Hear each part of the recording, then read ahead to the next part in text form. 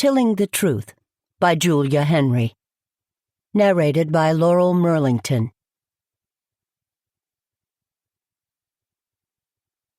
Chapter 1.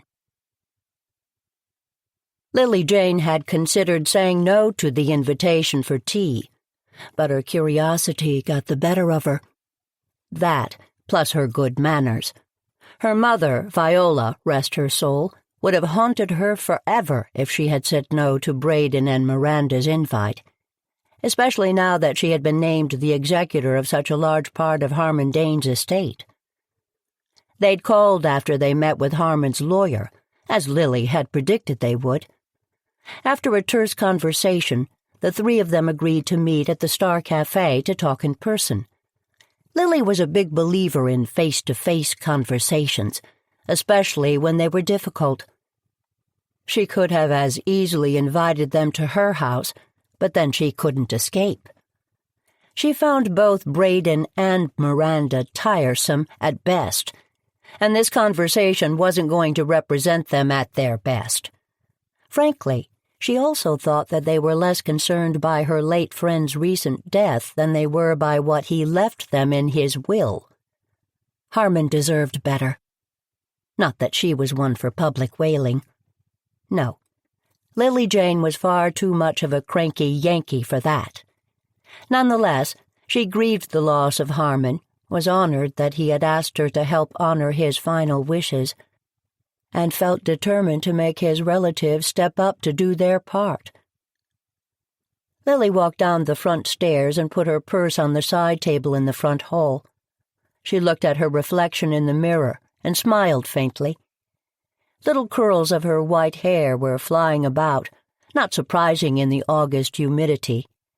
Her black cotton dress with white cabbage roses skimmed over her solid shape, nipping in at the waist, thanks to a thin red belt, and then scooting out to a full circle skirt. Her white canvas sneakers were fairly hip these days, but that wasn't why she chose them. She'd been wearing them for years. Lately, though, she'd had to add inserts to help alleviate the pain of her aching knees. She took a tube of lipstick out of her purse and rolled the red balm over her lips. Today's earrings were white roses, which complemented her black and white rose necklace. Lily was tempted to jump on her Vespa to drive into town, but changed her mind. The helmet wreaked havoc with her hair, and summer traffic made navigating downtown more challenging. Driving made no sense, since parking was sure to be a challenge. Besides, since she had plenty of time, the walk would do her good. She almost called out to Delia, her housemate, to let her know she was leaving, but then remembered Delia was down at the town hall today. She'd been filling in as an interim town clerk, and spent many hours there going through records, trying to get the town back on track. Lily sighed. Since her husband, Alan, had died 2 years ago, she'd gotten so used to having Delia around. Lily was going to miss her when she moved into the room she'd rented in Burlington later this month to start teaching in Boston. Granted, Delia would be teaching 2 freshman sections of research techniques, not her dream topic, but academic careers took a while to build. Lily sighed once more, and then gave herself a shake. No time for a pity party. She wouldn't, ask Delia to put her life on hold any longer. Lily closed the front door behind her and double-checked that it was locked. She hated that she had to worry about that, but she did. Curiosity had led more than a few tourists up her front path and into her front hall this past summer without an invitation. She found it disconcerting, to say the least. She'd taken to locking her front door to make sure that her privacy was just that, her privacy. She suspected most of the folks had wanted to get to the back of the house to see her famous gardens, but they never got that far. Thankfully, because her house was so old that no building codes were adhered to, there was no way to get to the back of the house from the side yards. From the street, to the left, there was a large greenhouse, butted right up against her neighbor Roddy Lydon's fence. To the right, her driveway ran all the way to the back of the house, dipping down to a large stone wall at the end. There were no stairs up the stone wall and into the backyard. You had to get to the backyard through the garage, which Lily and Delia kept closed. Lily enjoyed her privacy almost as much as she enjoyed working in her gardens. Almost. She had invited folks over in May for a garden party, and that had turned out to be quite the event for a number of reasons, not the least of which was when her friend Tamara got pushed into the koi pond, and the late Marilee Frank pilfered a family treasure. What a chain of events that party had started. Still, she was considering inviting people over for a fall open house. But with Delia leaving, Lily wasn't sure she was up to planning the party on her own. Not that she would have to. Her friends, Tamara O'Connor and Ernie Johnson, would be more than happy to help. But she wasn't going to mention it to them until she committed to the idea herself. Once they had the possibility of a party in their heads, it would be hard to dissuade them. As Lily turned to the right to head towards the center of town, she paused for a moment outside Roddy Lydon's house. She halfway hoped he would be outside working on his front garden. Not that it needed the work. But he wasn't. She hadn't seen Roddy for a couple of days, which was a long time for them. Since he'd moved in, especially since all that happened in May, they talked or texted practically every day. She made a mental note to give him a call later, when she got home. Lily walked down Washington Street towards the center of town, a rotary around which most of Goosebush drove at least once a week, if not daily. The rotary was sometimes referred to as the Wheel, since it was the retail center of town. The businesses directly on the Wheel had all been there for years, though not in their present states. Most, except for the post office, were now serving a different purpose. Lily's destination, the Star Cafe, was a prime example of a repurposed storefront. While she was growing up, the Star had been a Woolworth. The original store was 4 stories tall, with a brick facade, tall tin ceilings, worn wooden floors, and complete with an ice cream bar in the front and a cafeteria in the back. Stan Freeland had taken over the building after it had been underused for many years. He turned it into a bookstore and cafe in the front, and a restaurant and bar in the back. On the second floor there was a theater space. The top 2 floors were used for storage and some artist workspaces. Stan was young, but had a vision for the building he was determined to see realized.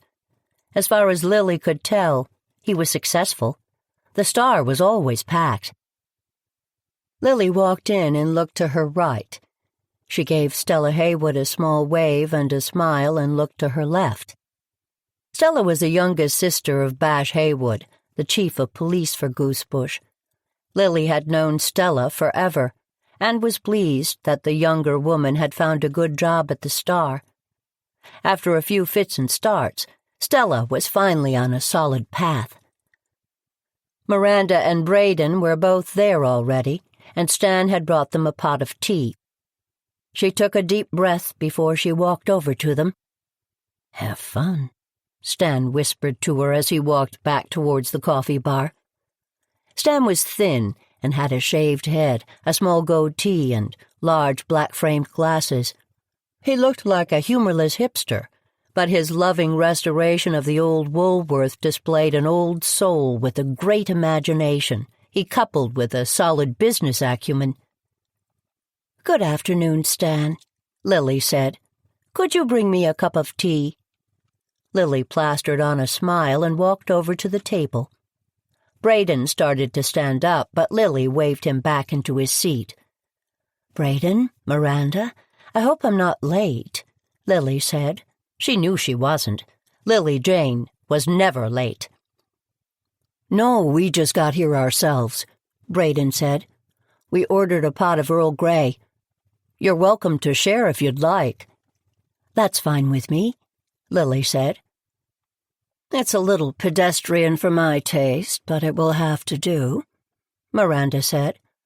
"Miranda is a bit of a tea snob," Braden said. "She has started to grow her own tea and make her own blends." "Oh, really?"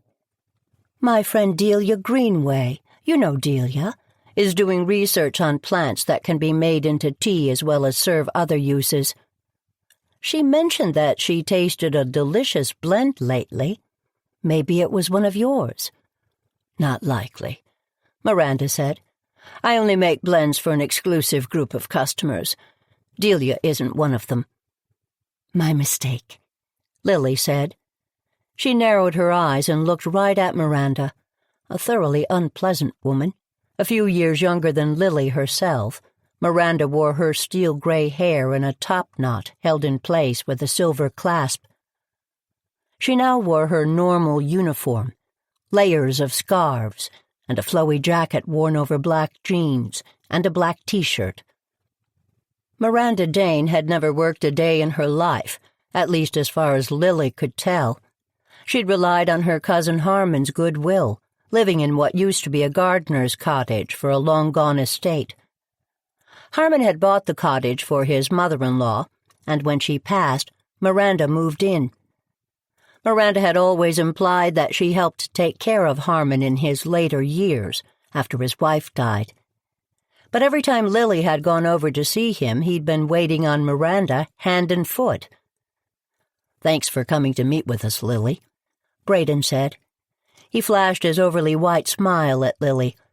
"We met with the lawyers this morning and wanted to check in with you. I'm not sure if they've been in contact." "They have," Lily said. There was a pause in the conversation. Lily wasn't going to fill it in for them. This was their meeting, though she had a pretty good idea what they wanted to meet about. "Of course they have. You're the executor of his estate. We're here to talk to you about Uncle Harmon's endowment. The one for the birds?" Braden said. "For the birds is right," Miranda said. Lily took a deep breath before she spoke. "Do you mean money he left for the nesting grounds by his house? To ensure that it be taken care of and expanded if possible? The Dane Sanctuary?" "Dane Sanctuary? I didn't realize it already had a name," Braden said. Stan brought a cup over for Lily and Braden poured her some tea. "It does," Lily said, taking the cup. "Your uncle had been talking about it for years. It was actually in memory of your aunt. He was planning on establishing it this fall, so it would be ready for the nesting next spring. We'd been talking about the launch party plans a few days before he passed." "So, you were in on it with him?" Miranda asked. "In on it? In on what?" "This cash drain on his estate," Miranda said. Lily put her teacup down and stared at the other woman. Braden quickly jumped in to smooth things over, his normal role in these tedious conversations. "Uncle Harmon thought he had more time," Braden said. "We all did. I can't help but think when he wrote the will and left such a huge amount of cash for this effort that he expected to have the house in Florida sold, so there would have been more cash overall. He was planning on selling the Florida house, you know, buying a smaller condo," Braden said. "He had mentioned that possibility, but I don't know that he was planning on it." "Well, he was. He never would leave that whole Florida house to Mimi. A condo, maybe, but the whole house? I don't think so," Miranda said. "Mimi was his sister. I have no doubt he intended to take care of her," Lily said. "Of course he did," Braden said. "Lily, the problem is that the family is house rich and cash poor. Uncle Harmon was very generous. Sure, he left Miranda her cottage, but she has to add the value of it to the pool. Once we sell his house, it will be in the mix, but that's taking a long time. Meanwhile, he didn't leave us any money to pay inheritance taxes with. Or to live on," Miranda said. "We need some of the bird money." "Just for a little while, until we sell his house. Then I can pay it back from my inheritance," Braden said. "We discussed that this wasn't the best time of year to put the house on the market," Lily said. "The house is wonderful, but it will need a very specific buyer." She thought it was in very poor taste that Miranda pushed to put the house on the market so soon after Harmon died. Harmon left it to Braden, but the younger man didn't want to live on Shipyard Lane. The will made it clear that the value of the Goosebush houses were to be factored into Braden and Miranda's inheritance, and that Mimi's house was hers alone. Harmon may have intended to clarify these issues over time, to stop the sniping. But time was not on her old friend's side. She wished, not for the first time, that she'd talked to Harmon more about the best way to deal with Braden and Miranda, who had been challenging the will from the outset. But who was she to judge them? Lily did not have money issues, nor did she have relatives who lived off her goodwill. "It's a great house. I'm sure it will sell, but it may take some time," Lily said. Harmon's house was a great house, Lily thought, always one of her favorites, but not without its issues. First was the nesting sanctuary that Harmon had created. That could preclude access to the beach, depending on what Dawn Simmons, the scientist Harmon had been working with, found in her research and recommended long-term for the sanctuary. Then there were the restrictions on the land itself, which had been established when the spit of land was sold to the original owners, who called it Shipyard Lane. 3 houses sat on the edge of a small cliff, overlooking a rocky beach and the water. The view was spectacular, and the elevation made the houses fairly immune to storm damage. All 3 houses were identical, built by the same builder at the same time. They had a walking path along the front, which led to Harmon Dane's house, and a staircase down to the beach. They also had a gravel road on the back of the houses, where the occupants parked. But the agreement when the houses were built was that nothing could be done to any one of the houses that wasn't done to all 3, and that they would all stay the same size. It was a gentleman's agreement that had worked for many years, but had hosts of issues once the middle house was sold to Alex Marston, and he started to explore the possibility of adding a floor with expansive outdoor decks. He'd been shut down quickly enough by both Harmon and his neighbor on the other side, Gladys Preston. The 3 neighbors had been sparring ever since. Lily took a sip of tea, put her cup back down on the saucer, and looked up at Miranda and Braden. "I'm sorry. I can't help you with this. The money is still in escrow, and even though it is a generous endowment, it will be spent on the sanctuary as Harmon wanted it to be used. As a matter of fact, it is likely we will need to raise more funds in order to fulfill Harmon's wishes. He and I discussed that, which is why we were making plans to launch the idea of the sanctuary publicly this fall, to get folks interested in supporting the idea. I am more than willing to do that for Harmon and look forward to seeing his wish fulfilled. It is the least I could do for him. I won't be able to help you with your cash flow problems." "I wonder if this would all stand up in court," Miranda said. "It could be argued that he was not of sound mind." "Harmon Dane was of very sound mind, up till the end. I still can't believe he was always so healthy." Lily cleared her throat. She looked down at her teacup and blinked back the tears that burned the back of her eyelids. "Uncle Harmon benefited from modern medicine. He took a handful of pills every day to keep everything in check and balanced. But you're right, he always seemed so healthy. I still can't believe he's gone," Braden said. Lily looked over at Braden and noted that he had the good manners to look as sincere as he sounded. "I know he thought the world of you, Lily, and that you'll do right by him. Miranda and I thought it was worth the conversation. It will all be fine. We'll figure something out. Thanks for coming by and being willing to listen." Lily stood up and looked at both of them, Harmon's cousin and ne'er-do-well nephew. Surely her old friend deserved a better legacy than the two of them. "I'll keep you both posted on the plans for the sanctuary. Let's hope his house sells soon. Miranda, have you made plans to have your house appraised yet? If not, I can do that. It will help move things along. I'd imagine the value has increased substantially since the last time." "We'll need to figure that out. It was a very generous gift from Harmon." Miranda choked on her tea, and Braden patted her gently on the back. With that, Lily Jane picked up her purse and headed out of the Star Cafe. She was tempted to go home, but she felt the need to discuss what had just happened with someone who understood. She'd walk over and see if Tamara was in her office. Chapter 2.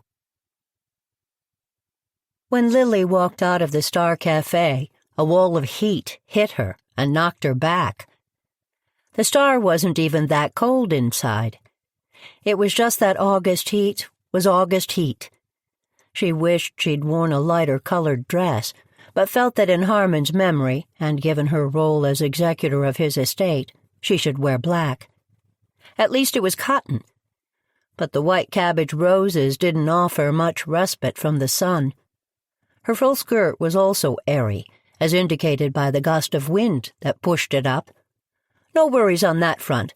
Lily wore bicycle shorts under her dress, the better attire to ride her Vespa, as she often did, and not shock half the residents of Goosebush. Not that many folks would be shocked by Lily Jane. They'd long ago grown used to Lily behaving as she wanted to. Tamara's office was almost exactly across the street from the Star, but that's not how rotaries worked, even for pedestrians. Lily took a moment to decide whether to go left or right. Right had fewer crosswalks, but Lily noticed Gladys Preston getting out of her car, and since avoiding Gladys was in the best interest of Lily's stress levels, she turned left. Gladys owned the house near Harmon's and had shown a great interest in the sale of his home. Understandable for most people, considering a neighbor had passed and new folks would be moving in, but Gladys didn't show that sort of concern. Gladys Preston was easily one of the most miserable people in Goosebush and looked at life through a prism of gloom. Her misery was contagious, and Lily worried that a meeting with Miranda and Braden made her more susceptible to melees. "Oh, Harmon, my friend, I'm not sure I have the patience to do the work you wanted me to do, but I promise I'll try," Lily said quietly. If anyone heard her, they didn't make any indication they had. Instead, they smiled at her, nodded, and in some cases waved or said hello. Lily had been hiding out at Windward, her home, the past few years, while she was taking care of her husband, and then deeply mourning his passing. People were glad to see her out and about. Lily headed left, walking slowly in the heat. She smiled, waved back, and said hello to a half-dozen folks before she got to the second crosswalk. She was pausing at the next crosswalk, the only crosswalk with an actual light, since by Goosebush standards it was a busy entryway onto the rotary. As if drawn by a magnet, Lily looked left at bits, bolts, and bulbs. The Triple B was owned by Ernie Johnson, Lily's friend and her co-conspirator in all things gardening. "I wonder if Ernie has more impatience," she wondered aloud. It was very late in the season, but Lily still used the plants to fill in where things had died and to gussy up window boxes, her own and the one she gave as gifts to other people. Lily walked the block to the store and broke into a smile when she walked in the door. She'd traveled the world and had been to more markets than she could remember, but she knew one thing for sure. The Triple B was her favorite shop, ever. Ernie stocked it with home repair items, gardening supplies, a few small appliances, a healthy computer supply area, and a cookware section. The greenhouse off of the back of the shop had seasonal plants and herbs. But the magic of the shop lay in the decor. Every month, Ernie had a different theme for the store, in addition to the seasonal offerings. This month's theme was adventure. He preferred it over the back-to-school trope that everyone else followed. He carried school supplies and a wide array of backpacks, of course, but he also carried maps, traveler's notebooks and inserts, compasses, birding books, and binoculars. Every month he created a different treasure map of Goosebush, with clues he'd arranged to be left at other stores or in public places. Anyone who went to all the sites on the map got a prize. Other stores loved the increased traffic, and volunteers made sure the clues left in different sites were kept in stock. Kids and parents alike had taken to stopping by to pick up a map and go out on an adventure in town. Lily walked into the store and took a deep breath of the cooler air. She waved to the cashier, who in turn pointed to the greenhouse area. Lily went over to the cooler and got a bottle of iced tea. She held it up to her forehead and went to stand in line to pay for it. "Pay for it on your way out, Ms. Jane. We both know you'll end up buying a plant or two before you leave." Lily smiled at the cashier. For the life of her, Lily couldn't remember his name. He'd only been there for a couple of weeks, and Lily wouldn't worry about his name until he'd been there a month. Ernie tended to go through staff in the summer. Students went back to school, and a few folks thought it would be an easy job, not understanding the demands of a small bustling business, so they didn't last long. "I have no idea what you mean," Lily said, smiling at him. She opened the top and took a deep swig of the tea concoction. The most important requirements for the heat of the day, that it was cold and wet, were met. Not much beyond that, but nevertheless, Lily kept sipping it as she walked through the store towards the greenhouse. "Lily, what brings you here?" Ernie said. He was misting beds of flowers and moving things around.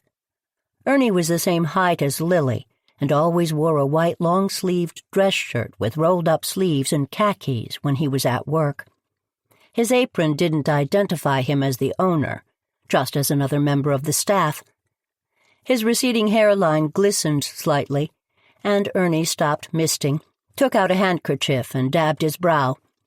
"I had tea with Miranda and Braden," Lily said. "And you needed a plant fix to get right with the world again," Ernie said, replacing the handkerchief and turning the mister back on. He gestured to a stool by one of the tables. "Boy, howdy, do I understand that. Braden isn't that bad, though he is a bit dim, but Miranda sits on my last nerve." "She'd kick at a football game," Lily said. She walked over and leaned on the stool, taking another swig of tea. "She'd what?" Ernie asked. He stopped misting and turned to look at her. "She'd kick at a football game," Lily said. "My grandfather used to say that about people who complained a lot. I have no idea what it means, and am fairly certain that he misquoted a quote and it stuck. That said, I've always loved the phrase. I'm surprised you haven't heard me use it before." "I know you don't suffer fools gladly, but I don't think I've heard you say it aloud before," Ernie said. He turned the mister back on and moved to the next rack of plants. "It must be the heat," Lily said. She watched the plants perk up after their shower. Most folks would have missed that, but Lily understood plants. "People are getting to me these days. Maybe I'm still a bit raw after Harmon's death." Ernie looked over his shoulder and gave her a kind smile. "I understand that all too well." Both of them were silent for a moment, remembering the loss of their husbands. "Losing someone who's been sick is one thing, but Harmon was healthy. We had lunch the day before he—" "I know. He'd placed a huge plant order a couple of days before that," Ernie said. "Did you deliver the plants?" Lily asked. "Some of them, per Tamara's request. She wanted to spruce up the place for open houses, but most of the plants are still here. See over there? Those are the order."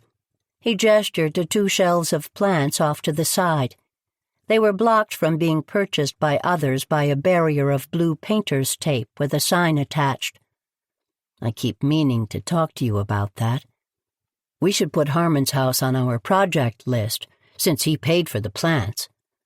The project list was for the garden squad, which included Lily, Ernie, Tamara, Tamara's husband, Warwick, Delia, and Roddy Lydon. The list was an internal document of neglected gardening projects around town.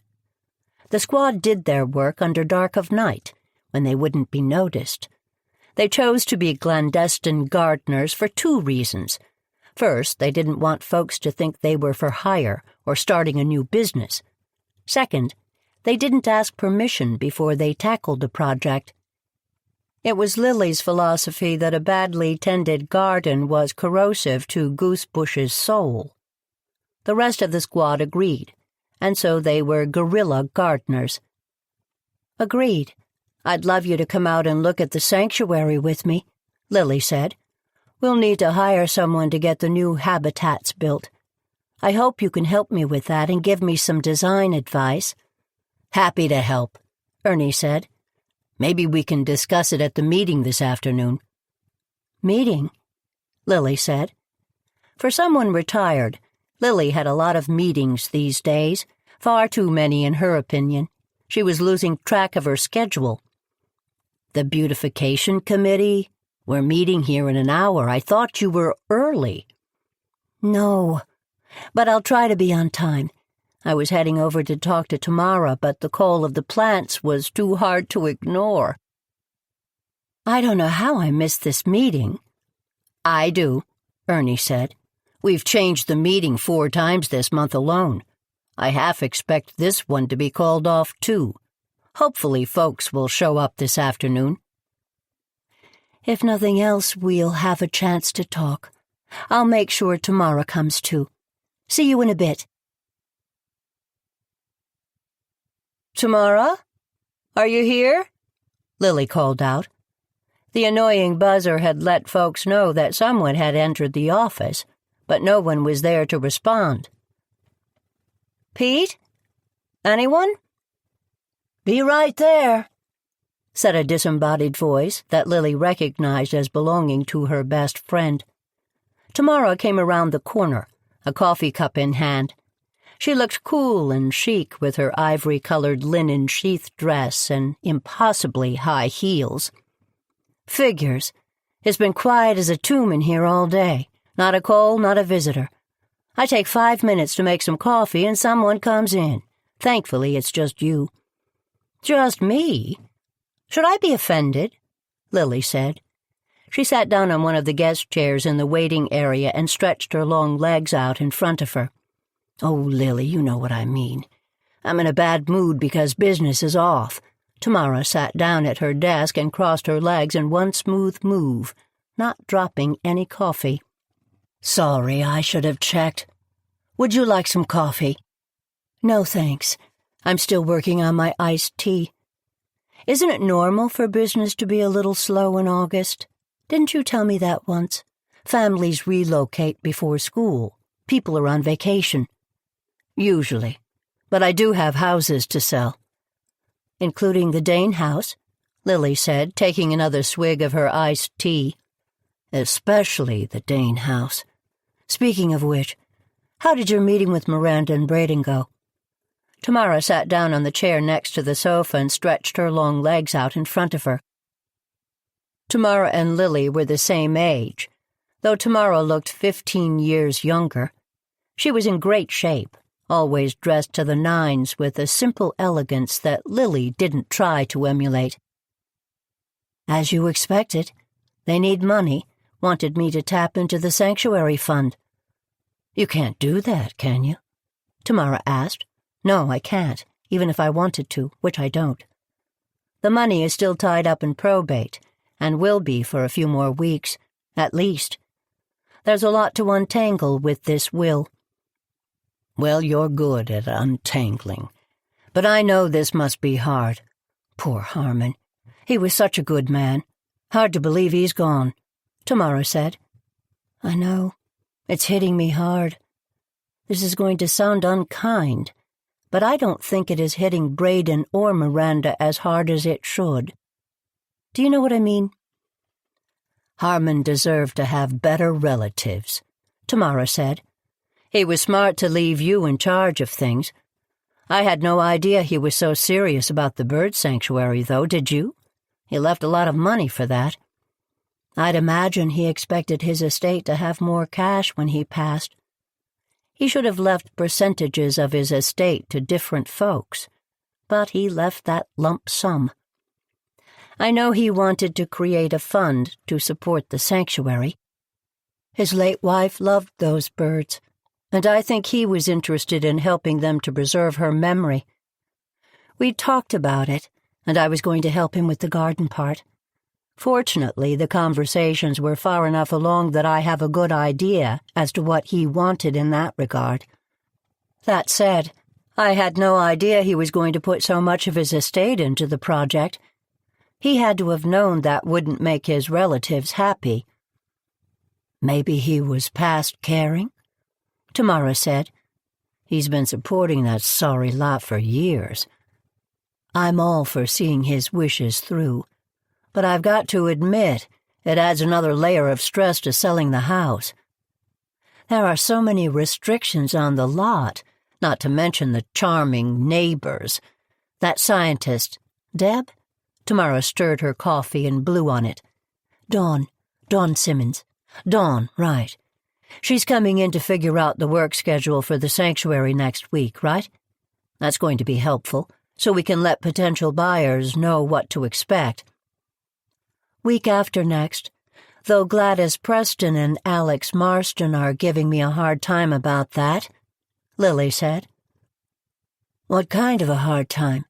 Tamara asked. "Nothing I can't handle.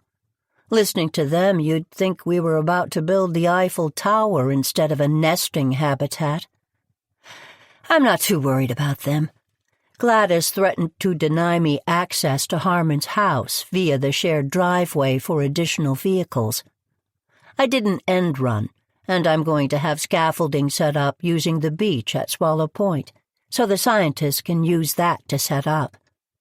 There are also the stairs to the beach, so folks could park over there and come up to the house that way.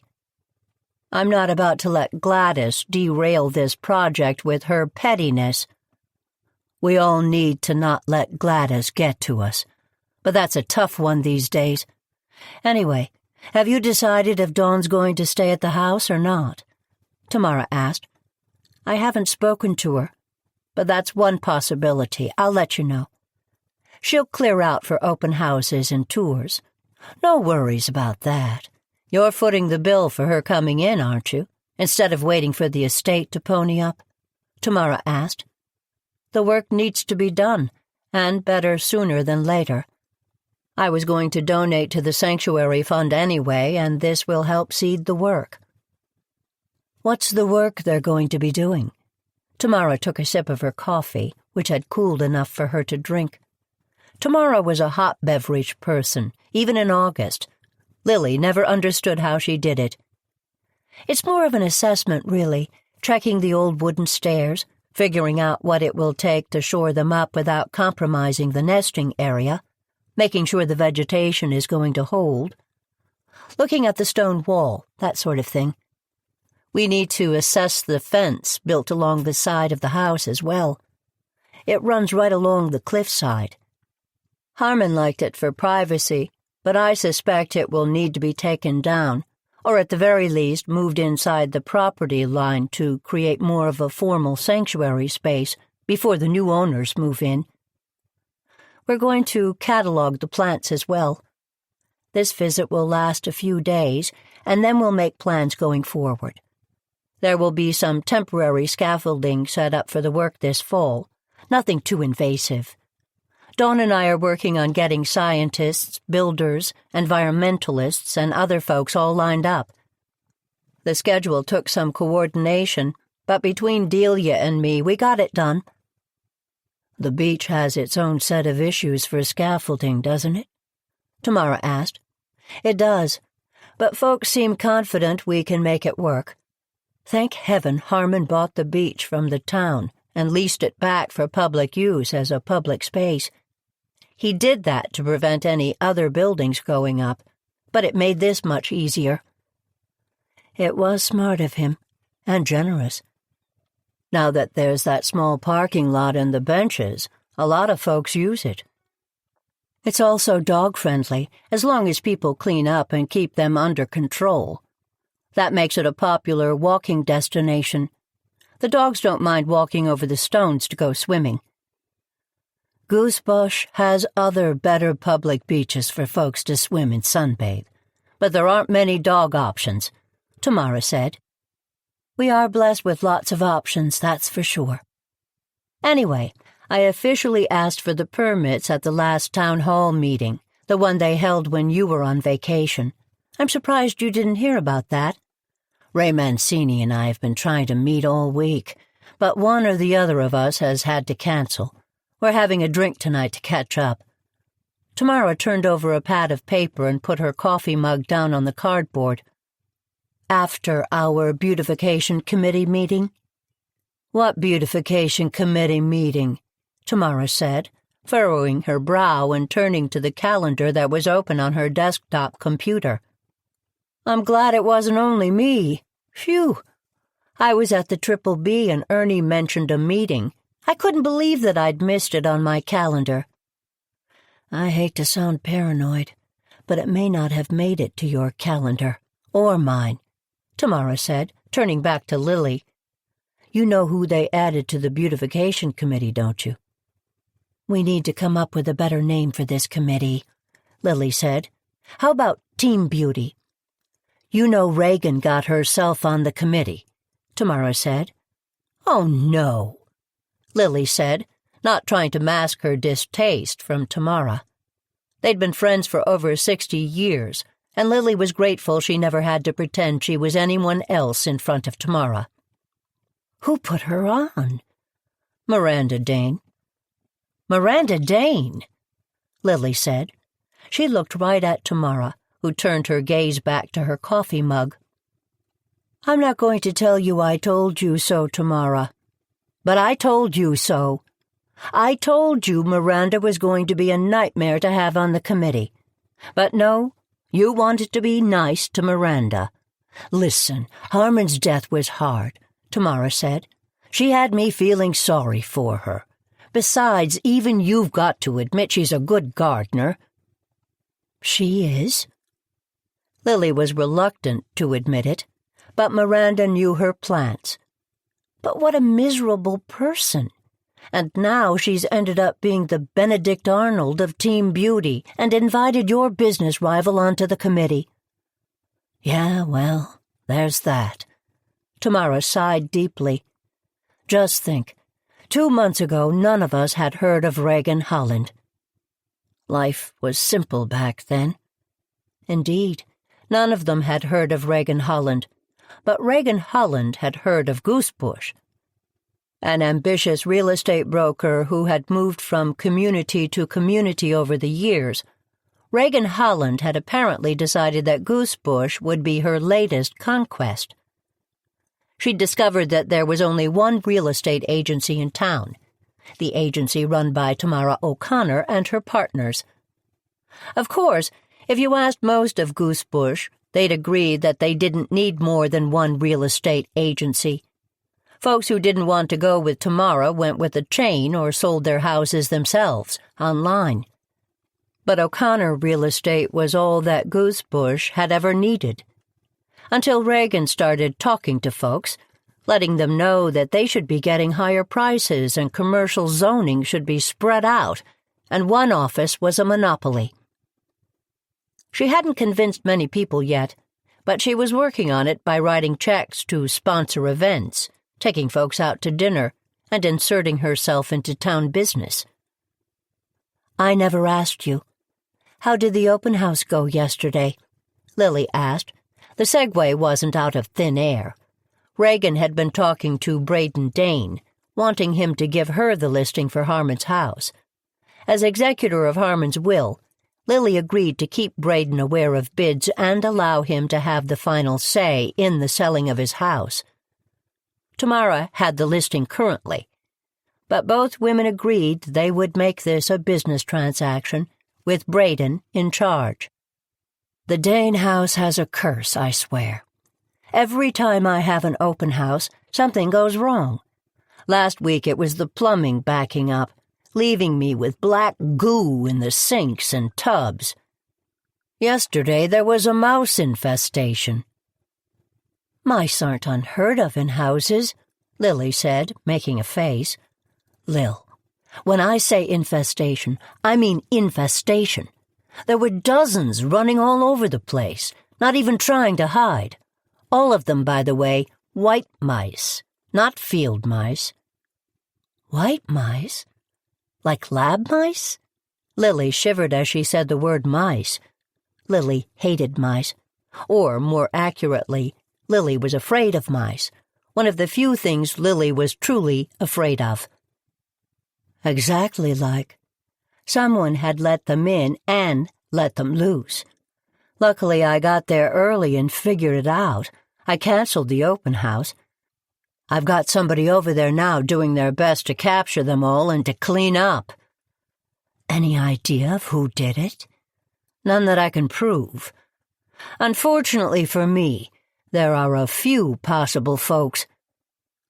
Like Reagan. Gladys Preston, Miranda, maybe even Alex. Alex? Alex Marston? Why would he let mice loose in the house? Alex puts a low bid in on the Dane house every few days. They're laughable. But I'm obligated to tell Braden about it since you've made him the point person on the house deal. He has held firm until recently, but he's starting to cave. He'd have to get that past me and Miranda. And trust me, Miranda wants the house to sell for as much as possible. How much longer do you have the listing? Till Labor Day. But Braden's losing faith, and that's not a good kind of client to have. I shouldn't have let Braden talk me out of being in charge of this sale once he decided to put the house on the market, Lily said. He's making a lot of terrible decisions about it, that's for sure.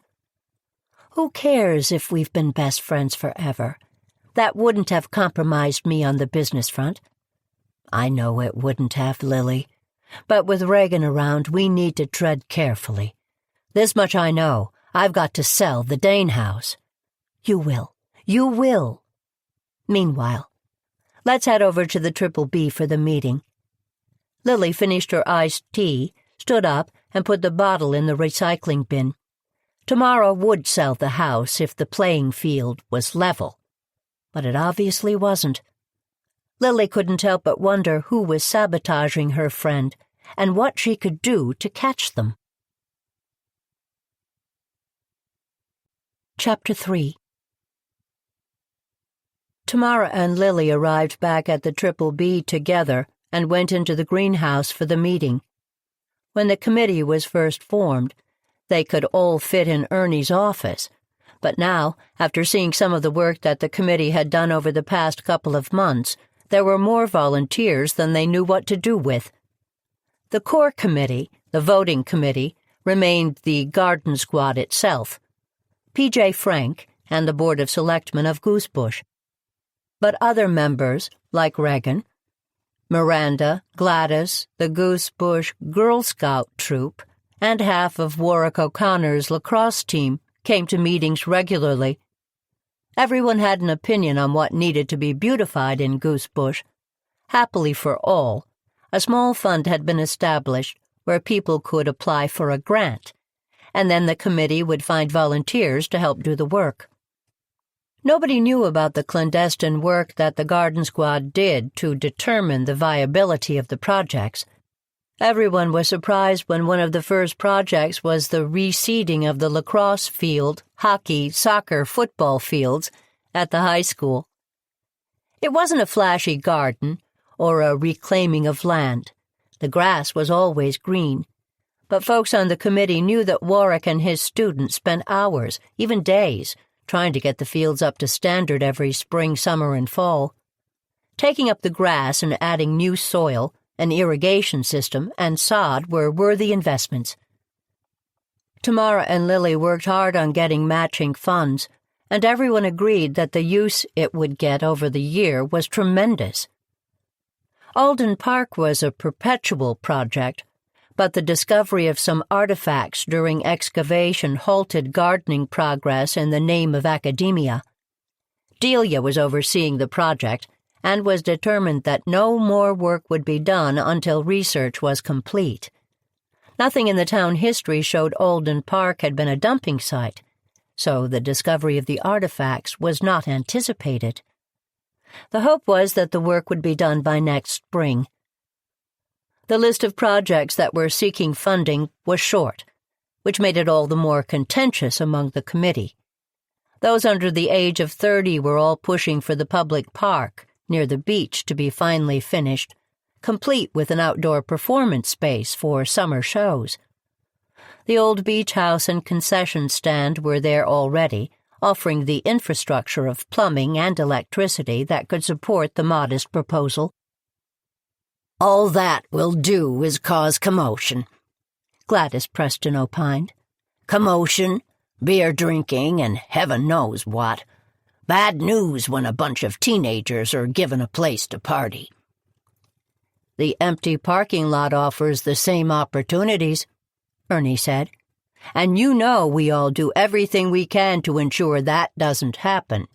If anything, this would make the parking lot busier at night, which would take away from it being a party spot. I, for one, love the idea of being able to have an outdoor theater close to the beach. It would be unique and fun." "As long as it doesn't ruin the dunes," Miranda said. "The whole idea is to create a place that will get folks off the dunes," Ernie said. He had to explain this at every meeting, but maintained his patience, barely at this point.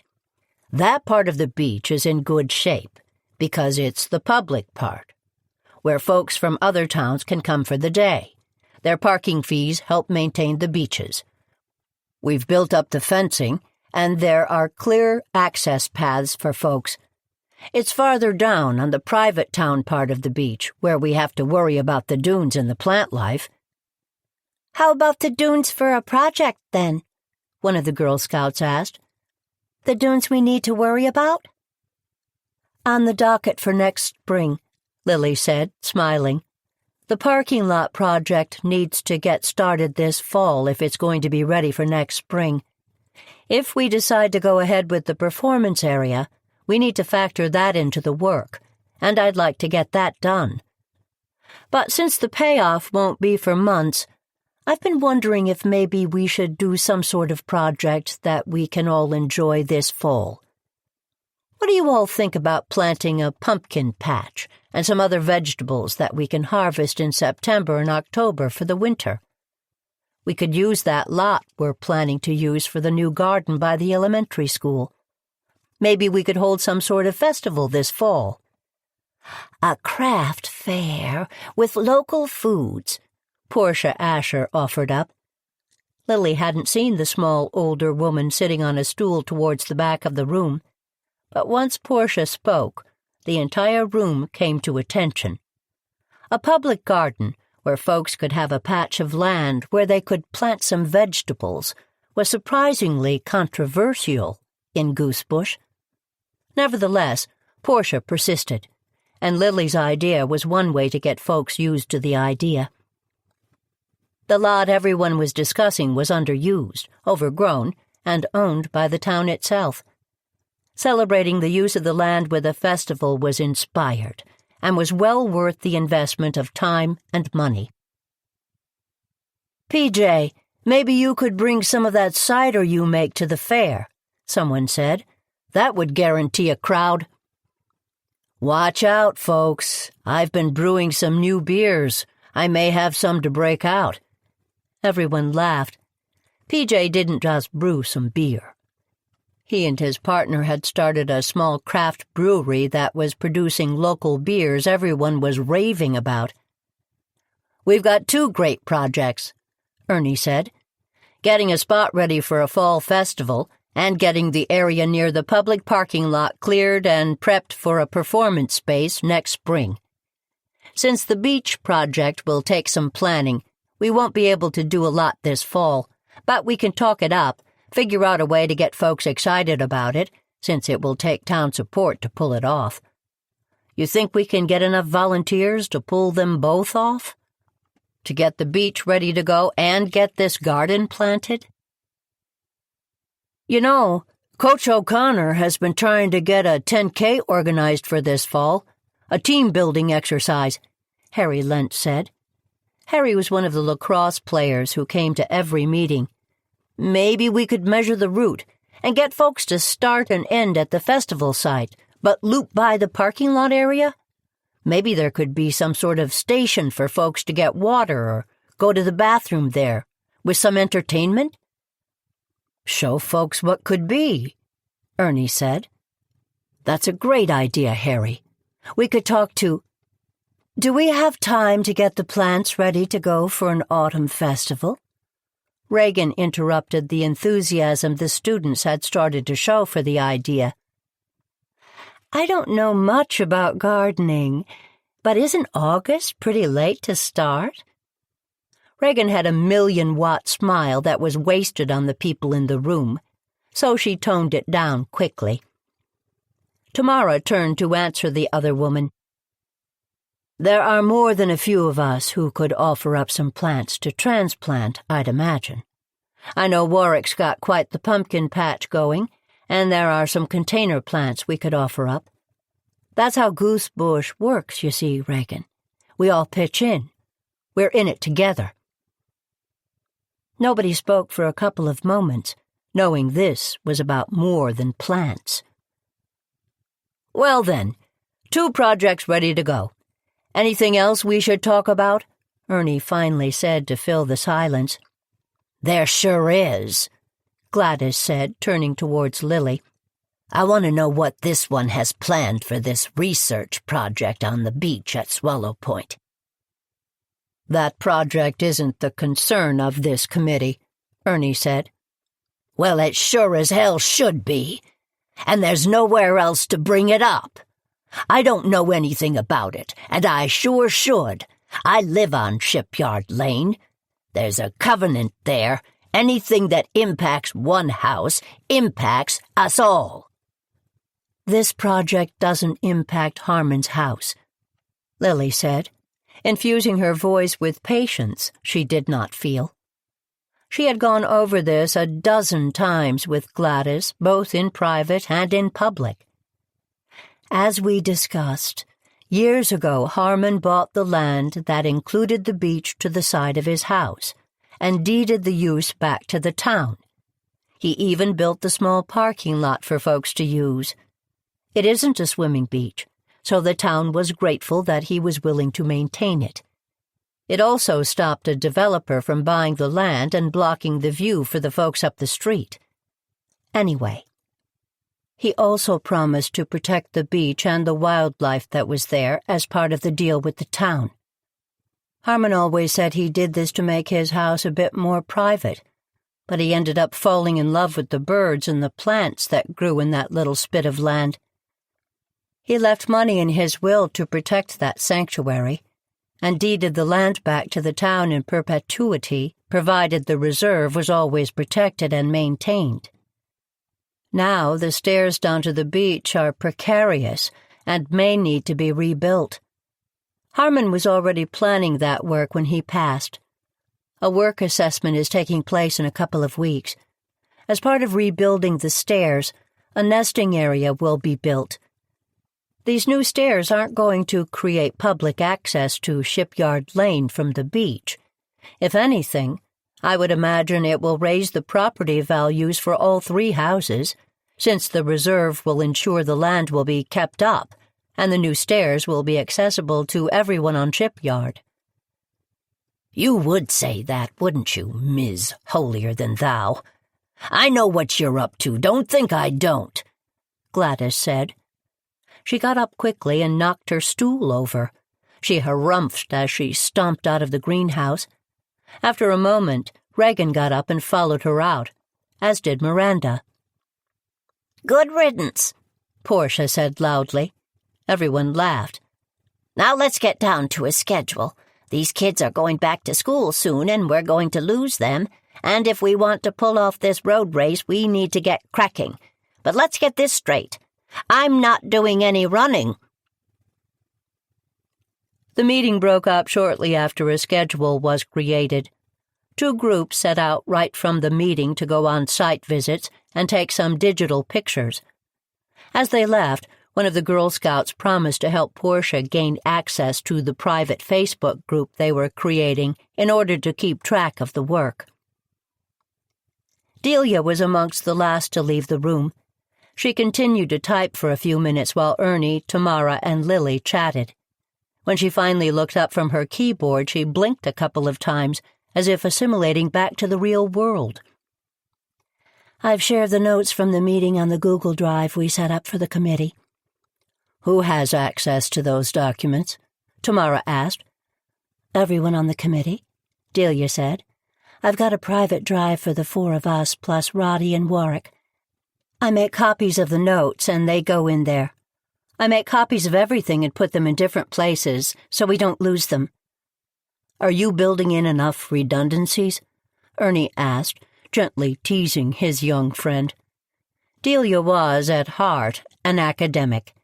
She'd spent years as a research assistant for Lily's late husband, Alan Macmillan, and had moved into the house to help him finish his last projects. After he passed, she had stayed on to help Lily cope. Though 40 years separated the 2 women, their friendship ran deep. Whereas Delia had the intellectual capacity to do a ton of work, Lily helped her navigate emotional connections to other people. Delia didn't always pick up on social cues, but she was learning. "If I've learned nothing these past 2 months, there are never enough redundancies," Delia said. "I also downloaded them on my own computer and on an external hard drive. If they're really important, I print them out. I've also been embedding watermarks to prove authenticity. The town records are a real mess, mostly because they had been altered slightly over the years, and I can't tell the difference between the original versions and the fake ones. Digital copies can be complicated for that reason, so I'm figuring out ways to encode version numbers." "You're the perfect person for that job," Lily said. "You've got that attention to detail that makes you such a great scholar." "I've been thinking a lot about Alan lately," Delia said, looking at Lily. "I hope that doesn't make you sad." "I think of Alan every day. How could that make me sad?" Lily gave the younger woman a kind smile, which seemed to fortify Delia. "Tell me, what's making you think about him?" "Alan always told me to pay attention to the details, that the smallest piece of information could have the greatest impact. He also told me to fight for time to do the work right. That's one of the reasons I'm trying to make sure that the work we do on Alden Park moves at a pace that keeps up with the artifacts we're discovering. They don't make sense somehow, and the only way we'll figure out the mystery is by taking our time. I know Alden Park was supposed to be the next big project of the Beautification Committee. Thank you all for your patience with me on that." "Please, I for one am thrilled about the archaeological dig across the street," Ernie said. "For one thing, they're keeping me busy stocking shovels, brushes, buckets, and all sorts of other things they need." Ernie paused while everyone laughed.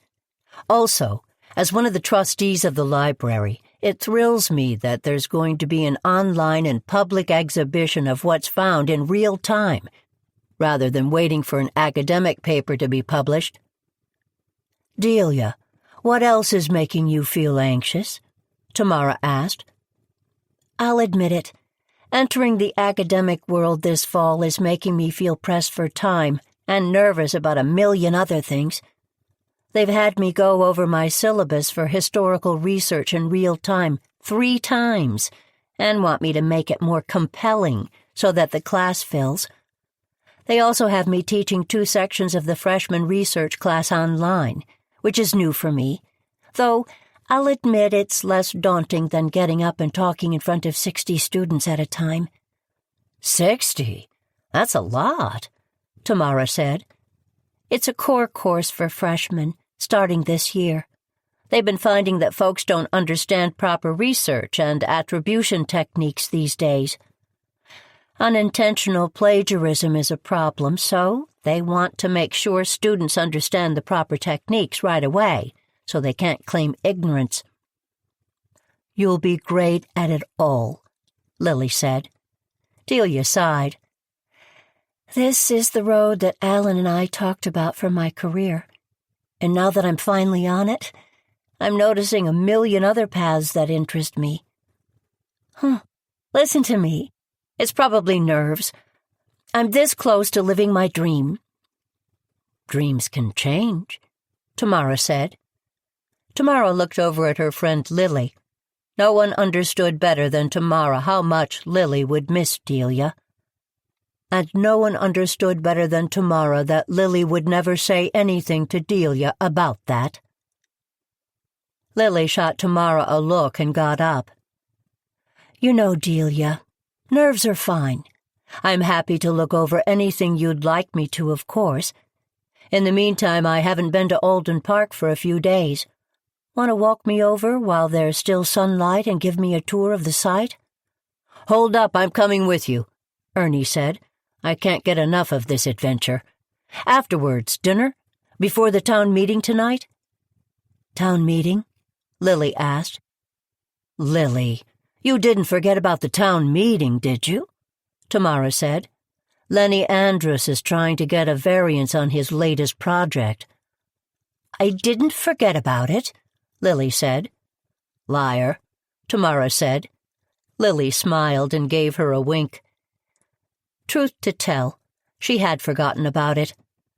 Lily took a deep breath. She was too busy these days, much too busy. If everything kept up at this pace, she'd need to buy a planner. And she'd promised herself she wouldn't do that once she retired. What she needed was time off. She'd penciled out the 2 weeks after the scientists left as a vacation for herself. She'd rest then. What a dump! Ernie said, helping himself to another serving of Lily's potato salad. Lily, Ernie, Delia, Tamara, Warwick, and Roddy were sitting in Lily's kitchen, enjoying what Lily's mother always referred to as a cold supper.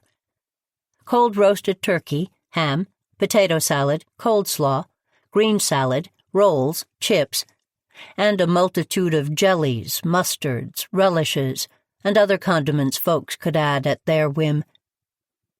Why does he keep saying that? Delia asked Roddy quietly. Ernie's playing into a stereotype, doing his Bette Davis imitation, Roddy said, but I think he means it as a compliment. Of course I mean it as a compliment, Ernie said. A dump from the 1800s. Who could have guessed it would be so fascinating? I'm not sure I'd call it fascinating, Warwick said. You, my friend, need a tour from Delia. She explains what's going on like she's telling you a story, which she is. Layers and mounds of stuff covered over for all those years, waiting for us to find them.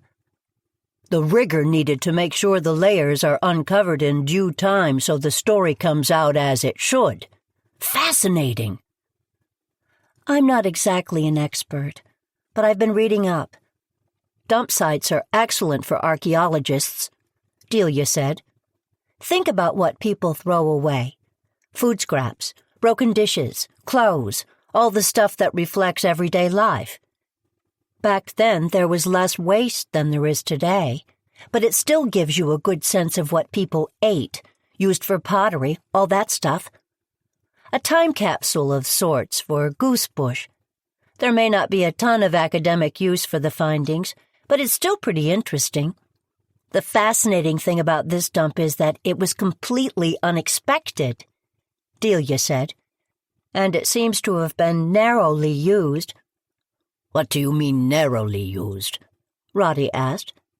Alden Park has been common use ground for goosebush ever since the town was founded.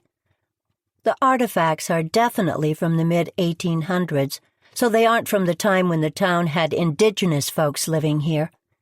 From everything I've been able to find in the town records, it was never used as a public dumping site. So where did this stuff come from? That's why I wanted to bring some people trained to look at these pieces in to excavate. They will be able to place the findings on some sort of timeline.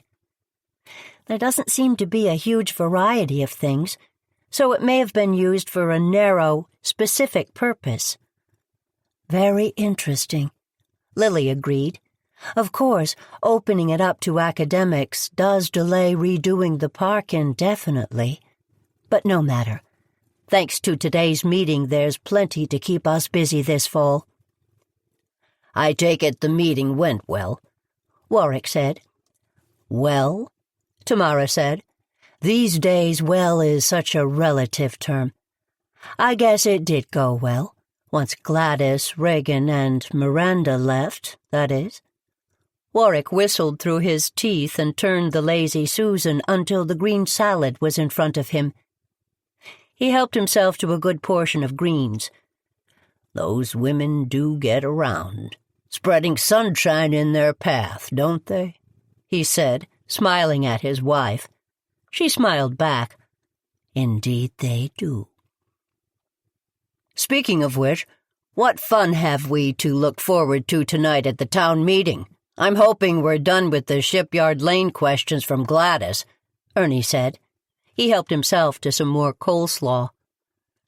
Nothing about that project is on the agenda, Delia said. Nor will it be, Lily said. We talked about the permitting at the last meeting. Gladys wasn't there, thankfully. The part of the project that is the town's business has been dealt with. It has indeed, Delia said. It should be a quick meeting. Lenny has asked for a variance for a project he's working on. He asked that it be brought before the town meeting rather than being decided by the Board of Selectmen. Because the board would have turned him down flat, Tamara said.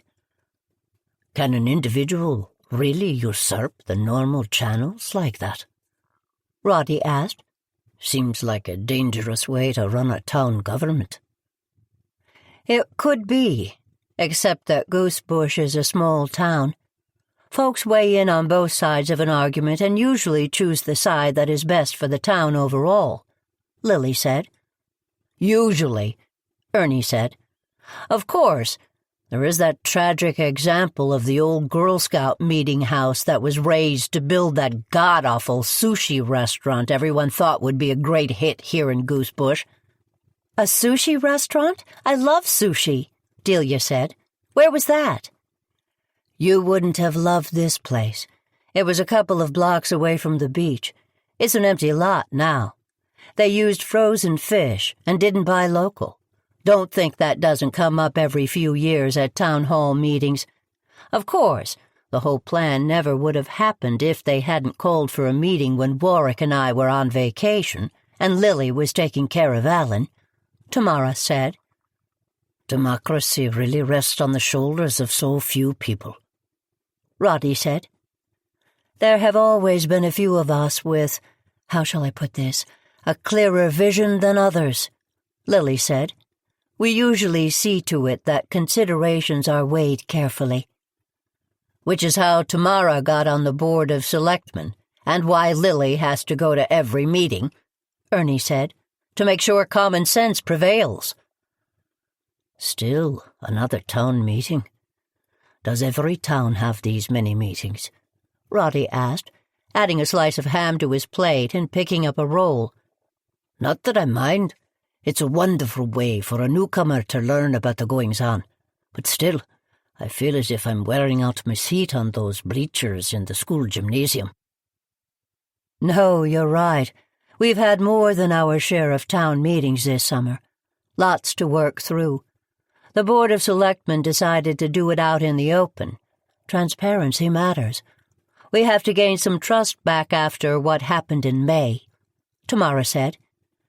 As for tonight's meeting, Lenny Andrus has decided to move from the renovation business into the construction business. That I am aware of. I asked him for a bid on some work on my house, but he hasn't gotten back to me, Roddy said. He let me know that he was more interested in new construction than renovating old. A shame. His work came highly recommended. Roddy finished making his ham sandwich and took a hesitant bite. He always enjoyed experimenting with Lily and Delia's array of condiments, but he'd learned to move slowly. He'd had varying degrees of success combining flavors over the summer. There aren't a lot of empty lots in Goosebush, Delia said. So now he's trying to get permission to tear down old houses and build new ones. That has enough permitting issues. But his latest scheme has him tearing down 2 houses and building 4. The neighborhood he wants to build in is zoned for 1-acre lots, but he says that isn't modern society. His plan B is to build 2 two-family houses on the lots. And I assume the town of Goosebush is against more housing on these 2 lots of land. Even though in this part of town our lots are much smaller than 1 acre. This part of town is the historical district. Different rules, Tamara said. But to answer your question, Ernie said, the town does want to stop Lenny. It's not that he wants to add housing stock. There are some questions about whether or not he can pull it off. Of course, no one will be so crass as to say that aloud. He runs a very small company, and from what I can tell, he does not have a huge cash reserve to invest in these projects. How do you know that? Tamara asked. I'm telling tales out of school, Ernie said. These are my business concerns, but not for the public. His application shows that he has enough money, Delia said dubiously. And I hope he does, Ernie said. Anyway, I'll be at the meeting voting no. Is that the only thing we're voting on tonight? There is a pro forma vote on dump day. We prefer to call it recycling day, Warwick said. Which is? Roddy asked. Which is one of the fundraisers we do for the high school sports teams, Warwick said. Folks bring gently used furniture and home goods to the dump. Students spend time cleaning, fixing, repainting, recovering, and repurposing them in some cases. They're shop projects for the semester. In December, there is a huge rummage sale, and everything the kids worked on all fall is put up for sale. Helps raise money for the other sports teams, which don't get as much funding as the football team. That doesn't sound at all controversial, Roddy said. The reason it comes up for open vote is the coverage it gets in the town paper and on the online blogs. It's as much to remind people to show up on Saturday and either help or bring their stuff, Lily said. Small town, Roddy said. The longer you're here, the smaller it gets, Warwick said. Sit near me tonight. I'll give you the inside scoop on some of the people who show up. Now, Warwick, don't cause trouble, Tamara said. Me? Cause trouble? Isn't that the mission of the garden squad, to cause trouble for the town? Not cause trouble, just step in where needed, Ernie said. Speaking of which, this project to create a performance space at the beach, it's going to need some extra effort on our part to make sure it gets pulled off well. We need to keep the scope small, but talk up the project positively. It would be a lot of fun for folks to use during the summer. Absolutely, of course. I was thinking about that. But that's for another day. Tonight, we vote on Lenny's project and remind the town that dump day is Saturday, Ernie said. All the while, Warwick and I will let Roddy in on some of the character foibles of our neighbors. Glad you'll be joining us. We always have fun," Warwick said. "It's the only thing that gets me through these meetings," Ernie said. "You said it," Warwick said, catching the napkin Tamara threw at him with a laugh. Chapter 4. "Are we ready for a vote?" Tamara said for the umpteenth time. The school gym, where the town halls were usually held, was packed. On the one hand, that spoke well for democracy in action. On the other hand, it said a lot about the impending issue. More houses in Goosebush meant more property taxes, but it could also mean a decrease in property values if not carefully thought through. Goosebush was its own special bubble of a small town, small enough for the individual to matter and folks to take a vested interest in each other's business. Issues that other towns were grappling with played out in Goosebush, just in a microcosm. Though the town had a reputation of being wealthy, like most places, there were people on all parts of the economic spectrum. Affordable housing was an issue that the town was grappling with. "Lenny Andrus doesn't have a bad idea," Ray Mancini whispered to Lily. Ray was on the town board of selectmen, but due to the nature of the meeting, the board was interspersed with the audience, and Lenny was being asked questions with Tamara moderating. "The problem is that Lenny Andrus had the idea. If something like this is going to happen, 2 lots essentially becoming 4, I'd feel a lot better if it was somebody with a hell of a lot more business acumen than Lenny making it happen." "I tried to hire Lenny a couple times, but he was always too busy, and I ended up hiring other contractors. When did he take up house building instead of restoration work?" Lily asked. "This past winter. He flipped a house in the fall and then flipped another one." "Here in Goosebush?" Lily asked. "No, a couple towns over. He made some fast money. That can be addictive." Both Ray and Lily stopped talking and listened to some more of the questions and comments coming from the audience. After a few more minutes, it was clear that both the questions and the answers were getting redundant. Ray stood up and stood beside Tamara. The other members of the board got up as well. "Given the robust conversation, I don't think a voice vote will work," Tamara said. "We can do this one of 2 ways, secret ballot or a show of hands." "I say show of hands," Gladys Preston said. "Lenny may as well know where folks stand, so he can work the crowd better next time." Everyone laughed. "Anyone have any objection to that?" Tamara asked. No one raised an objection, so Tamara conferred with her fellow board members. They agreed to each take rows of people and do the counts that way. At the end, the concerns raised by Lily must have been the concerns of most folks in the room, since the vote went against Lenny by a healthy margin. While folks had their hands in the air, Lily looked around. She noticed that Gladys had her hand up against Lenny's proposition. She glanced at Lenny and couldn't help but notice that he saw Gladys's hand as well. Lily recused herself. If it had been close, she would have raised her hand against Lenny, but her vote wasn't necessary. Next, the pro forma vote was taken on recycling day. After Warwick gave his pitch to everyone present to please come on down and help pick over the findings in the dump or collect contributions. Folks clapped loudly for Warwick, grateful for the mood change in addition to being supportive for the idea itself. Warwick was very popular in town, and he got a huge round of applause once the vote was taken.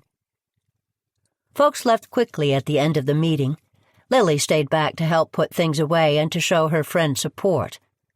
Lily knew better than anyone that Tamara did not cherish speaking in public. Most folks thought of her as an extrovert, but in fact, public speaking exhausted her. "Nice job moderating that," Lily said to Tamara. though the meeting didn't go quite the way I expected.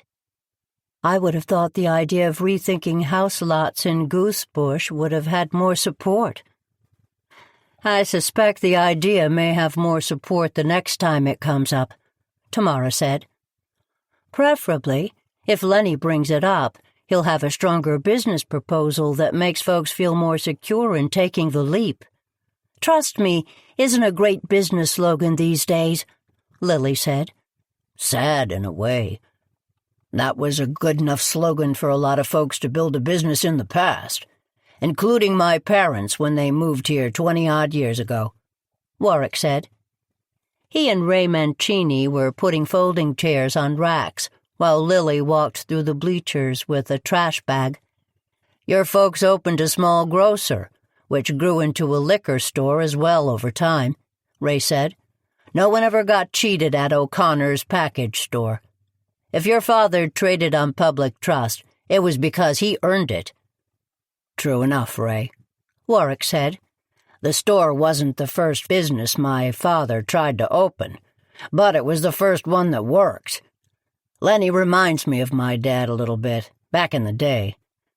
Passion plus big ideas, seasoned with desperation. Not always a good mix for the business world. I, for one, hope Lenny figures it out. He's bailed me out of a number of jams over the years, and always comes in to spend a few days with the students. He teaches them how to use tools and how to sand things down. He is great at giving refinishing tips that are easy but effective. Lenny is a good guy. I hope he gets a break at some point. How did you vote? Ray asked Warwick. I didn't, Warwick said. Neither did Lily, I noticed. No, I took the coward's way out, Lily said. I didn't go on the record as for or against. I'm wondering if we shouldn't try and help Lenny come up with a better business plan for next time. She looked around, and secure in the belief that she had all the coffee cups, she took her half-empty bag of trash and tied it closed. Oh, heaven help us all. Lily is going to help somebody else, Tamara said. She finished typing up the notes from the meeting and closed her laptop. Oh, stop. I was thinking— Tell you both what, Warwick said. If we're going to be thinking, let's do it over dessert. Who wants to go over to the Star Cafe? I told Ernie and Roddy to save us seats. Delia went with them. I'm afraid I'm going to have to take a rain check, Ray said. Megan's waiting dinner on me. You've got yourself a rain check, Ray. See you Saturday? Warwick asked. Wouldn't miss it. You all good closing up? Absolutely, Tamara said. I'll send you these notes as soon as I get home, so you can check them. Thanks, Ray, and thanks for the conversation before the meeting. Apologize to Megan for me. I didn't mean to have you miss dinner. No worries, Tamara. Next time we'll have you and Warwick over for dinner, so no one goes hungry. See you all Saturday, Ray said. He shook Warwick's hand and went out the side door. How about you, ladies? Can I tempt you with dessert? Warwick said. Dessert sounds perfect, but can we try to save Lenny's business another day? I could use some small talk, Tamara said. They walked to the edge of the school gym, and Warwick turned the lights off. They let themselves out of the side door and double-checked that it locked behind them. I'm going to check the building, make sure it's secure, Warwick said. I could meet you there. No, we'll wait. I parked right beside you, Lily said. We'll meet you in the parking lot. Warwick went around the back of the building, and Tamara and Lily walked along the side and turned the corner to the front. Under the lights in the near-empty parking area, they saw Lenny and Gladys arguing. Someone tapped a car horn lightly, and Lenny and Gladys stopped arguing and looked around. Are you happy now? Lenny yelled at Tamara. Never thought I'd see the day with the two of you on the same side, trying to shut me down. You'll be sorry. That's all I've got to say. Lenny turned and got into his pickup truck. No one tried to stop him. Gladys got into the passenger side of a car that had been idling nearby. As it drove past, Lily noticed Alex Marston in the driver's seat. They all drove over to the Star Cafe and parked behind the store. It was crowded back there, which didn't portend well for a quiet night. They walked around to the front of the building and opened the door. Sure enough, when they walked in, the joint was jumping. Most of the town meeting participants had ended up at the Star. Stella Haywood was working the coffee bar, and the line was long. Lily looked to the left, but she didn't see Ernie or Delia in the cafe. They made their way back towards the restaurant, and Stan Freeland bustled over to them. "Your team is over there in the corner booth. They've ordered pie and coffee, decaf, for the table. Do you want anything else?" "Could you pick out a nice red wine to go with the pie?" Tamara asked. "I have the perfect one. Anyone else?" "I'll take a glass," Lily said. She smiled a thank you at Stan, and they went to the corner booth.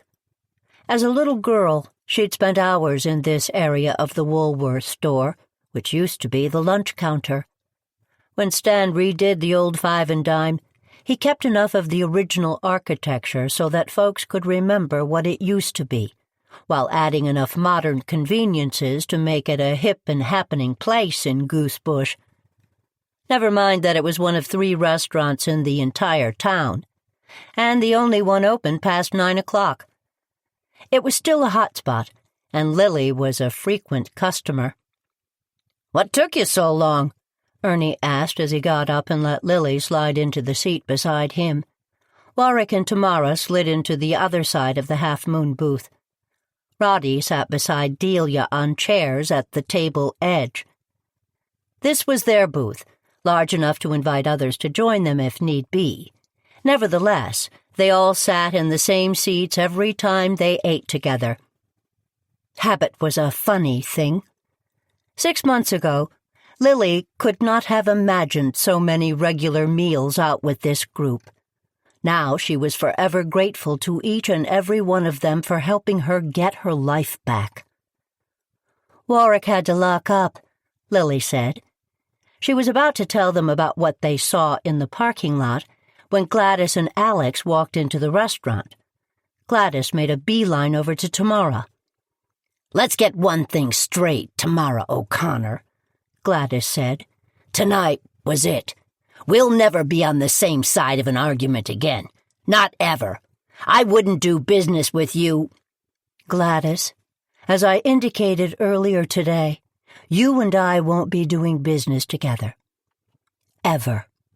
Tamara looked at the other woman and didn't break her gaze. Everyone else had the same thought. What did Gladys and Tamara talk about earlier? Why hadn't they heard about it? "Who do you think you are? Everyone's on to you. Anyone else in the world would have sold the Dane house in a day. You keep coming up with excuses for being terrible at business, being stuck in the past." "I'm not going to discuss my business practices tonight." "The thing is, you'll have to discuss them sooner or later. If not with me, then with the real estate board. As far as I'm concerned, you shouldn't have your license." "Gladys, stop. I've been dealing with your ranting and raving a lot lately, and I'm done. Leave us in peace, please." "Or what?" "Or I'll ask Stan to remove you." "He wouldn't dare." Stan stepped over towards the table. The younger man looked pale and swallowed hard. "Who are you two?" "Gladys, you are one of the references that Lenny used for this proposal tonight," Tamara said. "I don't know why you turned on him at the meeting, but you double-crossed him. Who knows what game you're playing, but I've had enough. Leave me and my friends alone. We're going to have a nice dessert." "Well, aren't you something?" Gladys stepped back from the table. Everyone else in the restaurant had stopped talking but was pretending not to listen. "Stop playing games with people's lives, Gladys. It's going to catch up to you at some point, and it's not going to be pretty." "Are you threatening me?" Gladys said. "No, I'm making an observation. Watch yourself." At that moment, Reagan Holland walked into the restaurant and walked over to Alex Marston. She gave him a peck on the cheek. Alex, who had been trying to disappear into the woodwork, blushed. He spoke with Stan, who showed them both over to a table in the corner. "Go join your friends, Gladys," Tamara said. Gladys turned and walked over to Reagan and Alex, sitting down noisily, her back to Tamara. Lily heard a smattering of applause in the restaurant and saw the color rise slightly in her friend's cheeks. Warwick took Tamara's hand in his, lifted it to his lips, and gave it a kiss. "You okay, babe?" Warwick asked. "No, not really," Tamara said. "I never speak as harshly as that. What's the matter with me? Was Reagan in here watching that whole scene? Tamara, Gladys has been pushing your buttons for weeks now. I'm not surprised she finally got a rise out of you," Ernie said. "She is such a miserable woman. Honestly, when she comes into my store, the flowers wilt." Everyone giggled. A waiter came over with a tray of pie slices, and Stan brought 2 wine glasses over and a bottle.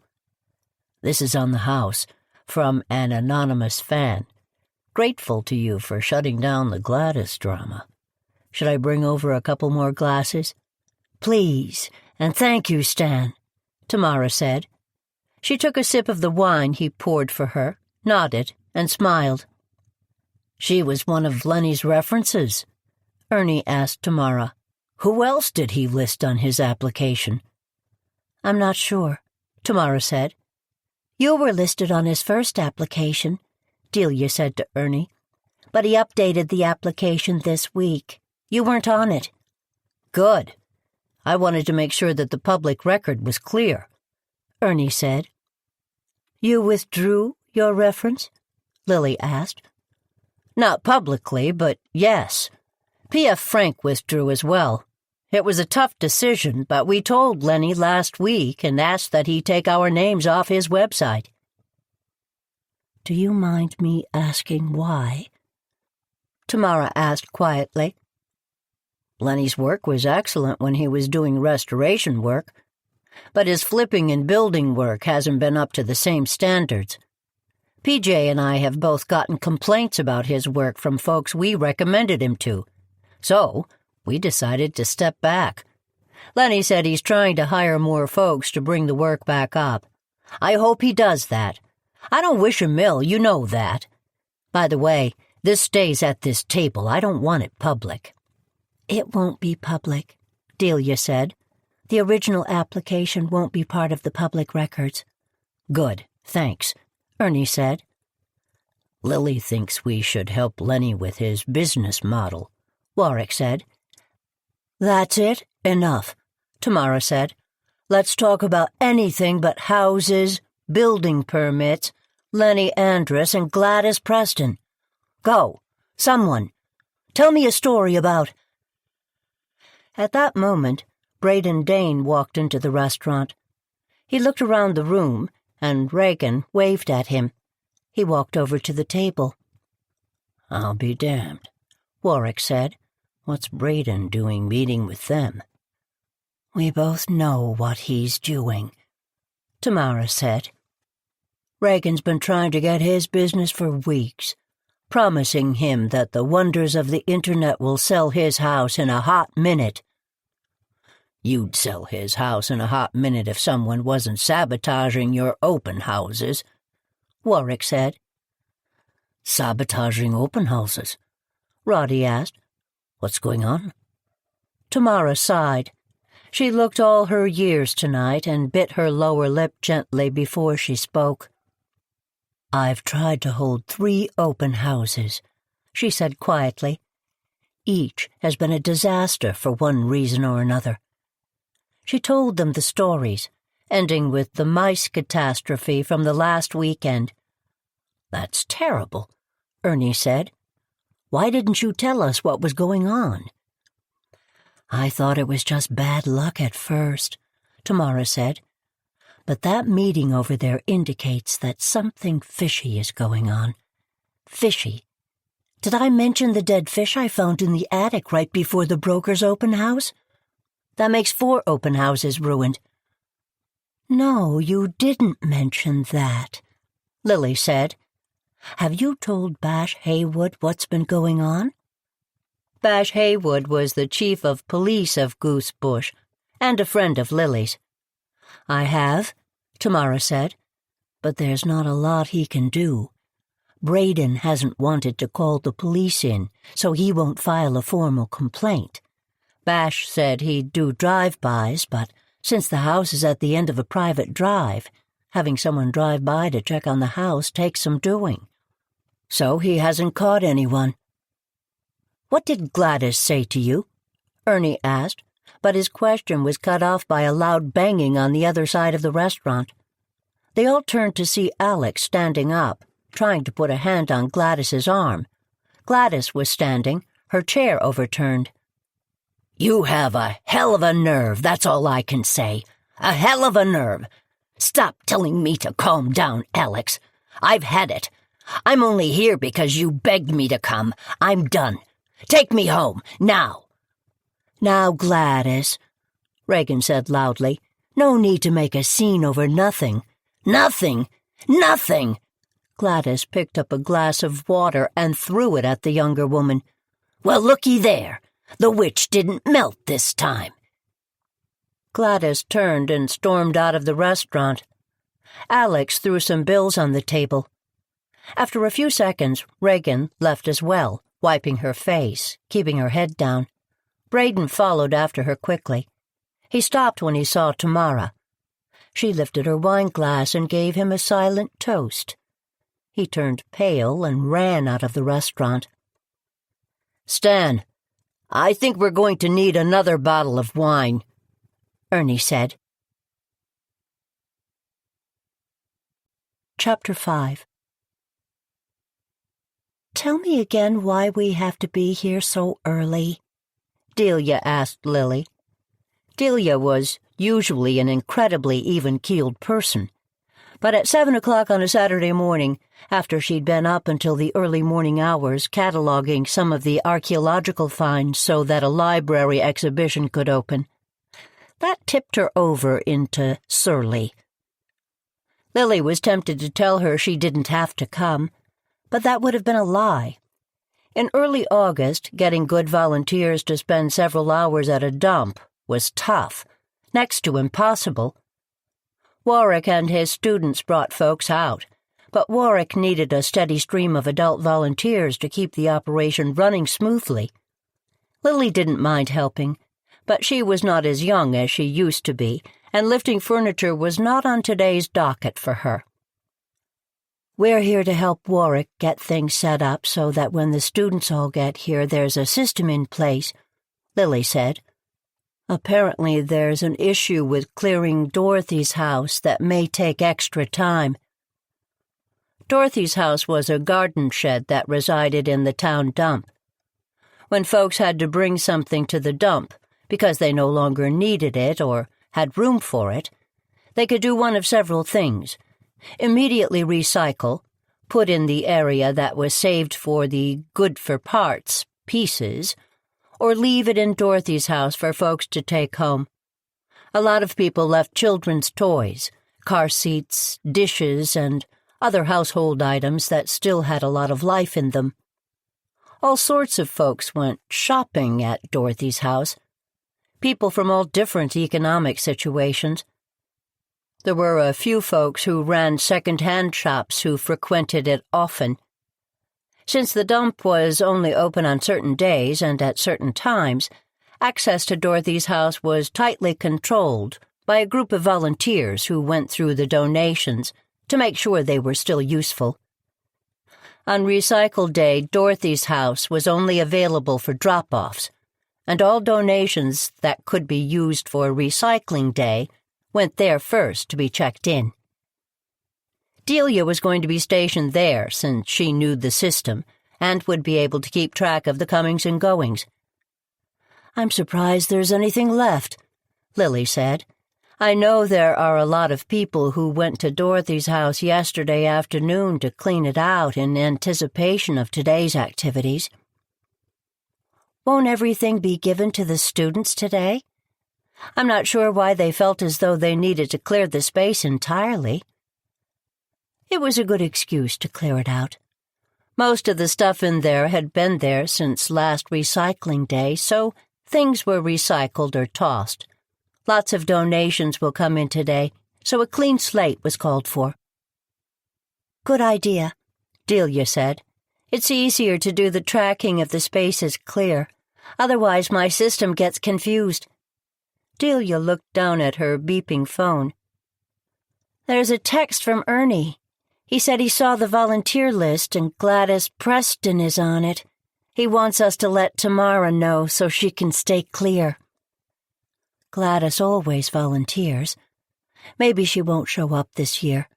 Tamara's going to be here to let us in, so we'll warn her, Lily said. "You know, I've been spending a lot of time in the library lately, right?" "Yes, getting ready for the exhibition." "Also doing some work for the town. There are a lot of deeds and old papers in the archives. I'm finding that I need to go back a few generations in some cases to undo what was done to property lines in the official record. It is as much to educate myself as to change anything for the town itself." "You're enjoying this, aren't you? Getting the town records back into shape." "I really am," Delia said. "It's using all my interests, research, historical context, academic rigor, but in a real-life setting. Maybe you should consider—" "But I know that academia is my real career path. We both know that. I hope my new career is as much fun as this one has been so far." "I'm sure it will be," Lily said, continuing to stare straight ahead. Lily was trying very hard not to be selfish, to not ask Delia to reconsider working at the university, to stay living with her instead. "How did we get on this conversation? You were telling me you're spending time at the library." "Right. Usually when I'm in the archives, I'm working alone. But the last few days, Gladys has been in there with me, looking at old maps. I offered to help her look things up, but she wasn't having any of it. Told me to stay the hell away from her. She said that it was none of my business, or your business, what she was doing. She was loud and belligerent. I wanted to leave the room, but the librarian had asked me to stay to make sure that she didn't walk away with anything. She's a truly miserable person, isn't she?" "Yes, she is. She's lived here for years. I honestly don't remember a time when she wasn't miserable." "Really? I thought maybe while her husband was still alive." "No, she was miserable then, too. As a matter of fact, Bert, that was her late husband, Albert Preston, was one of the sweetest guys around. He's actually her tie to Goosebush. His family bought the house when it was first built. Anyway, Bert was never a looker, as they used to say. Terribly shy. Not the best in social situations, but a lovely guy. Anyway, he met Gladys and asked her to marry him within a few weeks. I do think he loved her, bless him, but she didn't make his life particularly easy." "How long has he been gone?" Delia asked. "Heavens, let me think. Almost 20 years. Can that be right?" Gladys was miserable while he was alive, but his death made her mean. He left her a decent amount of money, but not enough to live high on the hog. She hasn't had an easy time of it, but she makes it very hard to want to help her." "Did they have children, or is there any other family?" Delia asked. "No children. I think Gladys is on her own. I've never heard her talk about any family." You know, it may be interesting, for curiosity's sake, to know what she was looking at, or looking for. I don't suppose I could look at the sign-out book and see which maps she requested from the librarian. For these sorts of records, you have to fill out a specific request slip, Delia said. You get to keep one copy, but the other copy goes into a book for perpetuity, so the people can find out who looked at what, when. There's talk of getting it all into a database at some point, but it hasn't been a priority. Honestly, there aren't a lot of people who look at these old records, or hadn't been until recently. Lily wanted to ask more questions about who else was looking at the records, but they'd arrived at the gates of the dump. Goosebush's dump, like the rest of Goosebush, was part quaint, part ridiculously old-fashioned, part quirky, but mostly functional. When Goosebush doubled down on recycling a few years back, a 12-foot-high chain-link fence was erected around the dump, in order to dissuade people from putting things in willy-nilly. Now people needed to get a dumping permit if regular trash pickup was not sufficient. The permit wasn't expensive, but it did limit which days folks could go to the dump. The fees from the permit helped with keeping the dump staffed. Volunteers helped as well. When people took things from Dorothy's house, they could contribute to the suggested donation box. They often did. Those funds, and other funds raised through the different recycling streams, were part of how the town stayed ahead of its trash. "Do you have a key to the padlock?" Delia asked. The gates to the dump were closed when they drove up. Very few people had keys to the gates of the dump. They had to be signed out and turned back in to the police station at the end of every shift. Bash Haywood regularly changed the padlock on the gates in order to thwart any attempts to have personal access to the dump. Lily had never understood the reason for the high security. She made a mental note to ask Bash about it later, since she didn't do well with unsatisfied curiosity. "Is it locked?" Lily asked. "The lock doesn't look shut." Delia jumped out to check. Sure enough, the padlock wasn't clasped, so she took it off and pushed open the gate. Lily drove in, and Delia went to close it behind her. But Warwick drove up behind Lily. Lily pulled forward so Warwick could get past her. Delia closed the gate and got back in the car. "Should I leave the lock?" she asked. "No. We're all here now. May as well take it with us," Lily said. They drove up the winding path and into the small parking lot to the left, near Dorothy's house. Warwick was already out of his car, with the back hatch open. He took a 6-foot folding table out and walked it over towards Dorothy's house, leaning it up against the building. "Good morning, ladies. Thanks for being here so bright and early. Where's Tamara?" "I haven't seen her," Lily said. "The gate was unlocked, but closed, when we got here." "She got on her bike early this morning and told me she'd meet me here. She was going to go by her office first. That was over an hour ago." Warwick stopped unloading tables and looked at Lily. "Are you sure you were supposed to meet her here, not at your place?" "No, we're supposed to meet here.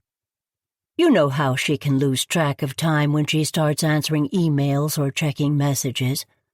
Let me give her a call." A blood-curdling scream ripped apart the early morning calm. Warwick, Delia, and Lily all looked at one another.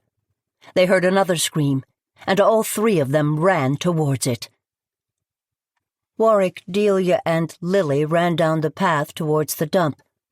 The dump was actually several sites, and residents who brought their things there self-sorted into old clothes, computer parts, metal, household appliances, furniture, branches, composting, and garbage. The garbage pile was harder to access and was regularly tended to by folks to keep it healthy. In order to use the Goosebush dump, a person needed to know what she was doing and where she was going. Otherwise, she would get lost in pots and piles. The three of them stopped short at the access point to the dump. Another scream pierced through the morning haze. "This way," Warwick said. Delia was able to keep up with him, but Lily lagged behind. Her old arthritic knees couldn't carry her as fast as they once did, no matter how much she tried. Another scream. This one felt closer to Lily. She turned to the right, down the path between household items and computer parts. About 50 feet ahead, she saw Tamara bending over. Lily kept sprinting forward and called out to Delia and Warwick. "I found her!" Tamara looked up, tears streaming down her face. Lily moved towards her, looking round to see if anyone else was there. She didn't see anyone else at first, but then she noticed the body on the ground. She got closer to Tamara and pulled her back. She heard a clang as Tamara dropped something. Lily looked down. The old faucet had landed in a pool of blood. Lily looked away, towards her friend. She pulled Tamara into a hug, and Tamara hung on. Lily comforted her and glanced down to her left. She swallowed the bile that rose in the back of her throat. She barely recognized Gladys Preston. Warwick came up beside Lily and Tamara and took Tamara into his arms. Lily leaned down and checked for a pulse. There wasn't one. She reached for the faucet, but Delia cried out to stop her. "Don't touch anything," Delia said. "I'm calling 911 now. Try to walk out the way you came in. We need to preserve the evidence." Delia dialed her phone but kept taking pictures of the scene until the call went through. She held her phone up to her ear and turned away from Tamara to make the call. Lily sighed, frustrated by Delia's ability to be clinical at a time like this. Lily had seen Tamara drop the faucet and would tell the police what she'd seen. She knew Tamara could never kill anyone, of course. But there she was, standing over Gladys's body. Would the police believe Tamara? Could Lily trust that they would, especially with Delia securing the scene? Lily took her phone out of her pocket and went to her starred contacts list. Bash Haywood's name was near the top. She selected it and hit dial. Bash picked up on the first ring. "Bash, it's Lily. You need to get over to the dump right away. Gladys Preston is here. She's dead." Chapter 6. Bash Haywood arrived at the same time the officer on duty did. Bash wasn't wearing his uniform. He had intended to come down to the dump today to help Warwick with recycling day. Sebastian Haywood's father went to high school with Lily. When he and his wife died in an accident, Bash was only a teenager and became responsible for his younger siblings.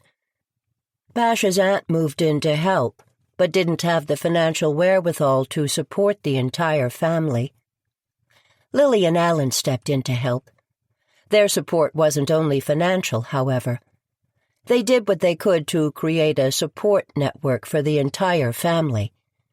Bash had inherited a sense of obligation and duty that brought him back to Goosebush after college, instead of pursuing his dreams to be an artist.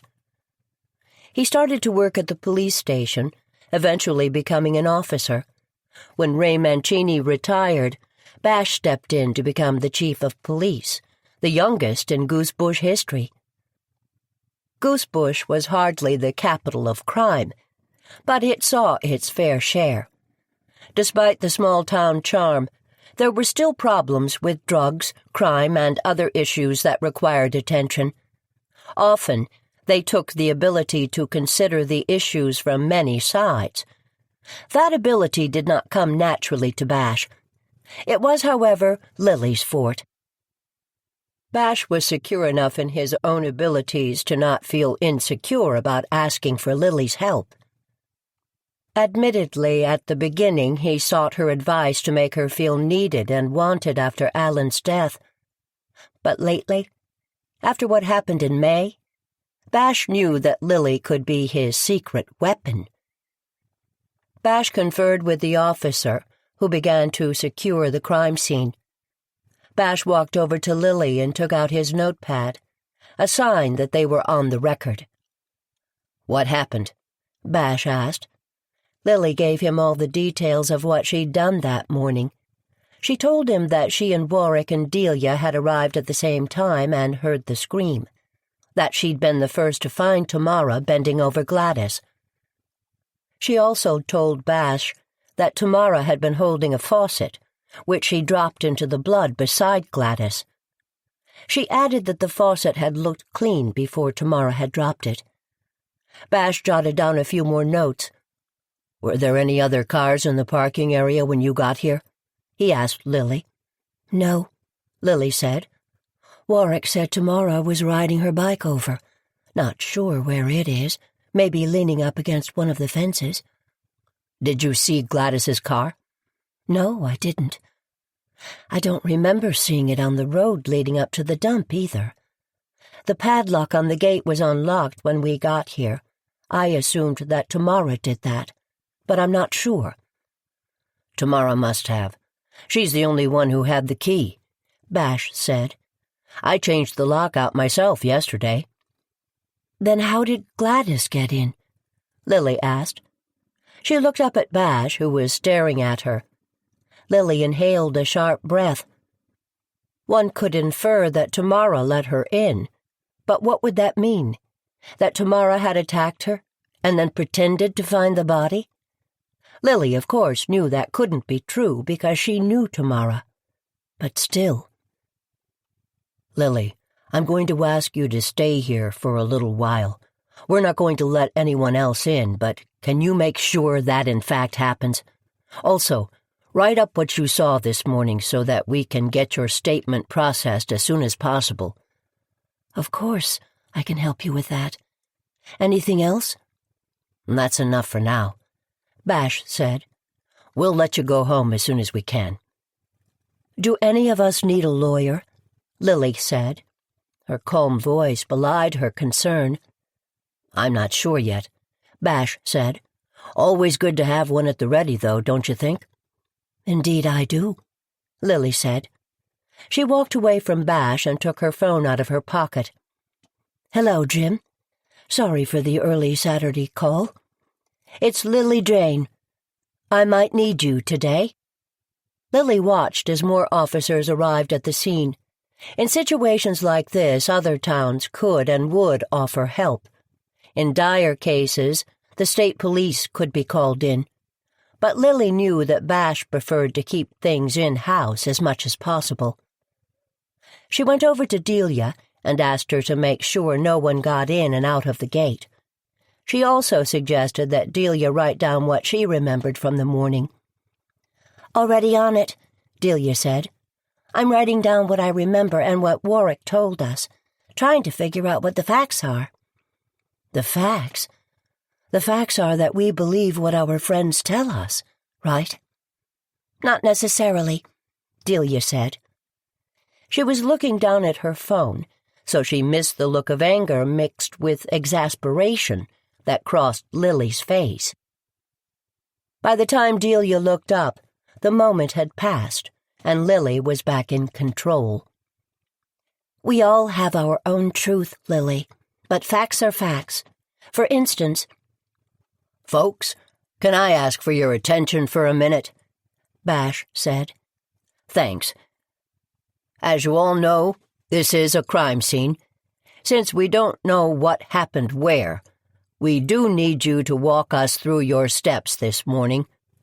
We'll get you out of here soon, I hope. In the meantime, if you could refrain from talking to each other and answer the officers' questions as completely as possible. Thanks so much for your cooperation." An officer came over to speak with Delia, so Lily stepped away. She could get Delia's facts, as she called them, when they got home. She noticed Bash walking over to Tamara and walked towards them. Normally, Lily was a stickler for privacy, but this morning was far from normal.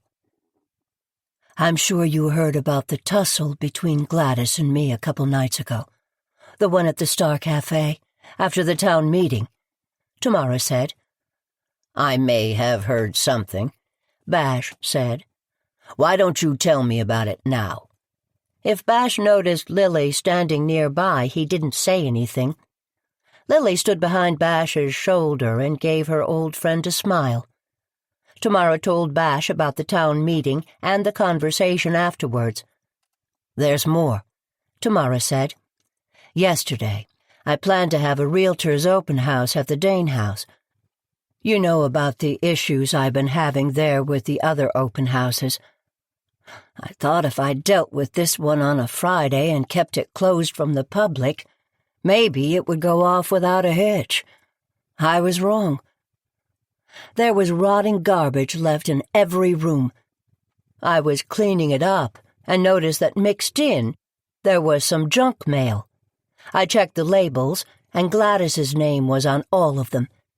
Anyway, I had to cancel the broker's open house for the second time. I went down to Gladys's house, but she wasn't there. I left her several strongly worded voicemail messages on her home phone. You should know that, since you'll probably find them. She finally texted me back this morning. She said she wanted to meet as soon as possible, that we needed to talk. I texted her I had to be at the dump to open the front gate since I had the key, and Warwick had already left to pick up the tables and other items for recycling day. She said she'd meet me there, by the used appliance section. She texted that she had other ways of getting into the dump, and she was on her way. She didn't want anyone to know that we were going to talk. But she didn't mention what she wanted to talk about. Did that seem odd? It was Gladys. So odd is part of the deal. Sorry that was unkind. Poor Gladys. Bash, you don't think Tamara, right now I don't think. I gather facts. Tell me the rest. Tamara looked at Lily, who nodded at her. I rode my bike here. I opened up the padlock, came in, and locked my bike up on the other side of the fence, out of sight. What did you do with the padlock? Bash asked. What did I do with it?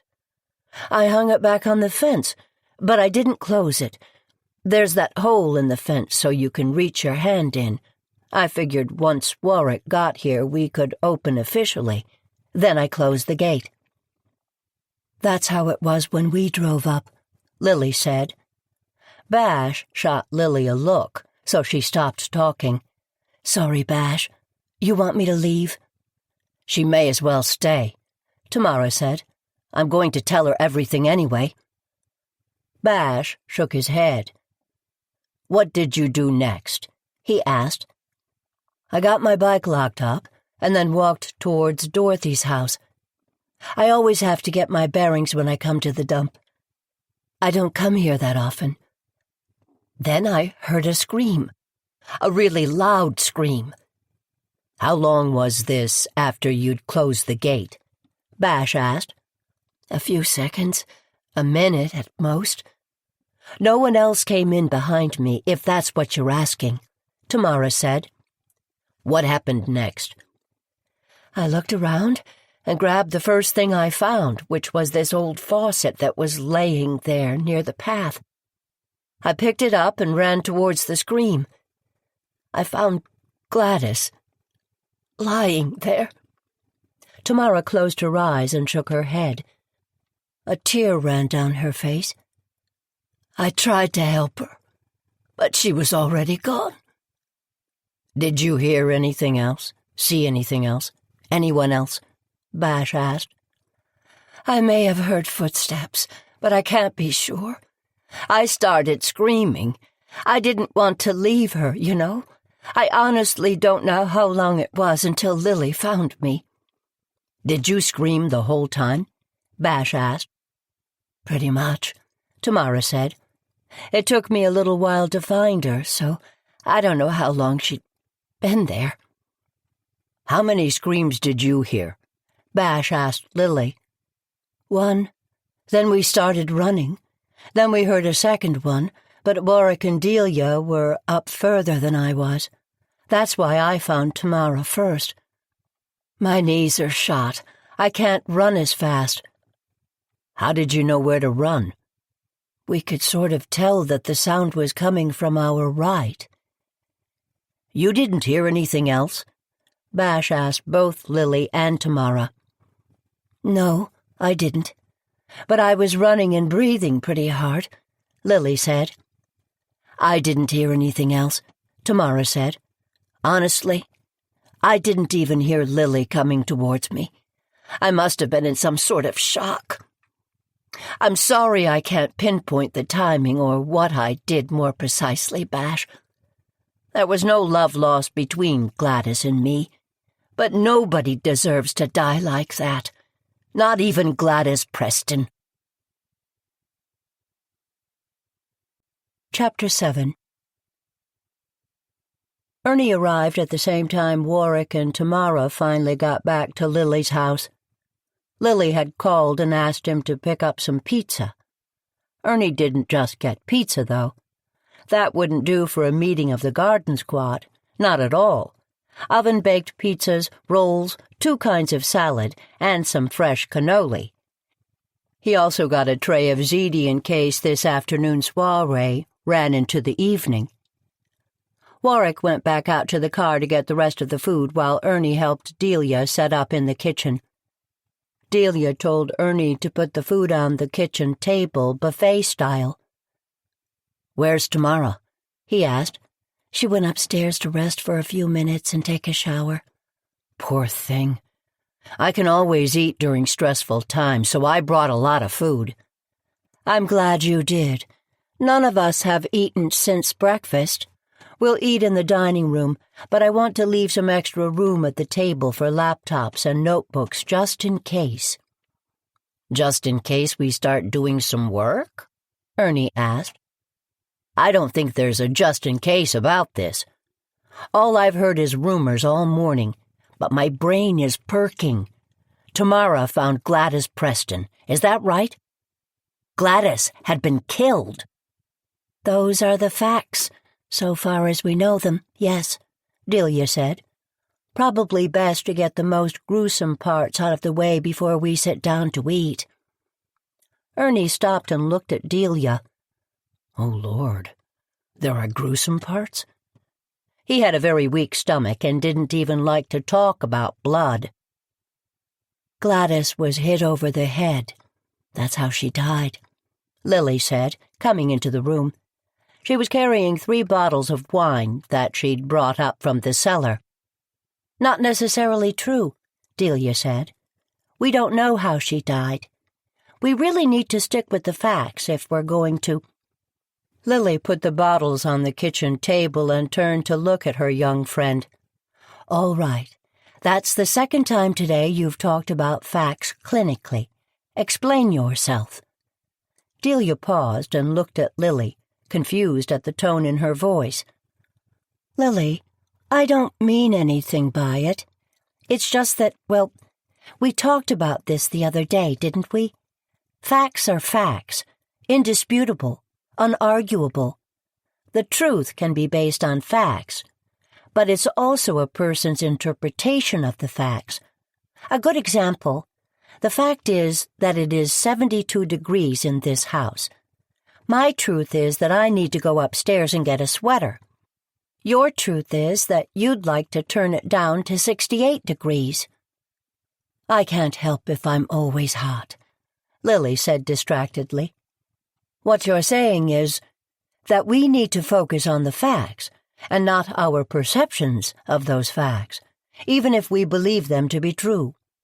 That's what I'm saying, Delia said.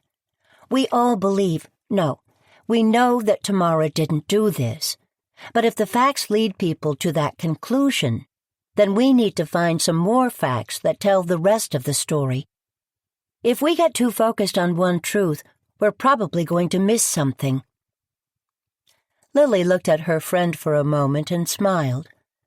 Alan would be so proud of his former student and the fine mind that she had. She wasn't sure if he'd be proud of the way Delia was using it now, untangling mysteries, gardening, and sorting through the minutiae of town history. But maybe he would. "We'll follow the facts and dig for the truth. The question is where to start," Lily said. "Tell me what happened this morning," Ernie said. "If we want to get to the truth, we'll have to go back further than that," Tamara said, coming into the kitchen. "Let's open the wine, shall we?" Delia's best-laid plans of eating in the dining room were put asunder. Lily opened the bottle of wine and poured everyone except Warwick a glass. Warwick took some plates out of the cabinet and put them on the kitchen table. Delia grabbed the silverware and set them on the counter. Ernie went to the refrigerator and grabbed Warwick a beer. He didn't bother to ask if Warwick wanted a glass. Everyone had a slice of pizza and a drink. Tamara picked her pizza up and put it back down on the plate without taking a bite. "Tamara, you should try to eat something," Lily said. "It's been hours since you ate." "I know I will. It's starting to hit me is all. Poor Gladys." "I know," Warwick said. "Still, you've got to eat something. Want me to make you some eggs?" "No, this is fine, thanks. I'm feeling a little guilty since I've been cursing Gladys up one side and down the other ever since I found her garbage yesterday." "Wait, what? Explain," Ernie said.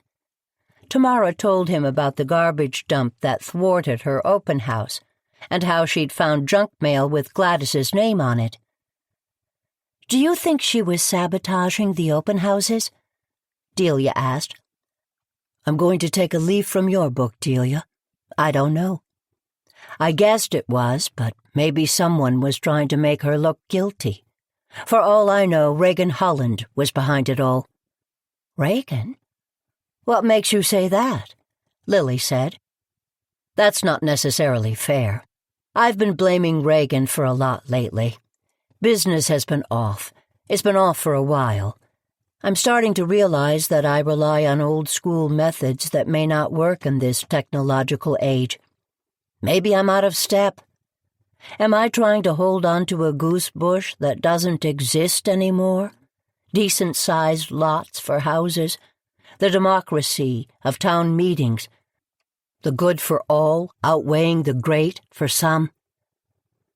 A couple of people came to me and told me that Reagan has offered to sell their properties or their businesses for 1.5 times as much as I've told them I could sell them for, if only zoning laws or some of the business regulations in town were relaxed. She's been implying that my being on the board of selectmen has been lining my pockets. I don't see how, but that's beside the point. She's been building up doubt. She's got a lot of chutzpah trash-talking you, excuse the pun, Ernie said. The hell of it is, she's been undermining years of trust I've built up with folks, Tamara said. What I can't figure out is whether she's a savvy businesswoman or a snake oil salesman. Maybe a bit of both. Do you think she could be the one who'd been undermining your open houses? Ernie asked. I can't imagine she'd stoop that low, but I'm not sure. If I can't sell the Dane house, she'll probably get the listing. Braden has made that clear. At the same time, if she were caught doing something like that, it would be terrible for her business. That doesn't mean she shouldn't be on the suspect list, Delia said. What would be her reason for killing Gladys? Tamara asked. I don't know, Delia said. I don't know anyone's reason for killing Gladys. Do any of you? I hate to speak ill of the dead, but Gladys Preston was hardly the most popular gal in town, Ernie said. But who had motive to kill her? Tamara, do you have any idea why she wanted to meet with you this morning? I assume it had something to do with the open houses, since I blamed her directly for the meddling, but I'm not sure. There isn't a lot of information in a text. Let's talk about those open houses and who's undermining your business. Lily said, Who else would benefit from you not being able to sell the Dane house? Alex Marston? You said he was trying to buy the house at a lower price. Reagan Holland, Warwick said. I say she gets on the list. Miranda Dane? Lily said. Should she be on the list? Do you think she has an issue with the house being sold? Maybe, Ernie said. I suspect, that Harmon was supporting her in a significant way over the years. Maybe she doesn't want the house to get sold.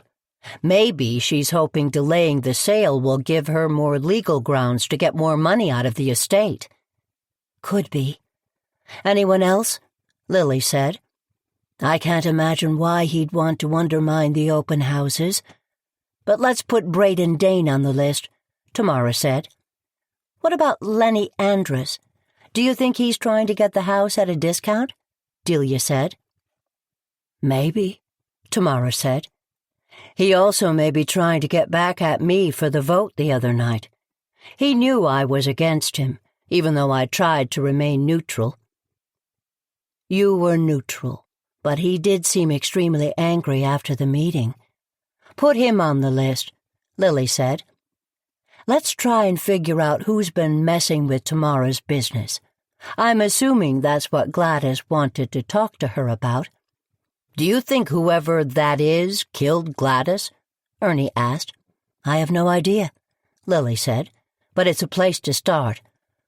Okay, so what do we do? Warwick asked. In the short term, I'm going to work on getting some cameras installed at the Dane house, so we can see what's going on. Tamara, let us all know when your next open house is. It's tomorrow, but maybe I should cancel it, Tamara said. No, don't cancel it, Lily said. We can take shifts babysitting the house in the morning and make sure nothing happens to it during the day. Will that help us figure out who killed Gladys? Ernie asked. Lily took a deep breath, reached over and grabbed her friend's hand. She did not let go and looked around the table. Let's leave that to Bash, for now. Are you sure?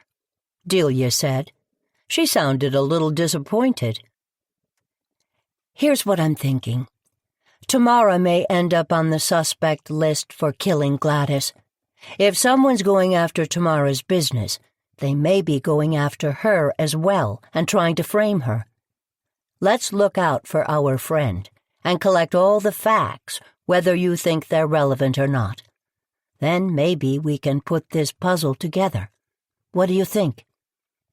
I think I'm glad that Ernie got a tray of ziti because we're going to be here for a while, Warwick said.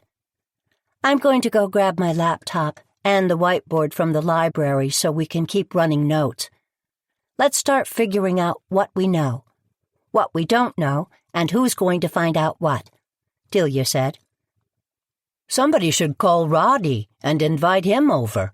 I can't imagine he wants to be left out of this, Ernie said, looking pointedly at Lily. Fine, I'll call him. Save him some pizza, Lily said, pulling her phone out of her pocket. Chapter 8. On Sunday, Lily and Delia both packed what they considered provisions for the day. Lily put her straw hat, a thermos of iced coffee, a novel, her traveler's notebook, and a stash of pens in her large, flowered tote. The tote's pockets were already packed for Lily's ordinary needs, which meant that she could easily survive the day away from home. She could quite possibly survive a few days if it became necessary. She hoped it never became necessary. Delia had insisted Lily take a battery charger for her phone. She complied, to make Delia happy, but had no idea how or if it would work. It looks like you're going to try and hack into a bank instead of spend the day at the beach, Lily said to her friend. Delia had agreed to spend the day at Swallow Point and to watch the house from afar, in addition to a backpack with 2 computers, solar-powered battery chargers, and an extra cell phone. Delia was packing a canopy, chair, blanket, food, and a bucket of sunscreen. Tamara's daughter Rose promised to come with the kids and their dog to visit Delia to help provide her cover story for a day at the beach. Delia, Roddy, and Ernie had spent several hours on Saturday night coming up with an electronic surveillance plan for the Dane house. Getting cameras deployed and online was going to take coordination, and Roddy and Ernie put themselves in charge of setting up the cameras. Delia was going to coordinate with them from the beach and take pictures of them being installed. "Is this legal?" Warwick had asked. "Legal? What do you mean?" Ernie asked. "We're installing surveillance equipment. That doesn't feel legal to me," Warwick said. "We are installing a ring of protection around Tamara's client's house," Roddy said. "We'll keep the field of vision on the house and only put the cameras in public spaces. Since we're not the police, we don't need a warrant." "Lil, you don't have to worry about it," Ernie said. "Your job is to pay attention to the sanctuary. You'd said you wanted to spend some time looking at it anyway. And hanging around during an open house isn't awkward at all," Lily said. "Having you hanging around during an open house may be a better deterrent than you know," Tamara said, "especially around the Dane house. It will help folks know that you're involved. I can't imagine that wouldn't be helpful in the long run." And so, the garden squad deployed around the Dane house. Ernie went over at 5 o'clock in the morning and did a sweep of the house. During the sweep, unbeknownst to Lily or Tamara, Ernie set up small cameras outside each door at the house, facing out to the yard. When he was done playing Super Spy, he sliced and baked some cookies to get the house smelling cozy. He was still staging the house when Tamara showed up at 9 o'clock. "We're good at this," she said to Ernie. "My late husband and I flipped houses for a few years. I got very good at getting houses ready to sell." "Any signs of dead fish, mice, locusts, or any other invasions?" "None so far as I can tell." "What time is the open house set to start?" 11. "We go until 2. I've run a few ads about it, so hopefully we'll have a good turnout. This is a tough time of year for house sales, though. I saw one of the Facebook ads you did and shared it. It looked great." "Are those from Lily?" he asked, pointing to the large bag filled with brown paper wrapping. "She told me you wanted some flowers." "I brought some small vases with me. I thought I'd pull some small bouquets together and put them around the house to brighten it up. I suspected it could use it, poor old thing. She's been empty a while now, unless Braden's moved in," said Ernie. "The family lawyer suggested that wasn't in the best interest of the estate, so he's staying in an apartment in town. Harmon had paid his rent till the end of the year." "I get it. You wouldn't want squatters' rights. But at the same time, this house needs someone to live in her." "What a beauty. I had no idea she was in such good shape. The wood is incredible." Tamara smiled. She'd seen people fall in love with houses before, so she recognized the signs. She'd fallen a bit in love with the house herself over the past few weeks. She watched while Ernie ran his hand across the wainscoting before laying the flowers out on the dining room table. "Harmon was great at maintaining it," Tamara said. "Not easy this close to the water. The kitchen and bathrooms could use modernization, but the plumbing and electrical system have both been updated in the past 2 years. The roof is also fairly new. The house is a steal for the price, that's for sure." "Are all 3 of the houses in the same shape?" Ernie asked. He reached into the bag he'd brought with him and took out a pair of scissors. He laid them on the table and then started to unwrap the flowers. "See that box? The vases are in there. Could you unwrap them?" Tamara took out one of the vases and smiled. Ernie had several eclectic collections and frequented yard sales in search of treasures. He often lent tableware to folks for different fundraising events. She recognized the short-cut glass face from the Beautification Committee cocktail party 3 weeks ago.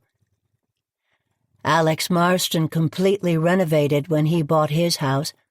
The first floor is now completely open. The wood has been painted white. Ernie winced. "I'm sure it's lovely, but—" I know, Tamara said.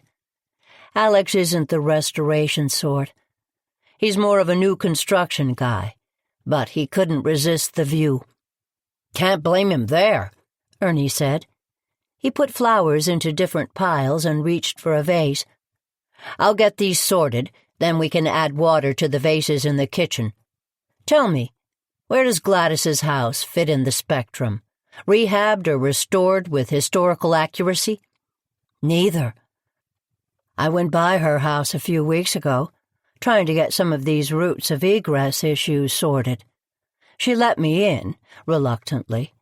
She didn't have Harmon's resources, so the house hasn't been restored. It looks like this house only faded, and full. Gladys had what I would consider a hoarding problem. I only got in as far as the living room, but the dining room looked packed." "I'd love to see inside," Ernie said. He looked up at Tamara with a stricken face. "I sound like a ghoul, but you know what I mean." "I do," Tamara said. "I'd like to see inside, too. Did Gladys have any family?" "I'm not sure," Tamara said. "I hope so.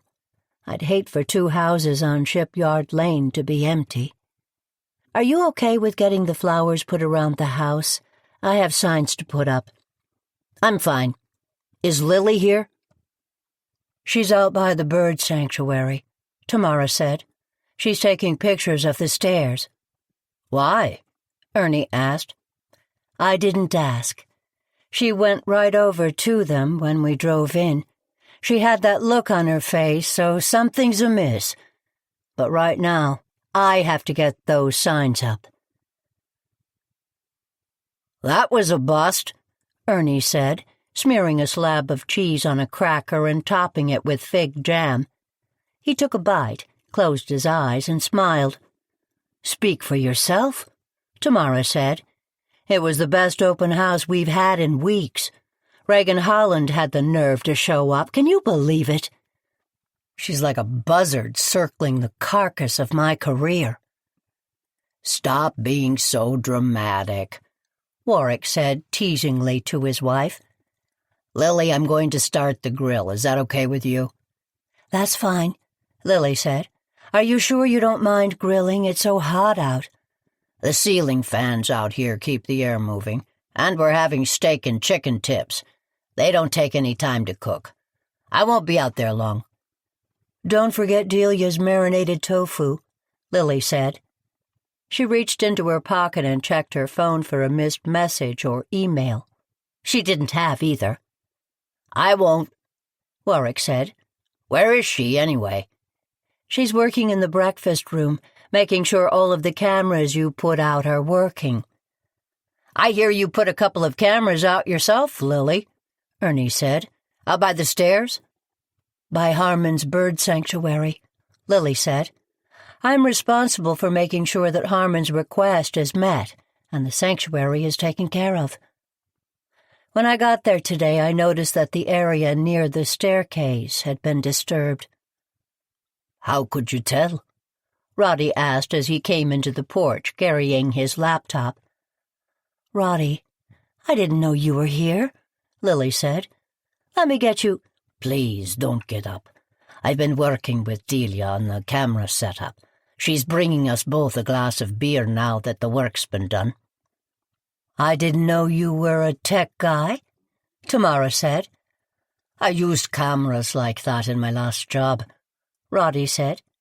"I thought you were a lawyer," Ernie said. "A full-service lawyer, as it turns out," Roddy said, sitting down next to Lily. "What does that mean?" Ernie asked Roddy. Ernie looked like he was going to ask another question, but was interrupted by Delia's entrance. "Did you all see Lenny Andrus at the open house?" Delia asked when she came out to the porch, carrying 2 frosted glasses of beer and handing one to Roddy before she sat down. "I didn't see him at the house, but I think he was in the neighborhood," Tamara said. "Did you see him, Ernie?" I didn't, and between us we saw everyone who walked into the house. "Maybe he walked around the house and didn't go in. He showed up on a few of the pictures I took from the beach," Delia said. "I didn't see him," Lily said. "I have him on camera seeing you and turning around. It's pretty funny, actually. What were you doing anyway? Weren't we there to keep track of what was going on around the house?" "That's exactly what I was doing," Lily said. "Thank heaven I brought some more chicken wire with me. I thought I might have to patch it, but someone had taken it all out." "Chicken wire?" "You know, the fencing they use in chicken coops. Harmon used it to hold in parts of the stone wall, so that they didn't tumble down and hurt the nests. Anyway, a lot of the fencing has been taken out. Not carefully. I left a message with the professor I've been speaking with, asking her to come by and look at it with me tomorrow." Lily's phone began to ring, and she reached into her pocket and hit a button. "Speak of the devil." "Hello, Dawn. I was just talking about you." Lily walked down the back steps and into her garden. "Do you know what she's talking about?" Tamara asked Delia. "Yes. She and I talked a lot throughout the day. She had me go over and check out the bottom of the stairs and see if the fencing beside the stairs had been removed. It had." "What type of barrier was it?" Roddy asked. "There was chicken wire underneath, so that the birds were a little more protected. Also, the stairs themselves look like they've been damaged." "Tamara, had you noticed anything?" Delia asked. "No. I'll confess I hadn't looked carefully, and I haven't been down to the beach in weeks." "What do you think that's about?" "If the bird sanctuary gets destroyed, then the disbursements of Harmon's will can be contested," Lily said, coming back onto the porch and sitting down. "I can think of 2 people off the top of my head who would benefit from that." "Miranda and Braden," Ernie said. "Exactly," Lily said. "Roddy and Delia, do those cameras you gave me work at night?" "They do," Roddy said. "Delia and I checked, and all of the cameras are functioning." "Good," Lily said. "I put up fencing and went back to put up no trespassing signs. When Dawn and her team arrive tomorrow, they can assess the damage." "Dawn and her team?" Roddy asked. "Dawn Simmons is a professor of ornithology. She has a team of students who worked with Harmon for years. He'd let them stay with him a couple of times each semester, and they do field studies. Anyway, we've been in touch since he passed. She was scheduled to come next week to do an assessment, but she's worried about the sanctuary and is going to come out with a student tomorrow." "Where are they going to stay?" Ernie asked. "At Harmon's house, of course," Lily said. "Will Braden and Miranda go for that?" "Listen," Lily said. "I'm the executor of Harmon's estate. I plan on talking to his lawyer tomorrow morning, but the reading of the will made it very clear about his wishes. If Braden or Miranda think they're helping their cause by getting rid of the birds, they're sadly mistaken. The way Harmon wrote the will, the entire estate could be used to protect those birds." "Really?" Delia asked. "Really," Lily said. "I had no idea Harmon was going to make me the executor of his estate. Maybe he was going to tell me, but he died so suddenly. Anyway, I can't be certain where he'd want me to fall, on the side of his relatives or the birds. I thought I'd be able to navigate the 2. But sabotaging the sanctuary? If Miranda or Braden had anything to do with that, well, let me say this. Harmon deserves a lot more respect than that, and he's going to get it. We have another mystery on our hands, Warwick said. Maybe more than one, Lily said, looking around the table at her friends. I can't help but wonder if the birds have anything to do with Gladys.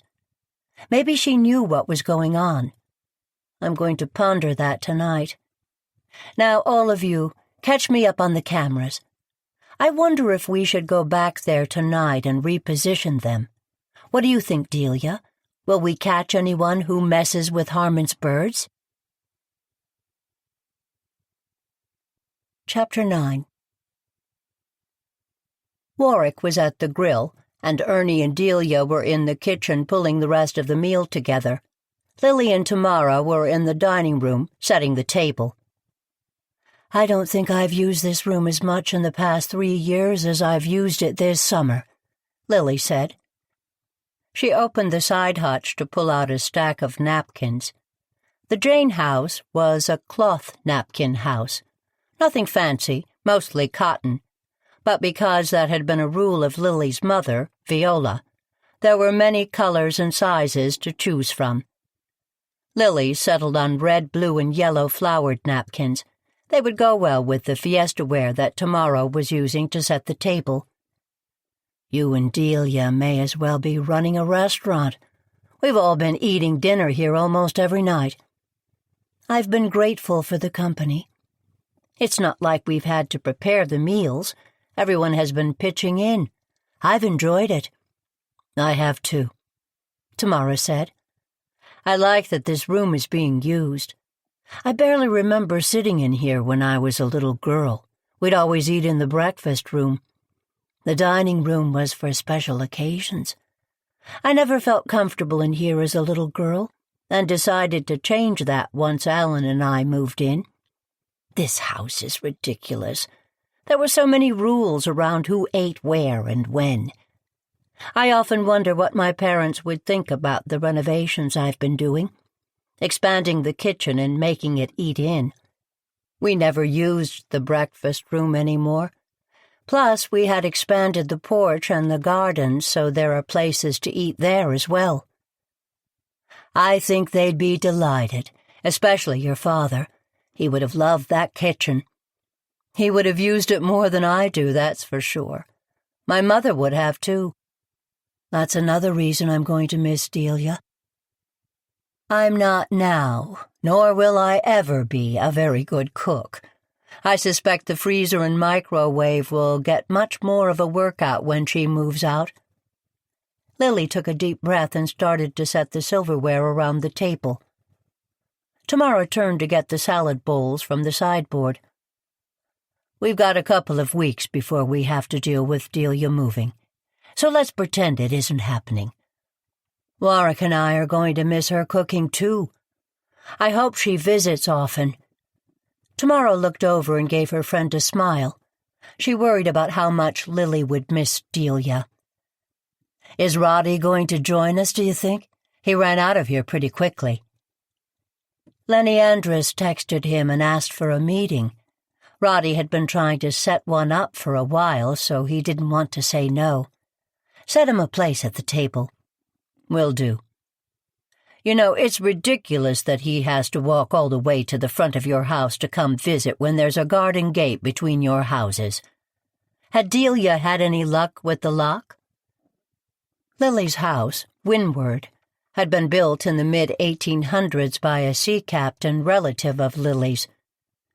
He'd bought a triple lot and eschewed all of the standards the rest of the town had set for houses on the main street in Goosebush. Most houses were federal style. The captain built a large Victorian. Most houses sat close to the street with small front yards. The captain had purchased the lot behind him, so he pushed his house back while maintaining a large yard. Most houses had short fences, if any. The captain surrounded his house with large, thick stone walls on 3 sides. He'd bought the house next door when his daughter got married, and put a doorway in the wall, with a thick locked door that was double-locked. Both parties had to open their side in order for it to open. When the captain and his daughter had a falling out, she sent him back her key and told him she would never open the door to him again. So the door had been locked for well over 150 years. Windward was almost lost to the Jane family because of its size and the difficulty of doing the needed repairs, never mind keeping it heated in the winter. When George Jane married Viola Evans, his father gave him the keys to the house, commenting that it was George's turn with the family millstone.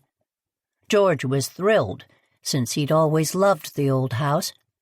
Happily, he married someone who loved it as much as he did. Together, he and Viola did their best to keep the house in working order, and they took great care to make the first floor a showplace. It wasn't until Lily became a successful businesswoman that Windward started on its restoration path. Lily's husband, Alan, had loved the house as much as she did, and he'd contributed a great deal to the plans. One challenge and opportunity was that the Jane family were collectors, and Windward had enough room for all of the collections.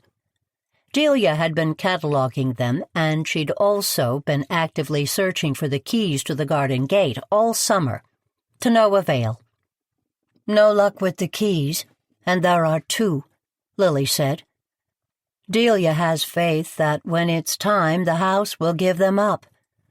"No doubt," Tamara said. "Interesting that Lenny reached out to Roddy. I wonder if it was partly to see how the open house went. I saw him up at Miranda's today." "How could you see him at Miranda's?" "Miranda's house was a couple of blocks away, up on the hill." "Binoculars from the 2nd floor," Tamara said. Lily stopped fussing with the table and looked at her friend. "Do you regularly check on Miranda's whereabouts?" "I do. I also check on Alex. These open houses have been a train wreck, and I thought that they might be the culprits." "But you'd settled on Gladys." "I'd been checking on her as well.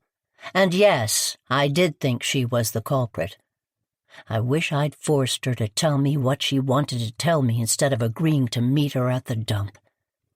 I'll confess, I wasn't anxious to talk to her, but I wish I'd picked up the phone." "But you left her messages, right?" Lily asked. Tamara nodded. "And she didn't mention the messages in the text. Doesn't that seem odd?" "What do you mean?" Tamara asked. "Gladys wasn't subtle. When she had something to say, she'd say it. Heaven knows, she called me dozens of times over the years and laid me out in lavender on the phone." "Me too," Tamara said. "You're right. To tell you the truth, I'd never gotten a text from her before. Why did she want to meet?" "Maybe she wanted to show you something. Otherwise, wouldn't she have called?" "I can't imagine what she'd want to show me." "But say that's true. What was it? Did she have it with her? How would we ever figure that out?" "I have no idea, but it's worth contemplating. I wonder if whoever did kill her took whatever it was with them," Lily said.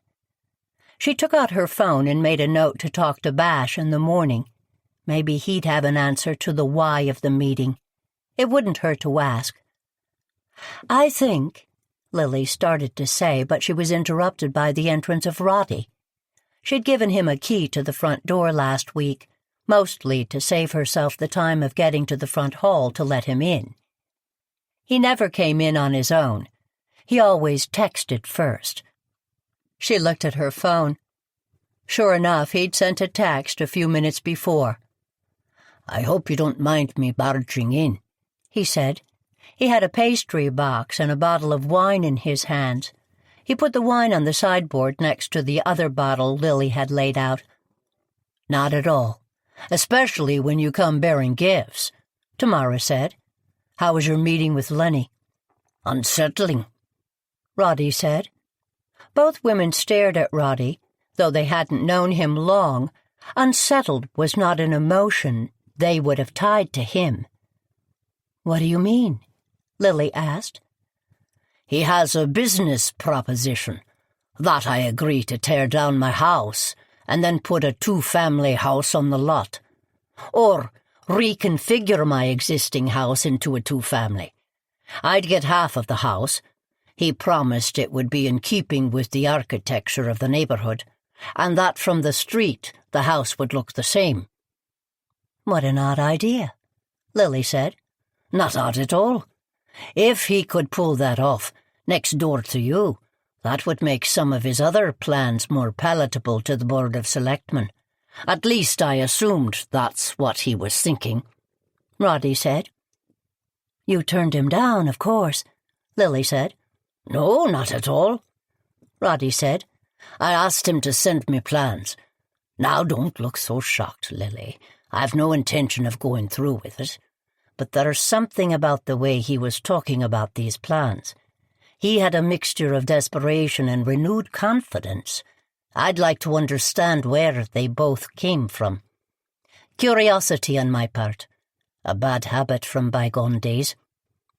"Do you think that this idea had anything to do with Gladys's death?" Tamara asked.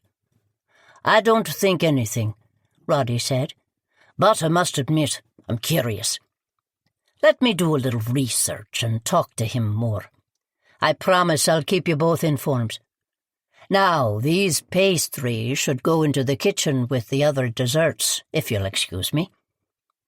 Tamara and Lily both watched him go. "He is a mystery sometimes," Tamara said. "He makes leaps of logic that I can't keep up with. Delia can, I think. Do you have any idea what he's thinking about?" "I don't, but I plan to find out, hopefully before dessert."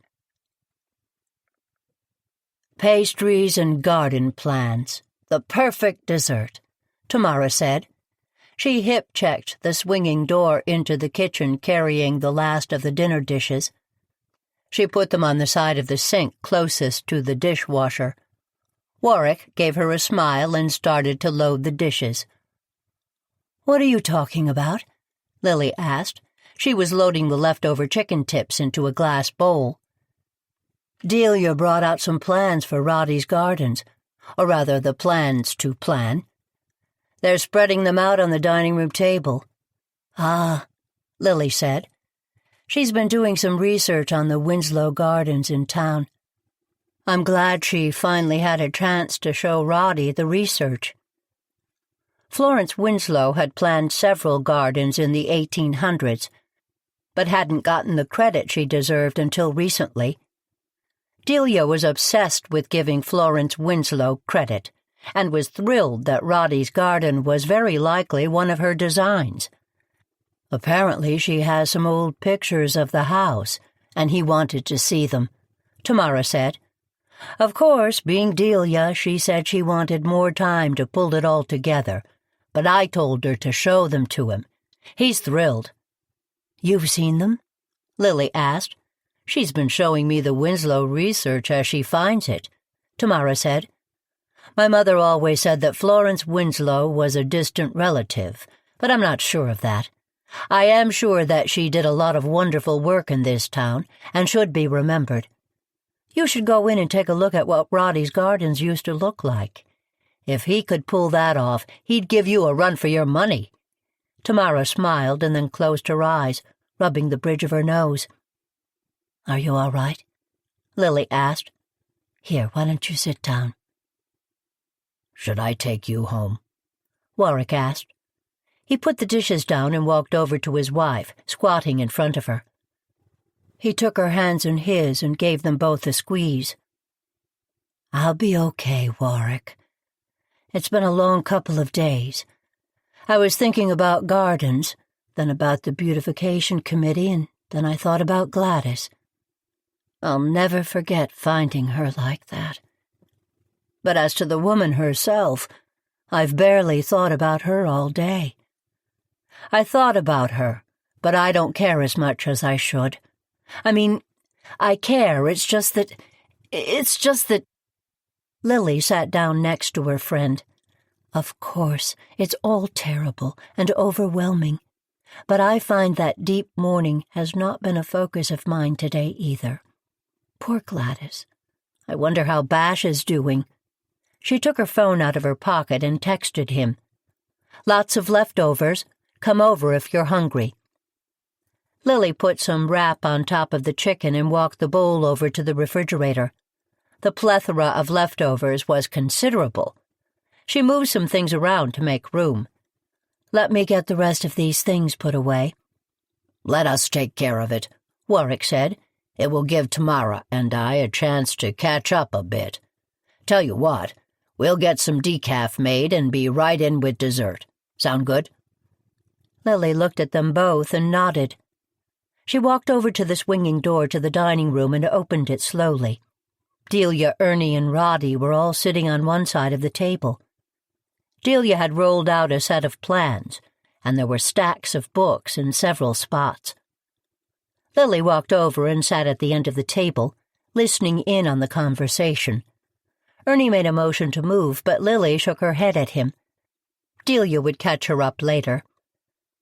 Delia was explaining the challenges of some of the plants and suggesting that he should consider making decisions soon, so the seedlings could be started over the winter. Lily felt the phone in her pocket buzz and took it out. Already 8. You know where Tamara is? I've been looking for her. Lily looked over at the sideboard and saw Tamara's and Warwick's phones. They had a no-phone-at-the-table policy no matter where they were. She picked them both up and took them into the kitchen. Warwick and Tamara were both at the kitchen sink, loading the dishwasher. She handed Tamara's phone to her. Bash is looking for you, she said. Lily and Warwick exchanged a look. Chapter 10. Shouldn't you be with Tamara? Delia asked Lily. Lily looked around the basement of the town hall. It looked exactly as she remembered, which was both comforting and troubling. The previous town clerk has purposely kept the records mired in paperwork. What few records that were on the computer couldn't be trusted for various reasons, so part of Delia's charge was to look into old records and do what she could to assure they were accurate. Bash wants her to come in to answer a few more questions, Lily said. For that matter, he had a few more for me as well. She's probably back at her office already. You should know that the talk of the Star Cafe this morning was that she is the prime suspect, Delia said. That's ridiculous, Lily said. I agree, and most folks are standing up for her. Most, but not all? Lily asked. Reagan and Miranda were both there, Delia said. Did they start the rumor? I don't know for sure, but I wouldn't doubt it. Would you? Lily sighed. I wouldn't. Dreadful women, both of them. You sure it was routine, Bash calling her back in? Delia said. I'm sure, Lily said. She was lying, and they both knew it. Tamara found Gladys and had had a public fight with her a couple of days before. If she wasn't on the suspect list, Lily would have been surprised. What are you doing there? I'm looking at the town records for the Dane house, Delia said, looking down at the desk with the piles of old town records. Delia was wearing a smock and cotton gloves and had magnifying glasses on. It's actually an official request from Alex Marston. Is he looking at property lines? Lily asked. She leaned over and looked at the documents Delia had laid out. She watched as Delia moved the mounted digital camera over and took a picture. There were 2 rulers taped down to the table to help provide scale for the picture. That's quite a contraption. Do you like it? I made it. Putting these old records on the copying machine is dicey. So I got a wide-angle lens for my camera, and I made this mount. I also ordered the remote control, which really helps. Don't they have these systems ready-made? Lily asked. Delia's contraption had bungee cords and duct tape and was attached to what looked like a desktop light.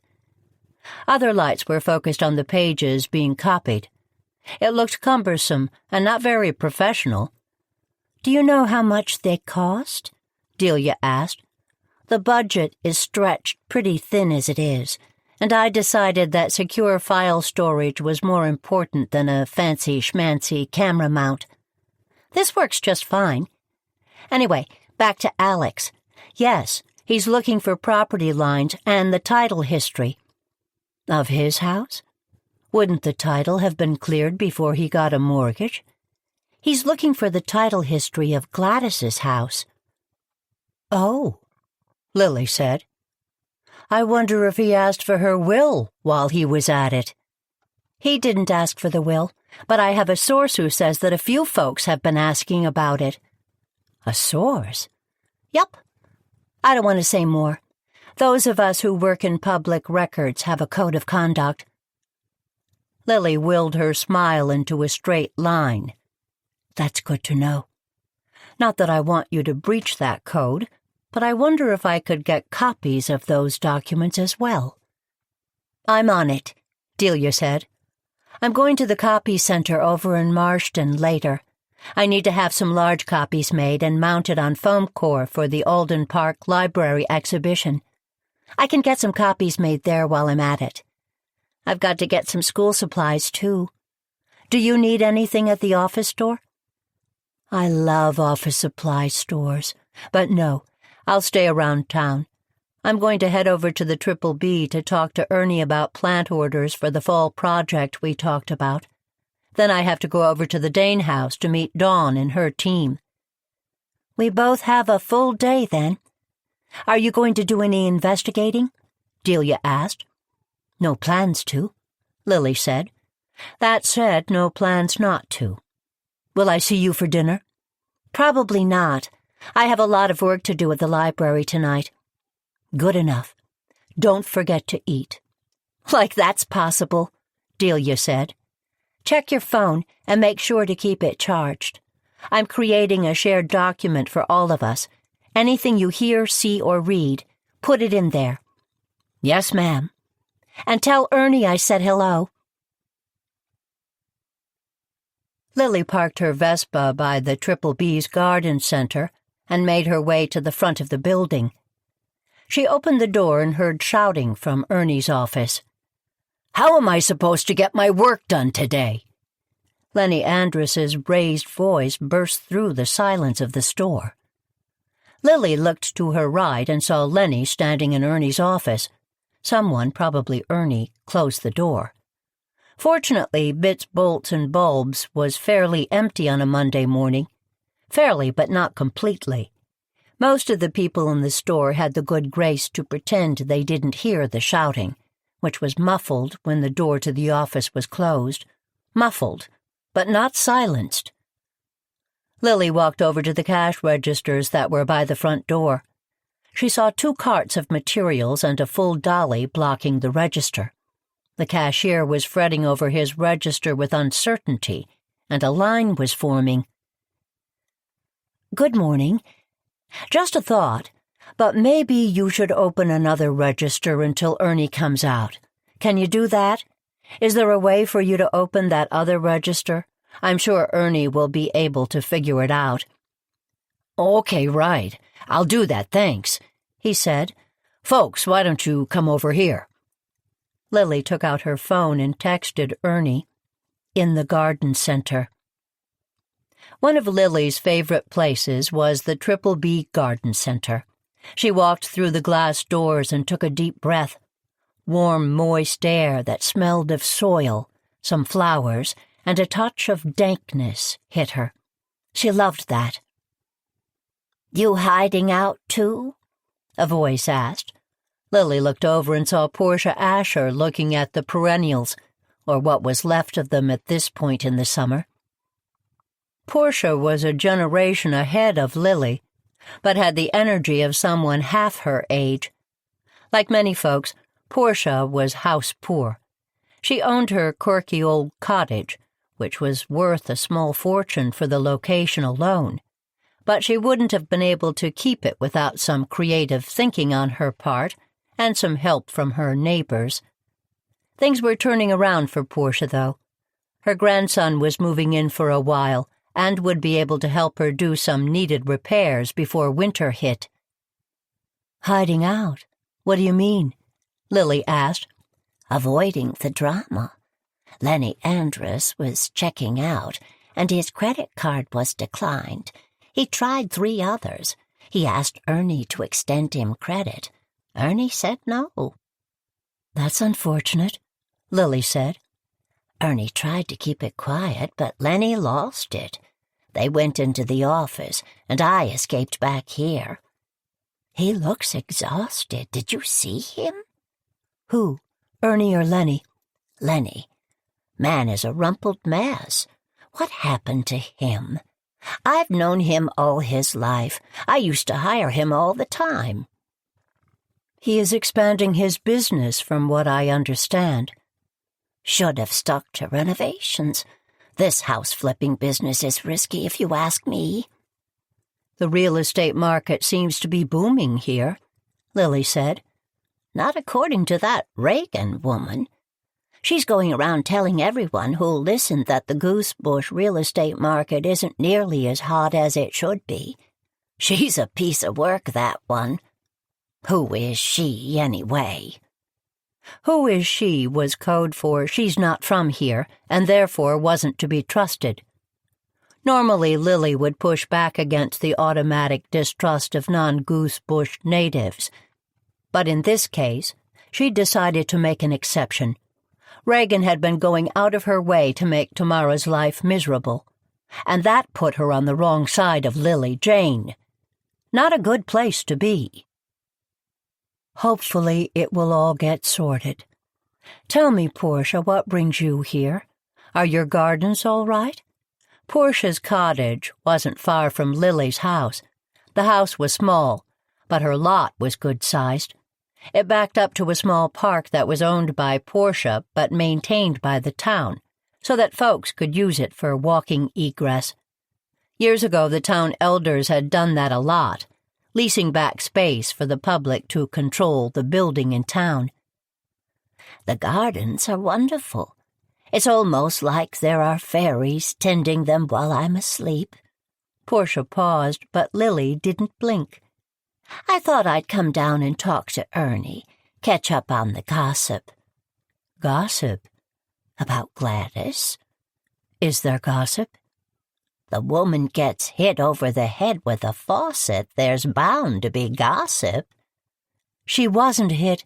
"Course someone was trying to stir it up that Tamara killed her, but no one believes that, for a minute. Who do you think did it?" "Me? I haven't actually thought about it," Lily said. "Lily, please. We all know you have a Sherlock Holmes streak in you." "Honestly, I have no idea." "Then what were you doing at the Dane house on Sunday if you weren't snooping around for clues?" "Portia, really? You know I'm in charge of Harmon Dane's bird sanctuary. I was there checking it out. In fact, I need to get back over there this afternoon. There are some scientists coming by." "I still can't believe Harmon left all his money to the birds." Portia laughed, and Lily smiled. "Course, who could blame him with the likes of Miranda and Braden as family? I'm glad that Mimi got the Florida house. With a son like Braden, she deserves a bit of good luck." "Braden isn't that bad," Lily said. "Braden was born on third base and acts like the world owes him a home run. He's too good-looking for his own good. Harmon indulged the boy. You know he did. How many colleges did he go to? He never did graduate, did he? What a shame." "Maybe he'll find his path now," Lily said. She shrugged her shoulders. "He is a pleasant young man, and that counts for something." "He is pleasant, I'll give him that. That Miranda, she's another one. Never done a day's work and thinks the world owes her. I have no idea what's going to happen to her, do you? Even if she gets that cottage free and clear, the taxes and upkeep need to come from somewhere." "She has to have some sort of income," Lily said. "Doesn't she have some sort of business making tea and essential oils? Is that what they're called? Delia mentioned something." "How can she make a living from that?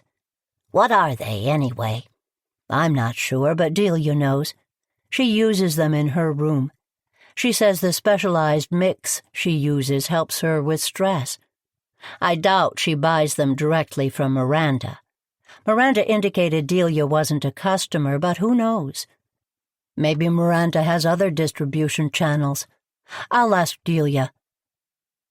"Maybe I've misjudged her business abilities. I've not misjudged her as a person, though.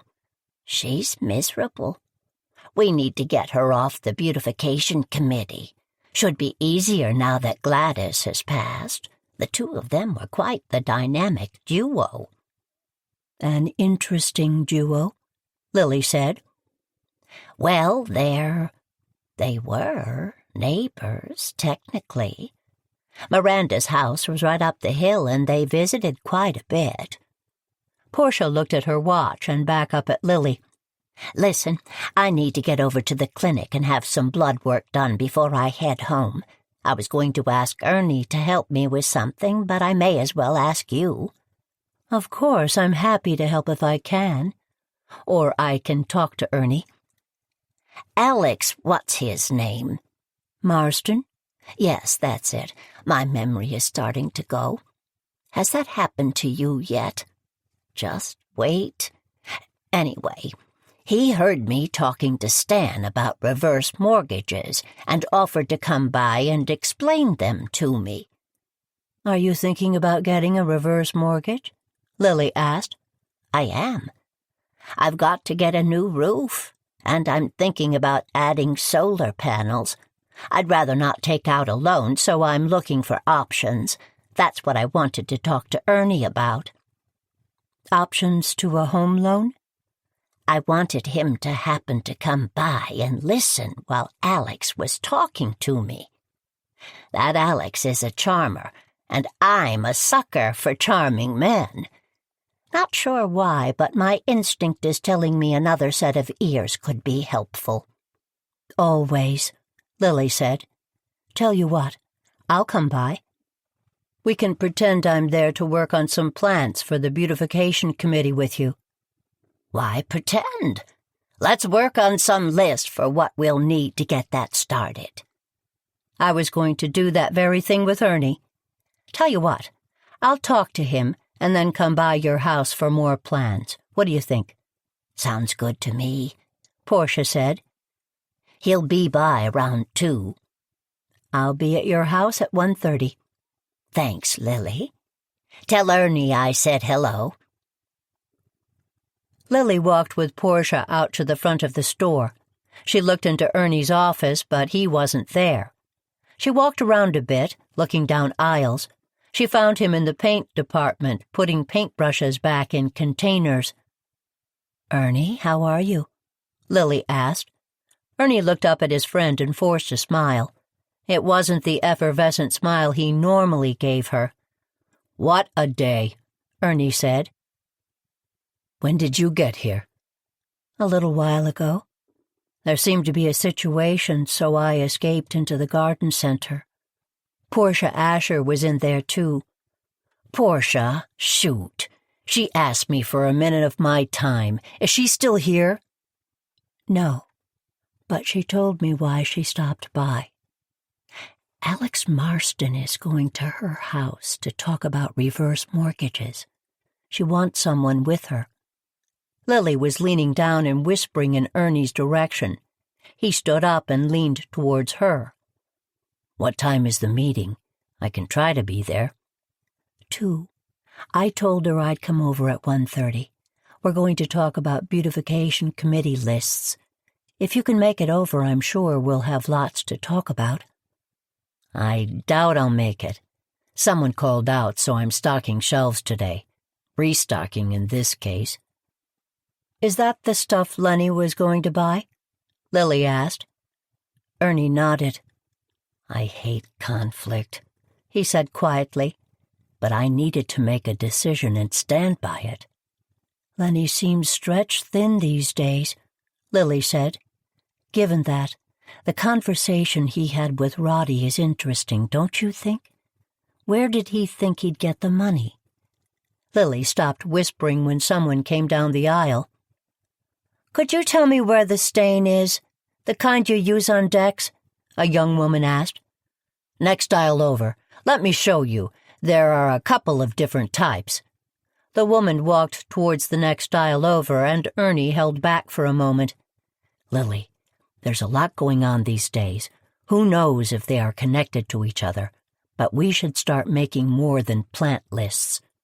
Ernie gave Lily's arm a squeeze and went over to the next aisle, where he started to discuss the different types of stain in great and exuberant detail. Chapter 11. Lily walked into the Star Cafe. She checked her watch. She had just enough time to grab something before she went over to Portia's, now to decide on what to eat.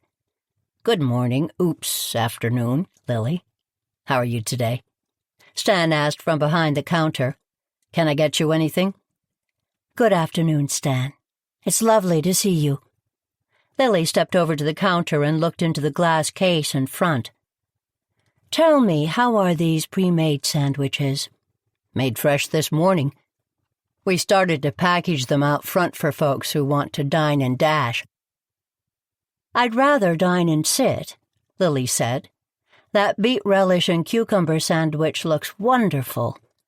I can't keep them in stock, Stan said. He was blushing slightly. Stan created a few of the signature dishes at the Star, and this was one of them. I'd love that, one of those kitchen sink cookies and a big glass of that shaken tea concoction. Which one? Strawberry lemonade or blueberry rhubarb? Surprise me, Lily said. Great. It will be right up. There are tables in the cafe. Lily looked around. Her favorite table, the one in the corner by the stationery supplies, was open. That table was perfectly situated in Lily's opinion. She could be sitting at it and not be noticed by many folks unless they were looking around. Better yet, it gave her a perfect view of the comings and goings. I'll eat here. I don't suppose you could join me? I was hoping you'd ask, Stan said. Grab a table and I'll bring the food right out. Lily went over and sat at her table. She noticed a small pile of postcards sitting on it and picked one up. Regan Holland was letting folks know that her office was opening in a couple of weeks. I'll get you a better deal, guaranteed, was flashed across the front on a yellow banner with bright red lettering. Lily sighed. She slid the card into her purse. Stan came over with the tray. I told her. He put the tray on the table and walked around, picking up the piles of postcards from the rest of the tables.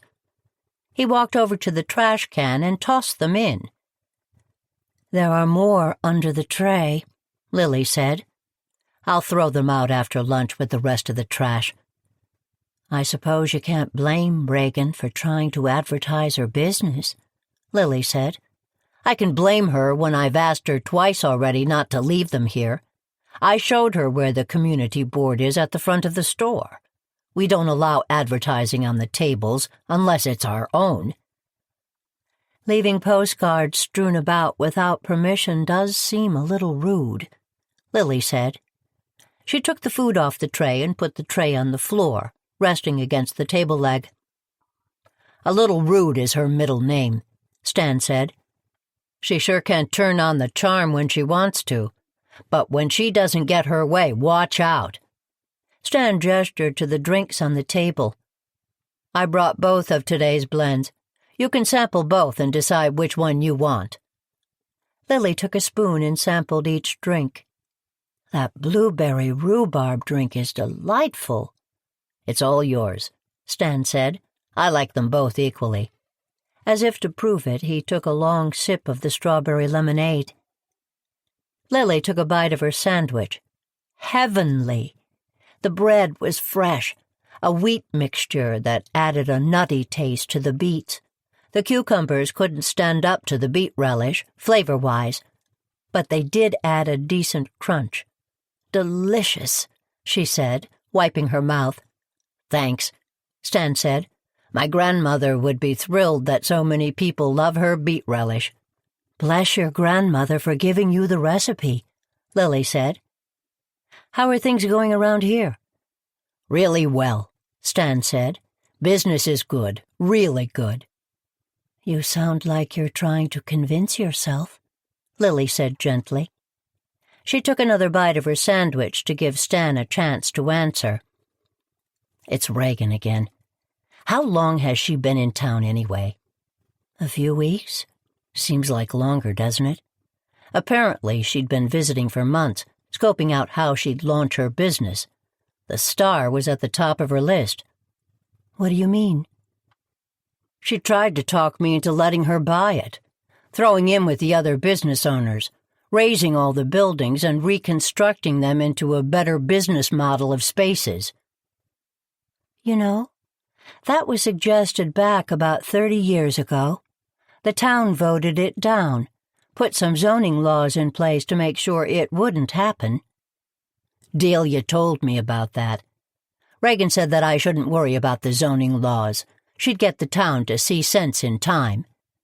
"She certainly seems confident, doesn't she?" Lily said. She was tempted to laugh it off, but reconsidered. Reagan was stirring up real estate discontent. Maybe she had a bigger game plan than Lily understood. Yet. Lily finished her sandwich and took a bite of her cookie. "Stan, do you have a few more minutes? Tell me more about Reagan's plans for the Star and the other businesses on the wheel. I hadn't heard any of them, but something tells me that was part of her plan." Lily reached into her purse and took out a notebook. Ernie was right. It was time to start making some notes. When Alex Marston rang the doorbell, Lily was prepared. She grabbed the watering can she'd filled and told Portia, "I'll be out on the porch." Portia nodded and went to let Alex in. "I have a friend helping me with my plants," she said as they sat down. "I could reschedule," Alex said. "Oh, no," Portia said. "Sit down. Can I get you a glass of iced tea?" "That would be delightful," he said. Portia's three-season porch was open to the house with 2 doors, one from the living room and one from the kitchen. Lily left the door wide open. She'd planned on sitting on the porch and listening, but when looking at Portia's plants, her fingers started to itch. She reached up into the higher plants and began to take off dead leaves and pinch back vines. She planned on putting some of the vines in water and rooting them. Lily opened her notebook to take notes. As she used a wet tissue to dust the leaves, she heard murmuring. Fortunately, Portia made it clear that Alex needed to speak up since she was hard of hearing.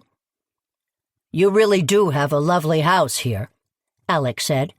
"Tell me, have you ever considered enlarging it?" "Raised 4 children here, and it suited us fine. I never was one for a dozen bedrooms and twice as many bathrooms.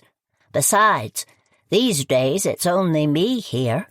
My grandson will be moving in this fall for a few months, but for now it's me." "But you've got some home repairs, I'd imagine," Alex said. "These New England winters are brutal. Roofs, heating systems, expensive repairs." "They are," Portia said. "I think I mentioned I was looking at solar as well." "A huge investment, but worth it in the long run, if not for you, then for your heirs." "You're right. Didn't you mention that you're planning on doing some work on your house? Is it the heating system? I forgot what you said." Portia said. "It is the heating system. I was also planning an addition up a floor and out a bit, Alex said, but plans have changed. Yes, well, you are constrained by the deed for the 3 houses, Portia said. I remember when painting them different colors, you had to go before a town meeting. Less constrained now, I think, Alex said. I'm going to have new neighbors, or who knows, maybe I'll invest in the houses on either side of me and start thinking of them as one house instead of 3. But I'm getting off track. I see these wonderful old gems in Goosebush, and I can't help but think they could use a bit of a goose, if you'll forgive the pun. A goose? You know, a bit of modernizing. Perhaps some rebuilding, but as an homage to what was, with modern conveniences. Is that what you wanted to talk to me about? Tearing my house down? Portia asked. No, not at all. Please, this house is a gem. More than that, it's on the historical register, can't be touched. No, I wanted to talk to you about a private loan some friends and I are underwriting. It's for folks like you, sitting on a mountain of money, but it's all tied up in your house. Is it one of those reverse mortgages? I looked into one of those and didn't like the sound of them. No, it's more of an equity line. I tried to get one of those, too, and was turned down. That happens more often than you know. That's why my friends and I are offering a loan program privately. Do you mind if I ask you who your friends are? Is Lenny Andress one of them? Lenny Andress is a friend, but not on this part of the business. You know Lenny, don't you? Of course. I've known him his entire life. I've tried to hire him a couple of times recently, but he's always busy. He is busy, Alex said, working on a new business model. I've agreed to partner with him on some new projects. We're still working on the details. My, you're busy. Sounds like you've got a lot of irons in the fire. I do, Alex said. I like it that way. Anyway, I don't want to take up more of your time, but I'd like to leave you some literature about this program, if that's all right. That's fine, Portia said. I'm delighted to have finally seen inside this charming house. It really is lovely, and what a great lot. You go all the way to the next street, don't you? What a great backyard, with healthy lots of land on either side. It is a nice lot. I'm glad you think so, too. Most folks don't see the charm since I'm up against public lands. There are rules I need to follow about the house, and of course a lot of the backyard is technically open to anyone to walk through or use as egress. But folks don't overstep, and the open lot in the back sure makes it feel private. Charming, Alex said. Thank you for letting me intrude. I'll let you back to your friend now. Please, if you have any questions, be in touch. Portia walked him out and came back into the living room. Lily wasn't there, so Portia walked back into the kitchen where she found Lily putting some cuttings into juice glasses. My, that was interesting. What do you think? Portia said. I think that he is offering an interesting service, Lily said, like an equity line for folks who can't get them. What's he charging for that service? Portia walked back into the living room to get the brochure. She opened it up and scanned it quickly for a number. She whistled between her teeth and pointed the number out to Lily. That's high, Lily said. Portia, would you mind if I borrowed these documents for a while? I'd like to look them over. I'd appreciate it. Please let me know what you think. I doubt I'm interested, but it's always worth looking into. Portia, I can find you a better loan if you need it. I'm also considering adding solar panels, and there are programs for that. Let me get you some numbers. I'll put it all in a packet for you," Lily said. "By the way, you did a wonderful job asking him about his partners. I wonder who they are." "It was a bit unfeeling, if you ask me, when he mentioned that he may be able to make changes now that the houses on either side of him are empty. Harmon's been gone a few weeks, bless his soul. But Gladys isn't even in the ground yet, for heaven's sake. Granted, she was a miserable woman, but still. Usually you pretend to care about the dead for at least a week." "True. It made me wonder. I hadn't considered who benefited by Gladys's death by having her house empty. Maybe something to consider." "I leave it to you to consider," Portia said. "Now, before you leave, show me what magic you did to my plants." Chapter 12. Lily hated being late for her meeting with Dawn Simmons, but she had to regroup. She'd stopped by her house to drink some water and sit down for a moment. Between age and the August heat, she wasn't up to popping around town today. She'd been tempted to change her dress, but didn't see the point. She'd take a shower when she got home. She rinsed her face, put on fresh lipstick, and reapplied sunscreen. That was better. She may not love the heat, but she preferred it over the cold and was sure to soak up as much vitamin D as she could for as long as she could.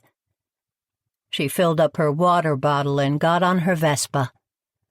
She arrived at the beach parking lot in short order. The smell of the sea lifted her spirits, and she breathed it in as she parked her scooter. She took off her helmet and ran her fingers through her short gray curls. Useless. She got off the Vespa and lifted up the seat. Her crushable straw hat and the bottle of water were waiting for her, alongside her traveler's notebook and favorite pen. She took them all out and put her helmet under the seat. Jamming the hat on her head, she ran her eyes over the beach area, looking for Dawn. She saw her over by the stairs to the Dane house. She was on her knees, pointing excitedly. A very earnest young woman stood beside her, not looking at what she was pointing at because she was too busy furiously writing down notes. "Hello. I'm sorry I'm late," Lily said when she got close enough to not have to shout. She had no idea what they were looking at, but on the off chance it was something that could be startled, she decided to keep her voice low. No worries, Dawn said, standing up. She reached her hand out to Lily, who took it.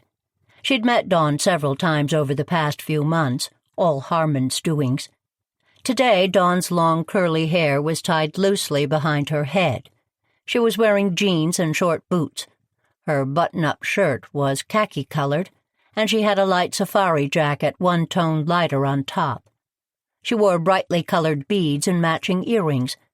Her makeup was minimal, but she didn't need more. Her light brown complexion glowed. "Lily, I'd like to introduce you to Shi Wang. She is my graduate assistant this year, and will be working with me on the Dane project. I've been trying to bring her up to date, but this is hardly a normal project. This is Ms. Jane.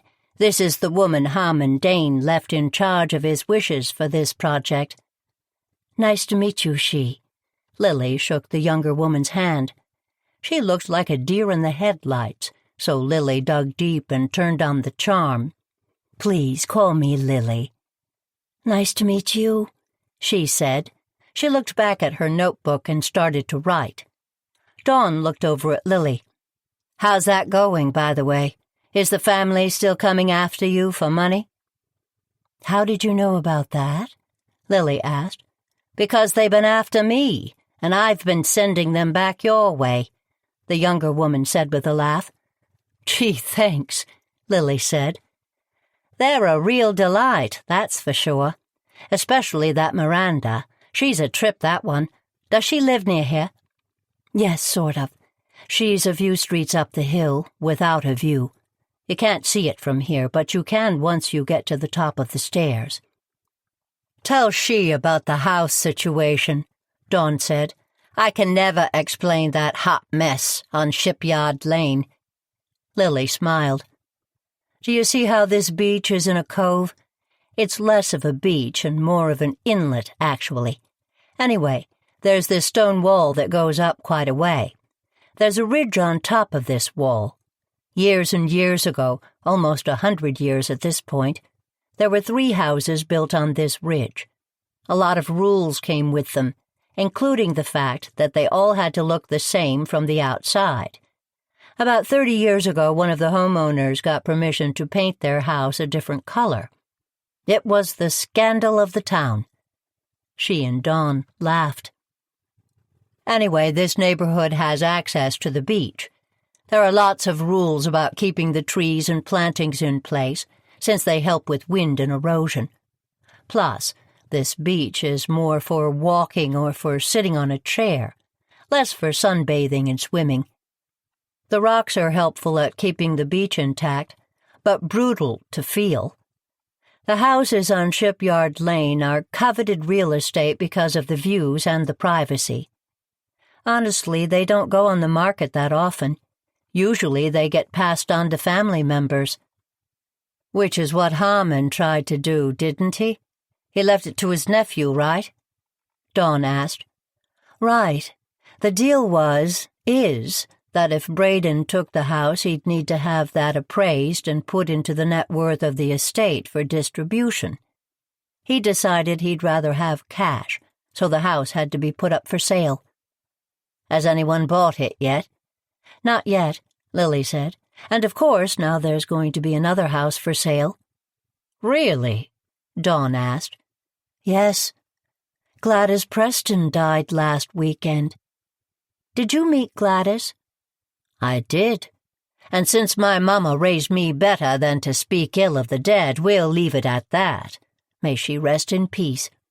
Wait, was that who was found in the dump? Lily winced. She hated it when Goosebush was in the news. She nodded and then pointed to the stairs. Thank you for coming today, Lily said, not even attempting subtlety in changing the subject. I was here yesterday babysitting the open house and spent some time up at the top of the stairs. It looked to me like the stairs were in worse shape than I remembered, and then I noticed that some of the plantings had been disturbed. I was concerned that someone had been disturbing the nesting areas. Looks like someone's been doing something, Dawn said. See here? When I stopped by a few weeks ago after Harmon's funeral, there were a lot more plantings. Plus, did you get a close-up look at these steps? Seems like someone or something has been hacking at them. They don't look very safe. Lily peered at the stairs closely. Indeed, they didn't look very safe. The weathered wood showed signs of being hacked and partially cut in a few places. This isn't good, she said quietly. What do you mean? Dawn asked. The stairs are for common use, even though they're on Harmon's property. Under the staircase, Harmon asserted his rights to the area, but the stairs are deeded to all 3 houses. I know we'd discussed replacing them at some point, but an accident would move that timeline forward. A rush job wouldn't take the nesting areas into consideration, Dawn said. But since nesting season is over, wouldn't this be a good time to fix the stairs? She asked. Dawn bent down and pointed to the area under the stairs. See that? And this? The area's become home to a lot of life. The birds used to leave their nests, but now they come back here a lot more often. I think it's because it's safe for them. All of these rocks have nooks and crannies, and the vegetation has grown in to give them cover. Or had been safe for them, Lily said. Down here, someone's been bothering the plants. Now that I'm looking closely, it looks even worse. Harmon spent a small fortune making sure folks don't climb the rocks, and they don't. It helps that it's a private beach. How do you make a beach private? She asked. Here in Goosebush you post signs, and the neighborhood discourages visitors. As I said, this is a good sitting beach, but not a good swimming beach. Goosebush has great swimming beaches." She looked confused, but Dawn was moving past beach critiques. "Should we try and go up the stairs?" Dawn said. "No, I don't think we should until we have them looked at," Lily said. "In fact, we should block them, don't you think?" "Probably a good idea," Dawn said. She took out her phone and started making notes. "I'm going to send you a bunch of texts that are my notes.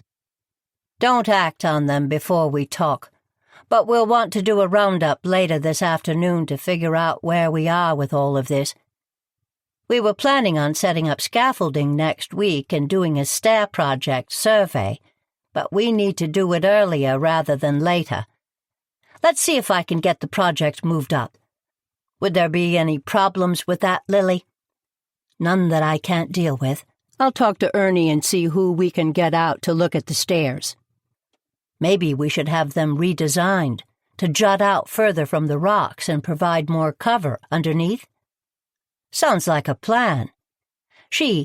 We may as well start some documenting this week to evaluate changes. We'll set up some new protocols." She typed for a few more seconds, and then She's phone started to ping over and over. "What's the best way to get up to the house?" she asked, looking around. "Driving. I'll meet you both up there," Lily said. "Come in the car with us," Dawn said.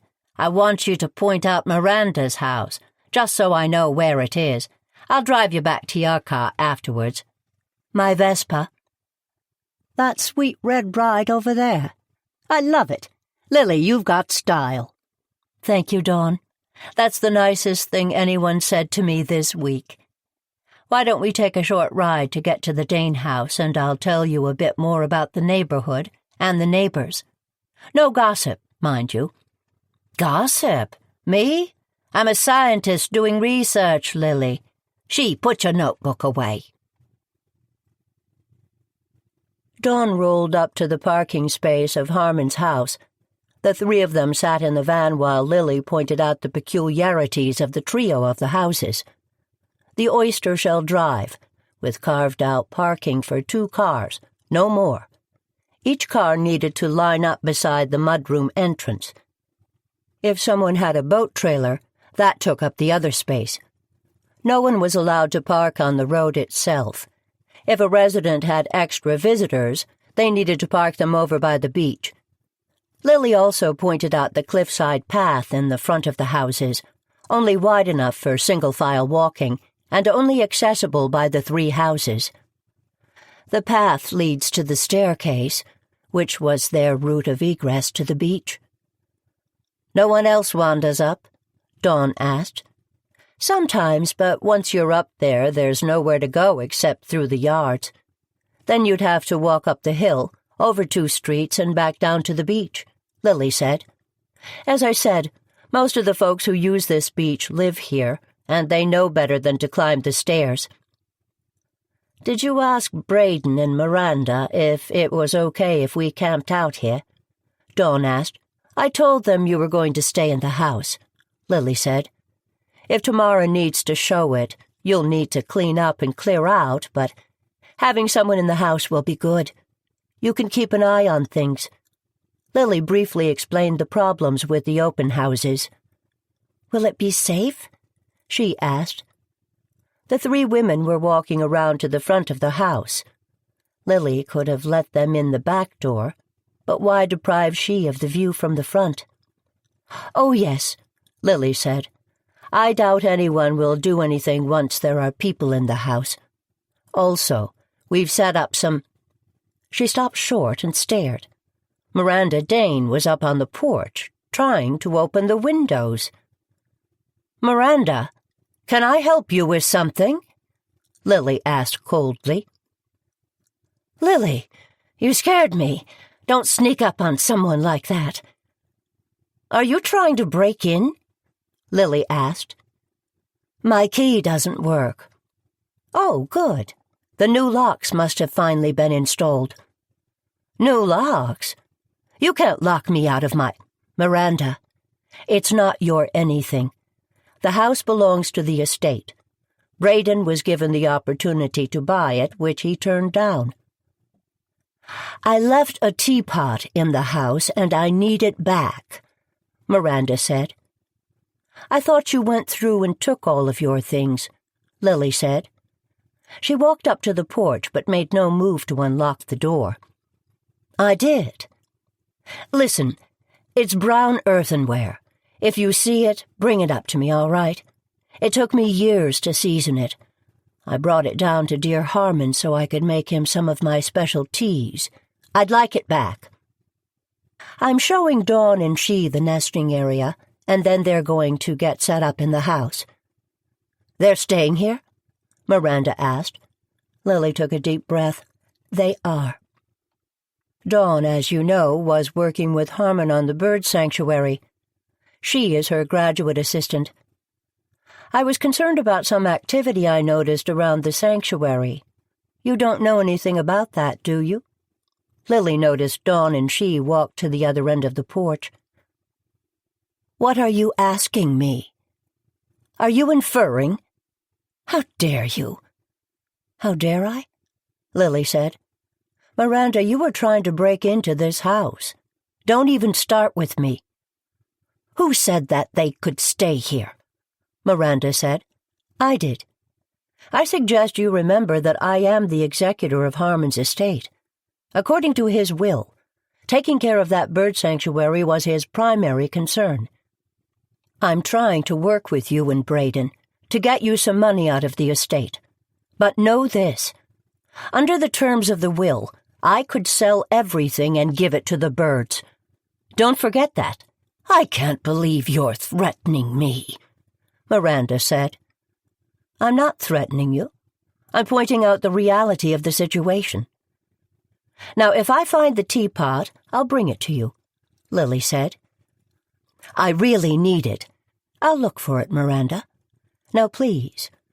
I don't want to be rude, but I have business with these women. Lily and Miranda had a brief staring contest. Lily won, and Miranda turned on her heel and stomped off the porch. Dawn walked over and stood next to Lily. She's a delight, isn't she? Lily texted Tamara to remind her that Dawn and she were moving into the house for a few days. She also mentioned that they'd make themselves scarce if there was a showing. No worries. No bites on the house. Suspect it will be slow until after Labor Day. When you don't have the listing anymore, Lily thought. She moved into the living room and sat down on the settee, putting her feet up on the footstool. The view of the water did what views of the water always did, calmed her down. Not for the first time, Lily thought of her friend Harmon and felt a constriction in her chest. What a mess he left. Of course, bless him. He didn't think he was dying. No one did. Sorry, Lily, are you resting? She asked quietly. No, I'm thinking. I hate to bother you, but Dr. Simmons wanted to check and see if it was all right if we set up an office in Mr. Dane's study. That makes the most sense, Lily answered. I know that Harmon had the power upgraded in there. I don't know if the Wi-Fi still works. I doubt it, but it may. All of the utilities are still on. Thank you, she said. I don't mean to intrude, but could I get you a glass of water or a cup of tea? I was going to try and make some tea for Dr. Simmons and myself. Tea would be lovely, Lily said. There's nothing in the refrigerator, but there are dry goods and tea. While you're at it, could you look for an earthenware pot? Supposedly it belongs to Miranda. She walked towards the kitchen, and Lily got a text from Delia. Can you come by the library on your way home? I'd like to walk you through the exhibition. Lily sighed. She'd been hoping she could fit in a nap, but that didn't seem likely. Of course. I'll be there in an hour or so, okay? Great, thanks. Lily, could you come in here? Dawn called from the kitchen. Lily hoisted herself off the couch. "Is there no tea?" she asked as she walked through the dining room. "Oh, there's tea," Dawn said. Lily walked into the kitchen and saw that the women had several small jars lined up on the kitchen table. She found these and decided to make the pick-me-up brew. I took a sip and thought my heart was going to come out of my chest. Then I noticed this on the label. A Miranda D Mix. Did you know that she made teas? I heard that, yes. There are a few of these jars. Heart Health and Stress Relief are 2 other jars. I didn't dare try them. I need to pay more attention to labels. I'm going to stick with the regular tea for now. Should I throw them out? Don't toss them. Here, let me take 2 jars with me. Then why don't you box up the rest and put them away? Away so that someone who wanders in doesn't take them with her, Dawn said. Lily looked at Dawn. We're both being paranoid, but yes. Put them away where folks can't find them. By the way, did you find the teapot she was looking for? Yes, it's right here, she said. Lily noticed it set off to the side. Put that away with the teas. I'll tell her I couldn't find it, but I'll promise her to keep looking. What are you thinking, Lily? Dawn asked. I'm not sure, Lily said, but I'm thinking. Watch out, world, Dawn said. Now, how about if we make some regular old tea, maybe put ice in it and go and look at the bird space from up here? Chapter 13. Lily showed Dawn and she around downstairs, and then she showed them up to the bedrooms on the 2nd floor.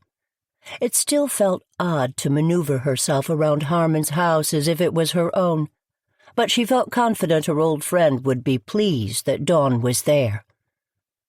"Oh, wait, let me show you the camera locations," Lily said.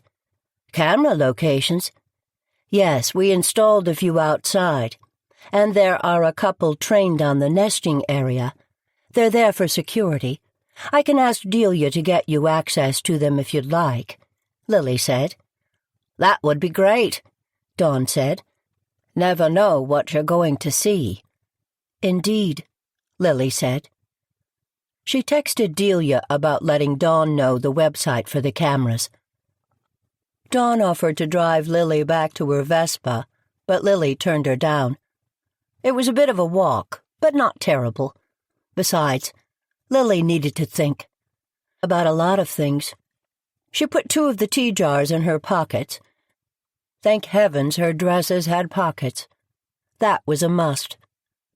The jars made her look more hippie than normal, but her blue seersucker dress had a very full skirt, so there was already volume in that area. She left through the front of the house and paused to look at the view again. The wonder of a water view was that it always changed. The wonder of being Lily's age was that she had stopped taking views like this for granted. She took a deep inhale and walked around the house to the back lane. She didn't take the cliff walk. Narrow paths and no guardrail made her nervous. The houses on the bluff were fairly close together, but not right on top of one another. As she neared Alex's house, she saw him drive into the road. She sighed and readied herself. She stepped onto the grass so he could park more easily. "Lily, nice to see you. What brings you by?" he asked. "I was at the Dane house. There are a couple of scientists in, and they're going to stay at the house." "Checking on Harmon's birds, are they?" "They are." "Someone's been disturbing the nesting areas," Lily said. Alex looked concerned. "Really? That's a shame, especially since you left all that money to take care of them. Where would the money go if the birds aren't there?" "The money would all go to bringing them back," Lily said. She held back a smile when she saw a flash of surprise on Alex's face. "Really? Could you do that?" "I could." His will was fairly clear in its intentions. He wanted part of his legacy to be the study of the habitats in Goosebush, starting with the one he controlled near his house. That much was clear, so that has to be honored. Braden and Miranda won't be happy with that. I think they're both counting on a windfall. Didn't he have a sister somewhere? Mimi, Braden's mother. His legacy to her was also clear and will be honored. Well, Braden and Miranda benefited from Harmon's generosity in life. I'm not that generous with my own kid, never mind my ex-wives. He was smart to put you in charge, that's for sure. All of this reminds me to look at my will again. I haven't updated it since my most recent divorce. That would be a disaster if I kicked off unexpectedly. Not leaving a mess for folks to clean up is a good motto. I spent a lot of my career helping folks avoid messes. That's probably why Harmon named me executor. What line of business were you in? Finance, Lily said. Makes sense. You've got that look. You understand money and what it will and won't do. Thank you, I guess. Not sure what that look is. Assurance. You put your money to work for you, but don't chase it. More folks could learn from you. Of course, I hope they don't. Otherwise, I'll be out of business. I thought you were retired. Alex shook his head. I tried. I really did. But it turns out I'm not suited to retirement. Too many ideas rolling around in my head. No, I've decided to go back into business. What sort of business? Lily asked. Real estate.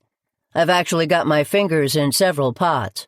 I'm using my architecture background, which is a muscle I haven't used for years. I'm also working with a few folks on some investments. But I'm boring you. Where are you heading? Back over to the beach. It looks like the staircase has been compromised. I'm going to have someone come and take a look at it. I'm worried about the safety of it, so don't use it until I do. Compromised? On purpose? It's a pretty old staircase. I'm not an expert, you understand, but the cuts look fresh. They're down towards the bottom, so someone would get hurt, but not necessarily killed. Still, I wonder who would do such a thing. Lily, I hate to speak ill of the dead, but Gladys Preston comes to mind. She was always looking for an angle. Since we're the only ones who are supposed to use the stairs, she may have been looking for a quick buck by suing the estate. That's quite the accusation, Lily said. And very unkind of me, Alex said, especially now. But I was Gladys's neighbor, probably as close to a friend as she had. She'd had a difficult life. She was one of the folks in life who was always chasing money. Lily didn't say anything. She didn't want to agree with Alex, but his perception of Gladys was astute.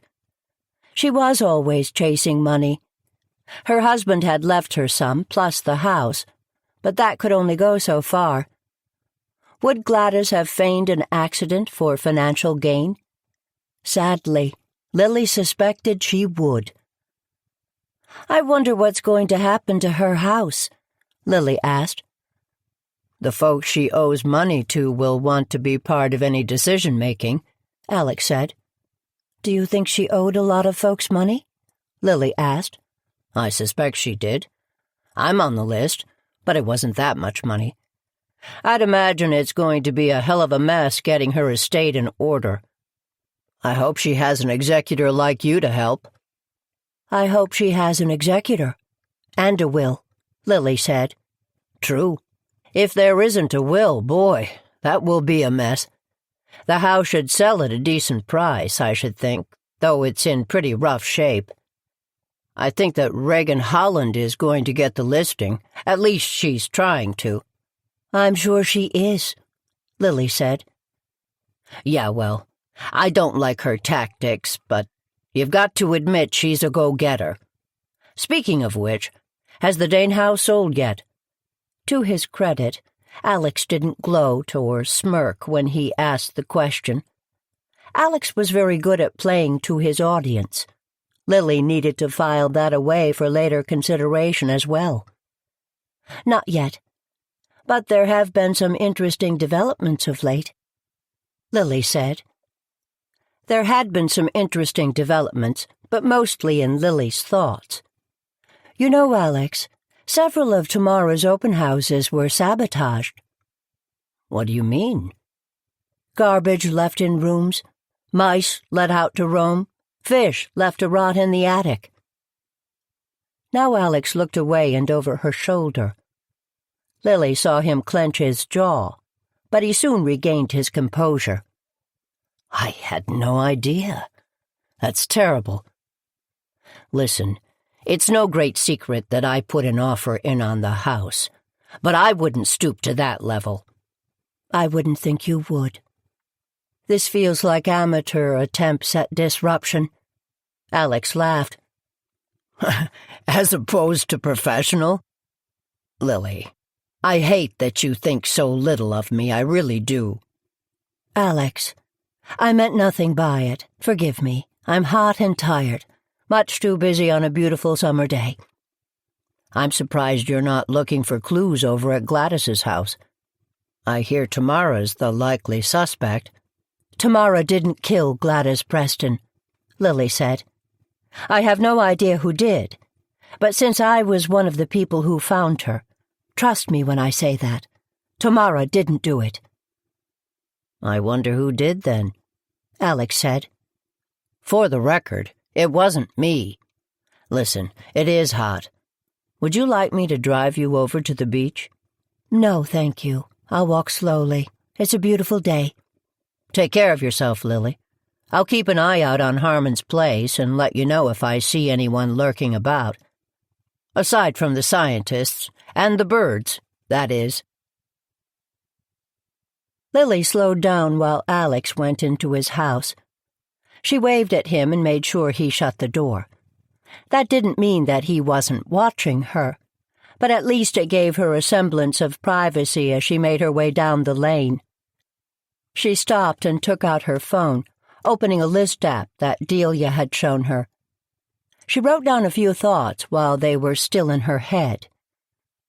Who is Gladys's heir? How much did Gladys owe on her house?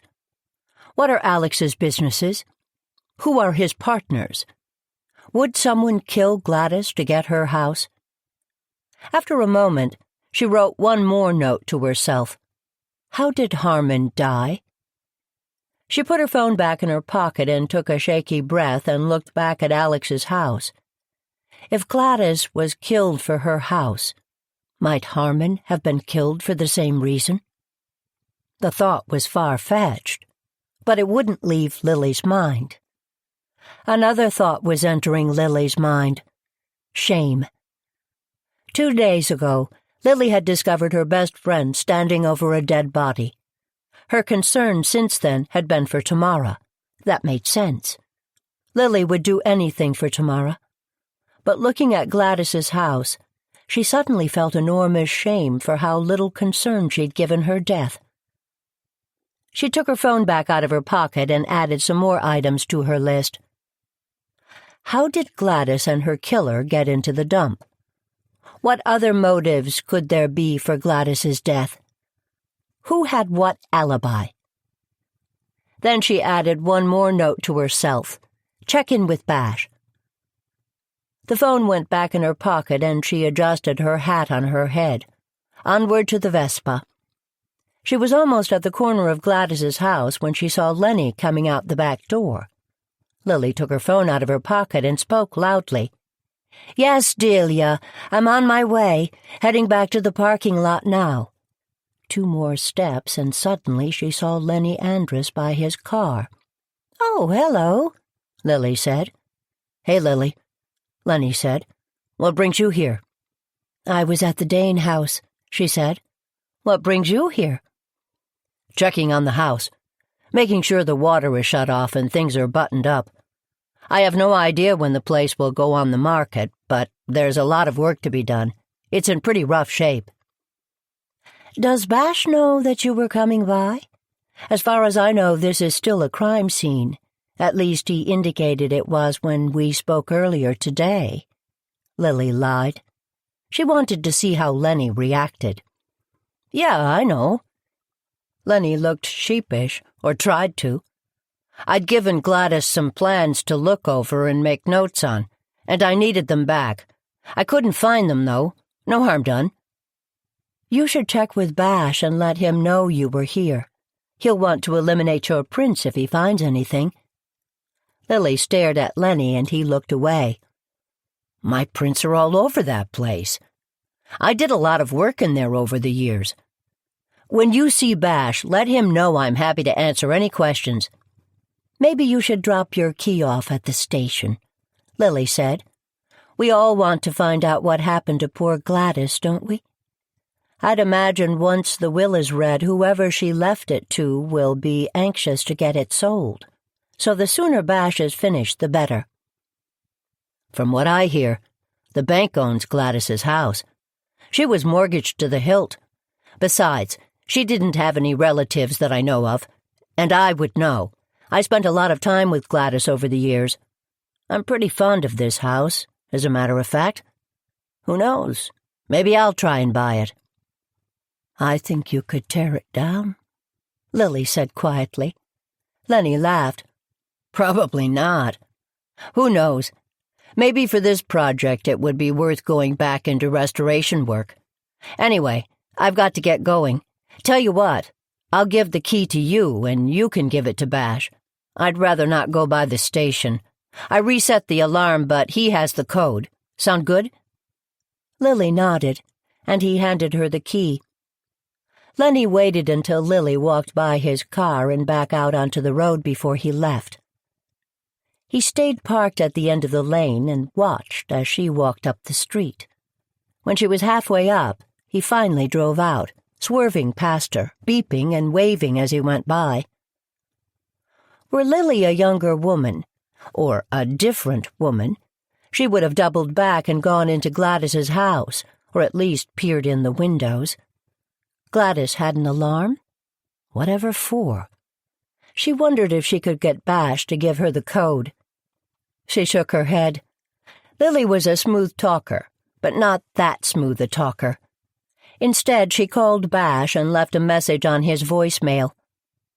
"I've got the key and haven't gone into the house, but I did want to let you know. I'm making my way back to the beach to get the Vespa, then I'm heading over to the library to see Delia. Call me or text me if you need more information." She hung up. Lily hesitated for a moment and then sent him a text. "I have some questions. Actually, they're questions about Harmon's death. Talk to you soon." Lily stopped and looked at where she was. One more street to the main road. But in the meantime, if she took this right, she'd still get to the beach, but it would take her longer. Longer, and right past Miranda Dane's house. Lily turned to the right. Lily Jane wasn't nervous about seeing Miranda, but she realized she needed to be prepared. On her way down the street, she practiced her "I looked for the teapot and didn't find it" lie. Once she got closer to the house, she realized that she probably wouldn't need it. The driveway was empty. Lily slowed down in front of Miranda's, not sure about how to proceed. Miranda's gardens were stunning. Her lot was tiny, but from what Lily could see, she'd used every spare inch in interesting ways. Lily let herself in the gate and looked around. By habit, she started taking pictures of the gardens, the layout and the plants. Rosemary, lavender. Was that foxglove? Lily took another picture, this one closer up. Yes, it was foxglove. Lily looked around.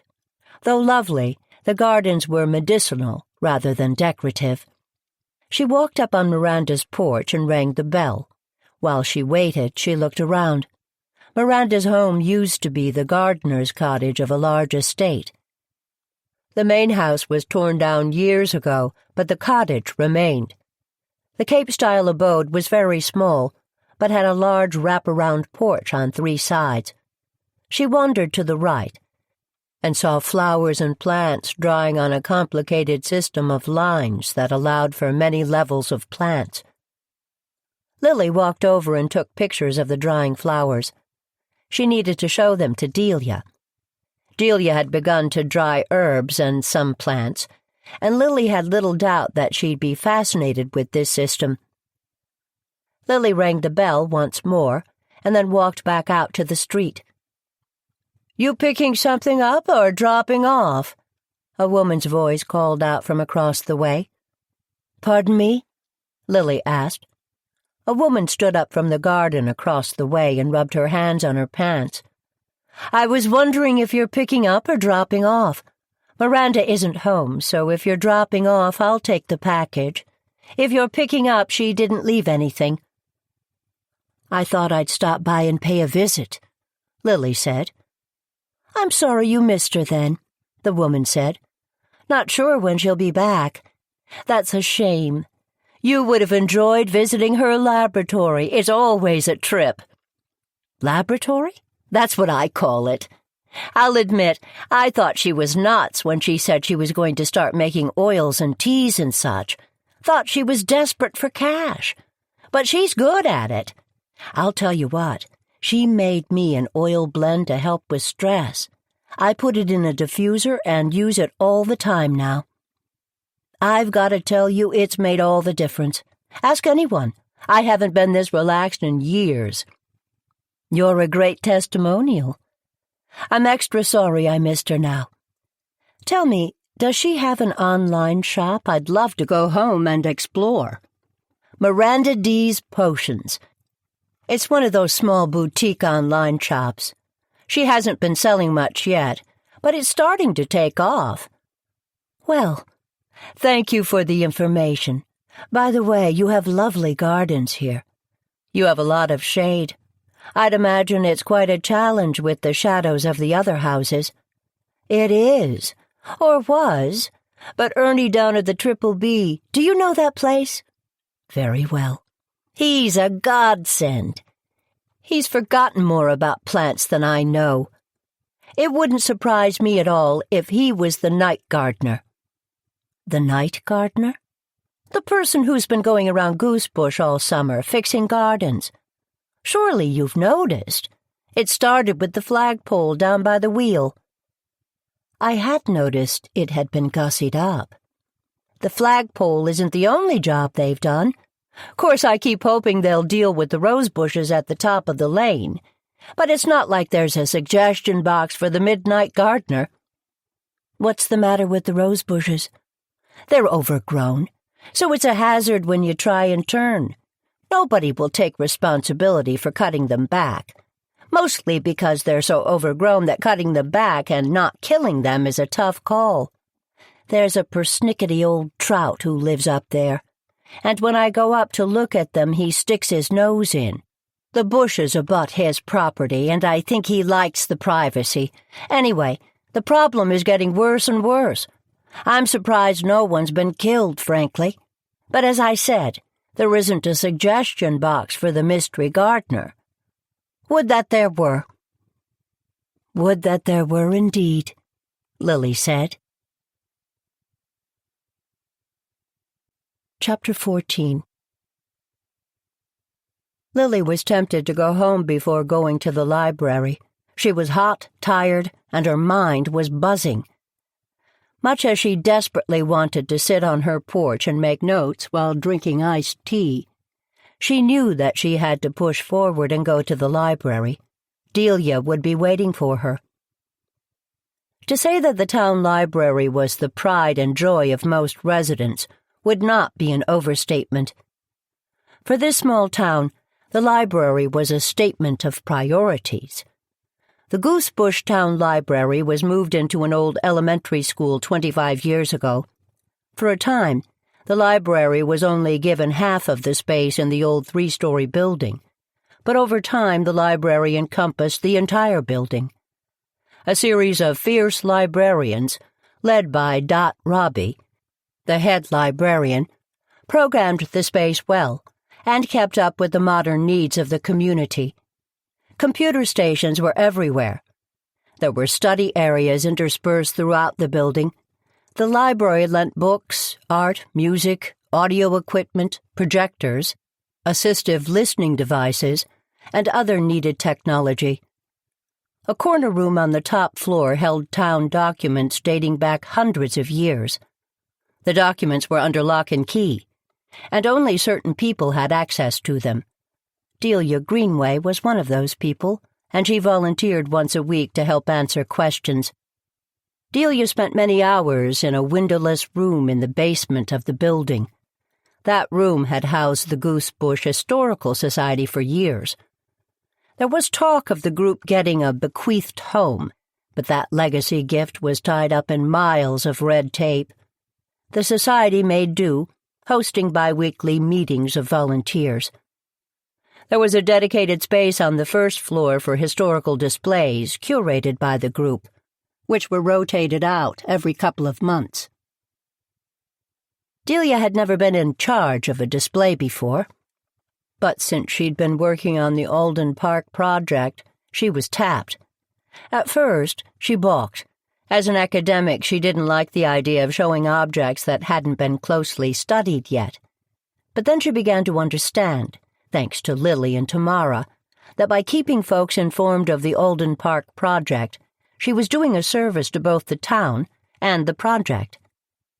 As Goosebush wrestled with its history, finding pieces of it unearthed, putting them in context and letting folks understand the depth, breadth, and complexity of the discoveries was a service. And so, the first Alden Park exhibition was going up, scheduled for a public lecture to the Friends of the Library on Tuesday morning before the grand opening on Friday. Lily texted Delia once she arrived at the library.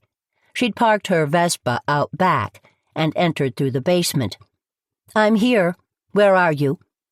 "Main floor. Come see the exhibition. Be honest."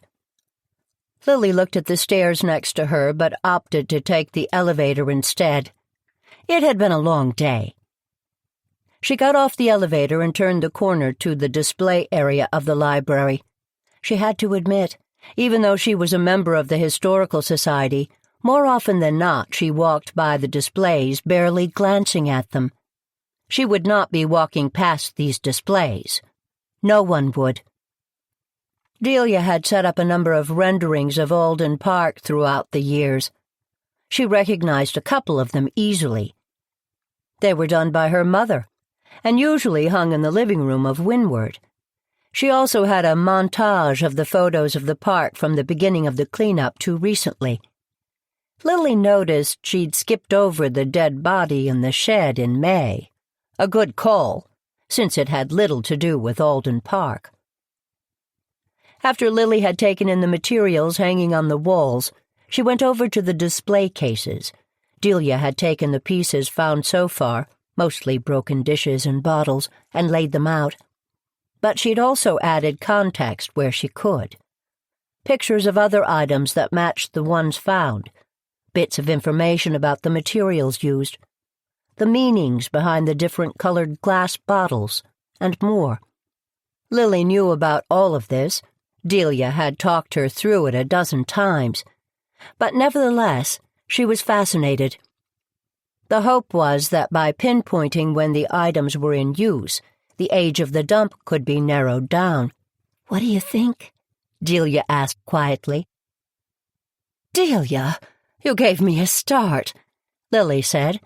"I was so engrossed in this display I didn't see you there." "Lily, you don't have to lay it on thick," Delia said. Lily smiled at the younger woman.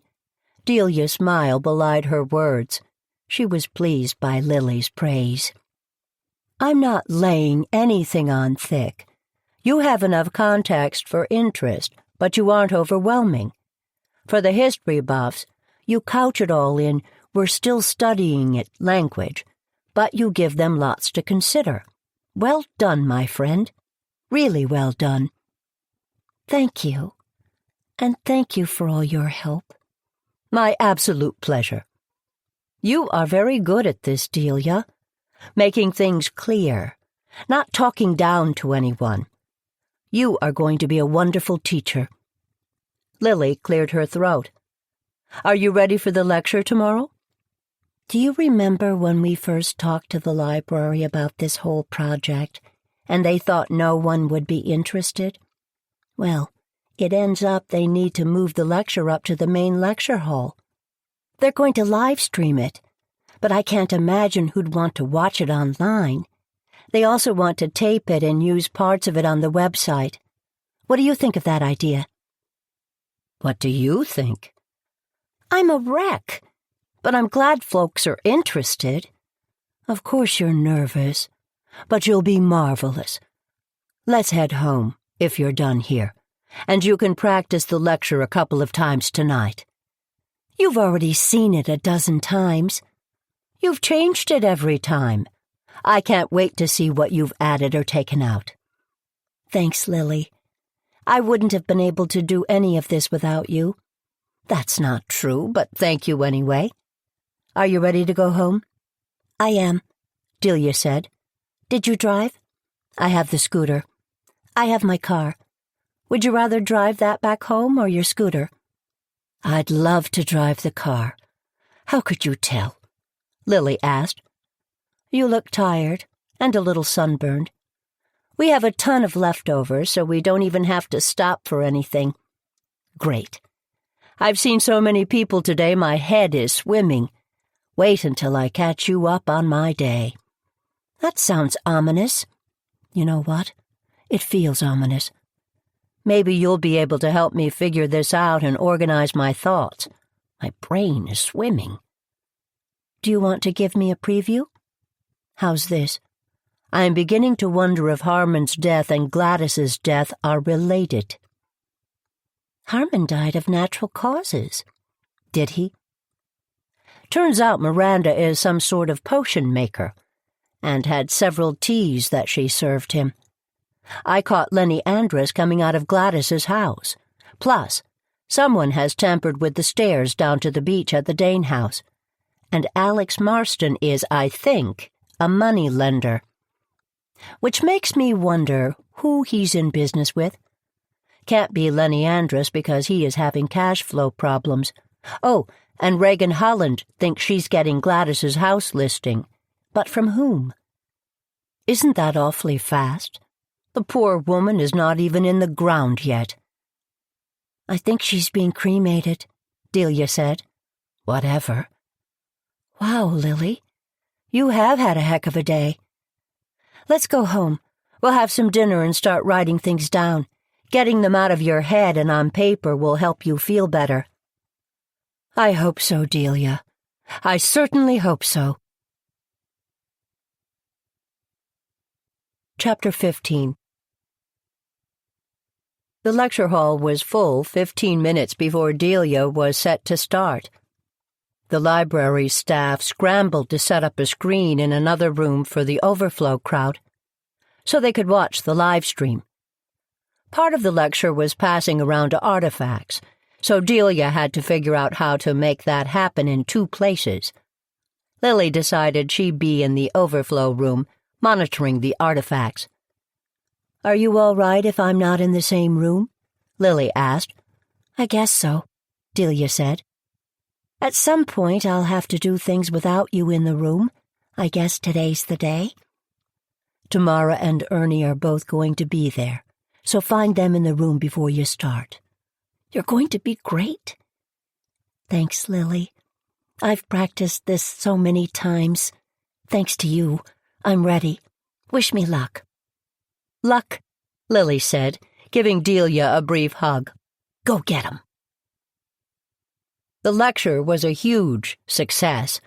Delia had included a lot of Goosebush history that was fascinating. She also discussed the process of digging things up and the involvement of the college students who had been working there for part of the summer and who would be there all fall. "Isn't that a lot of effort for a dump site?" someone asked. "Maybe, but we don't think so. Since the park is public land, this is a great opportunity for us to look at a time capsule in our history." Working with the local college is a great opportunity for students to get hands-on experience, and for us to get the artifacts cataloged. I know it's hot out, but we're moving into fall. We will get back to building up the park next spring. There's no worry about taking some time and exploring. I had no idea that Alden Park was a dump. It wasn't always a park. Public lands were used for different purposes throughout our history. Sometimes they were grazing lands. Other times they were used for community gardening. There must have been a time, and it looks like it was in the early to mid-1800s, when this part of the park was a dump site. I don't know if that was sanctioned or not, but none of my research indicated the town used it for a dump. For all we know, the contents of someone's house may have been dumped there for some reason. Because we're finding so many pieces that seem to have the same origins, that is one story that may be true. But there may be other reasons. That's why we need to keep exploring, to try and find out the facts of the dump site. Finding facts at the dump site sounds like a theme, someone else said. There was nervous laughter in the room. I want to say one thing about facts, Delia said. When I talk about facts, they are undisputed. It is a fact that you are all here. I could say that the truth is you are all here because you are interested in Alden Park and Goosebush history. But that may not be true of everyone. Some of you may have been dragged here. Some of you may have wanted to cool off in the AC. Facts are facts. We need to find the narrative to fit the facts, not the facts to fit the narrative. That's what makes this exploration so exciting. Any other bodies so far? Someone else shouted. In the overflow room, there were gasps. Lily wished she was in the main room and knew who asked that question. Delia took a deep breath before she continued. There are some animal skeletons, but that's not uncommon. We haven't found any human remains. Delia kept answering questions, but finally had to stop them since they were over the allotted time, and she knew the room was going to be used later in the day for another event. Tell you what, Delia said. How about if we make the Alden Park updates a lecture series, every 6 weeks or so? Would that be of interest? She got her answer with a huge round of applause. Are you sure it was okay? Delia asked for the umpteenth time. She was standing out in the main area of the library. The Historical Society had provided some tea and cookies, and folks were hanging around looking at the display. You were fabulous, Tamara said. Fascinating. But you avoided the dork factor. It made me think that the Beautification Committee and Historical Society should combine forces around Alden Park. That's a great idea, Ernie said. This lecture series will be a great way to launch the planning process we need to go through for the park itself and the other projects we're trying to get off the ground, especially the performance space at the beach. That's going to be a heavy lift. The lecture series is a terrific idea, Lily said. Are you sure you'll have time, Delia? You won't even be living in Goosebush. Lily took a sip of tea to get rid of the lump in her throat. I'm staying involved, though, Delia said. I'll make the time.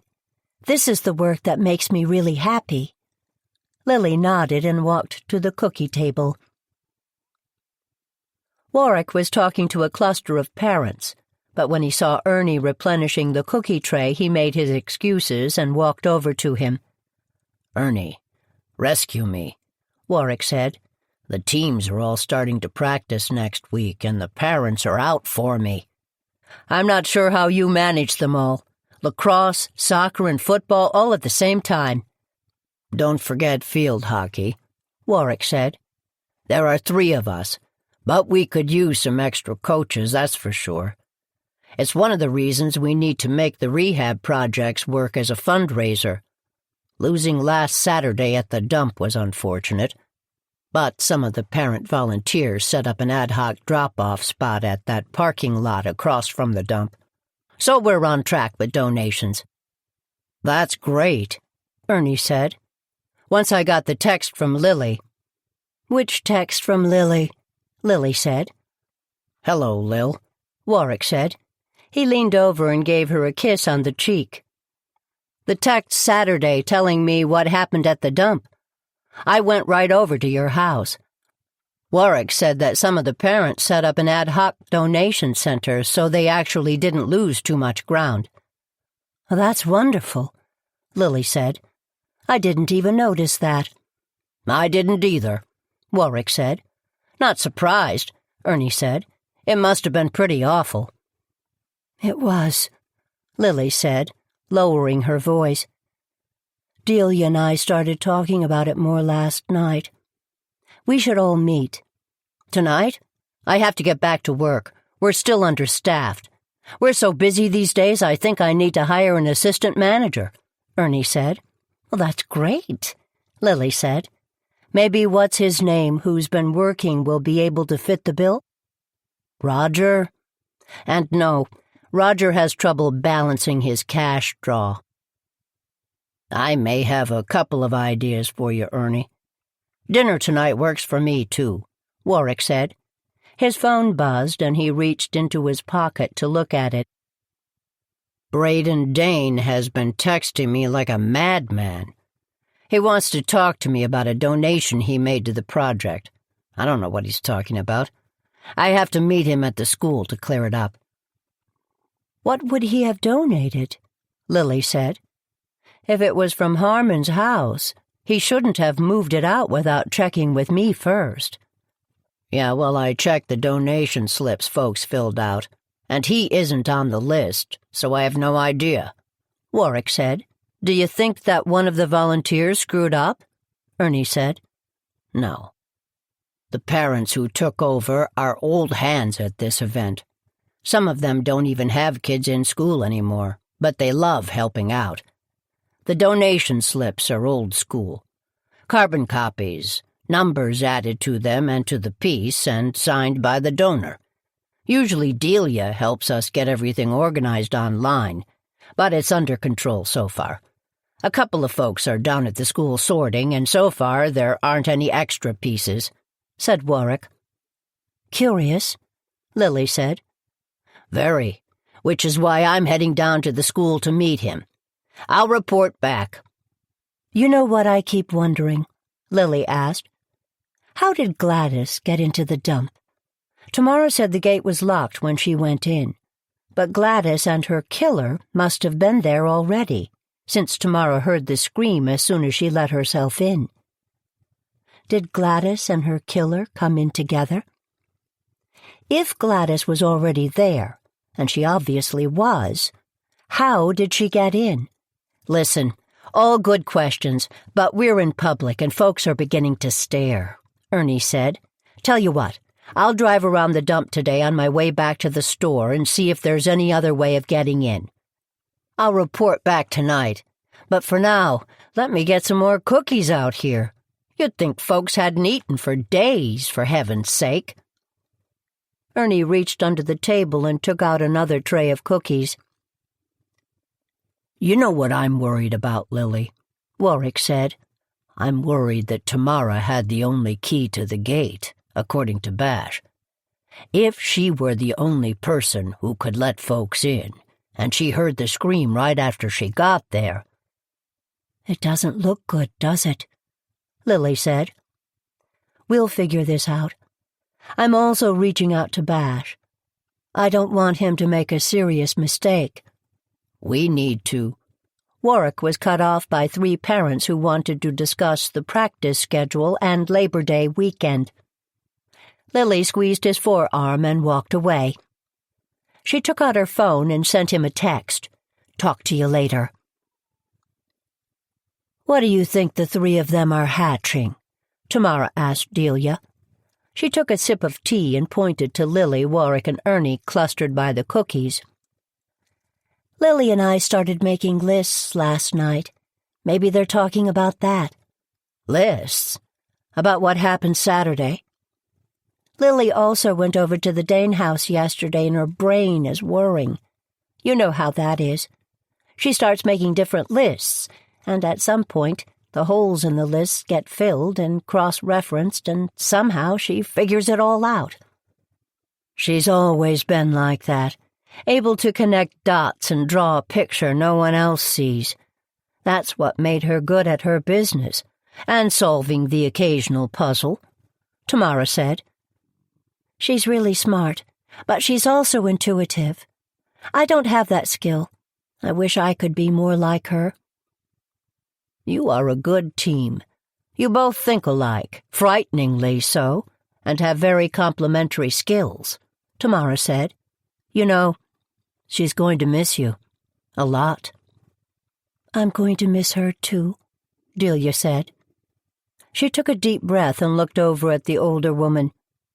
Tamara, can I tell you something between us? Anything. I'm not sure I want to leave. Delia, I really should, though. That has always been the plan, you know. Alan trained me to follow in his footsteps, and I've tried, I really have. Even today I liked giving that lecture. I think I'll be a good teacher, but...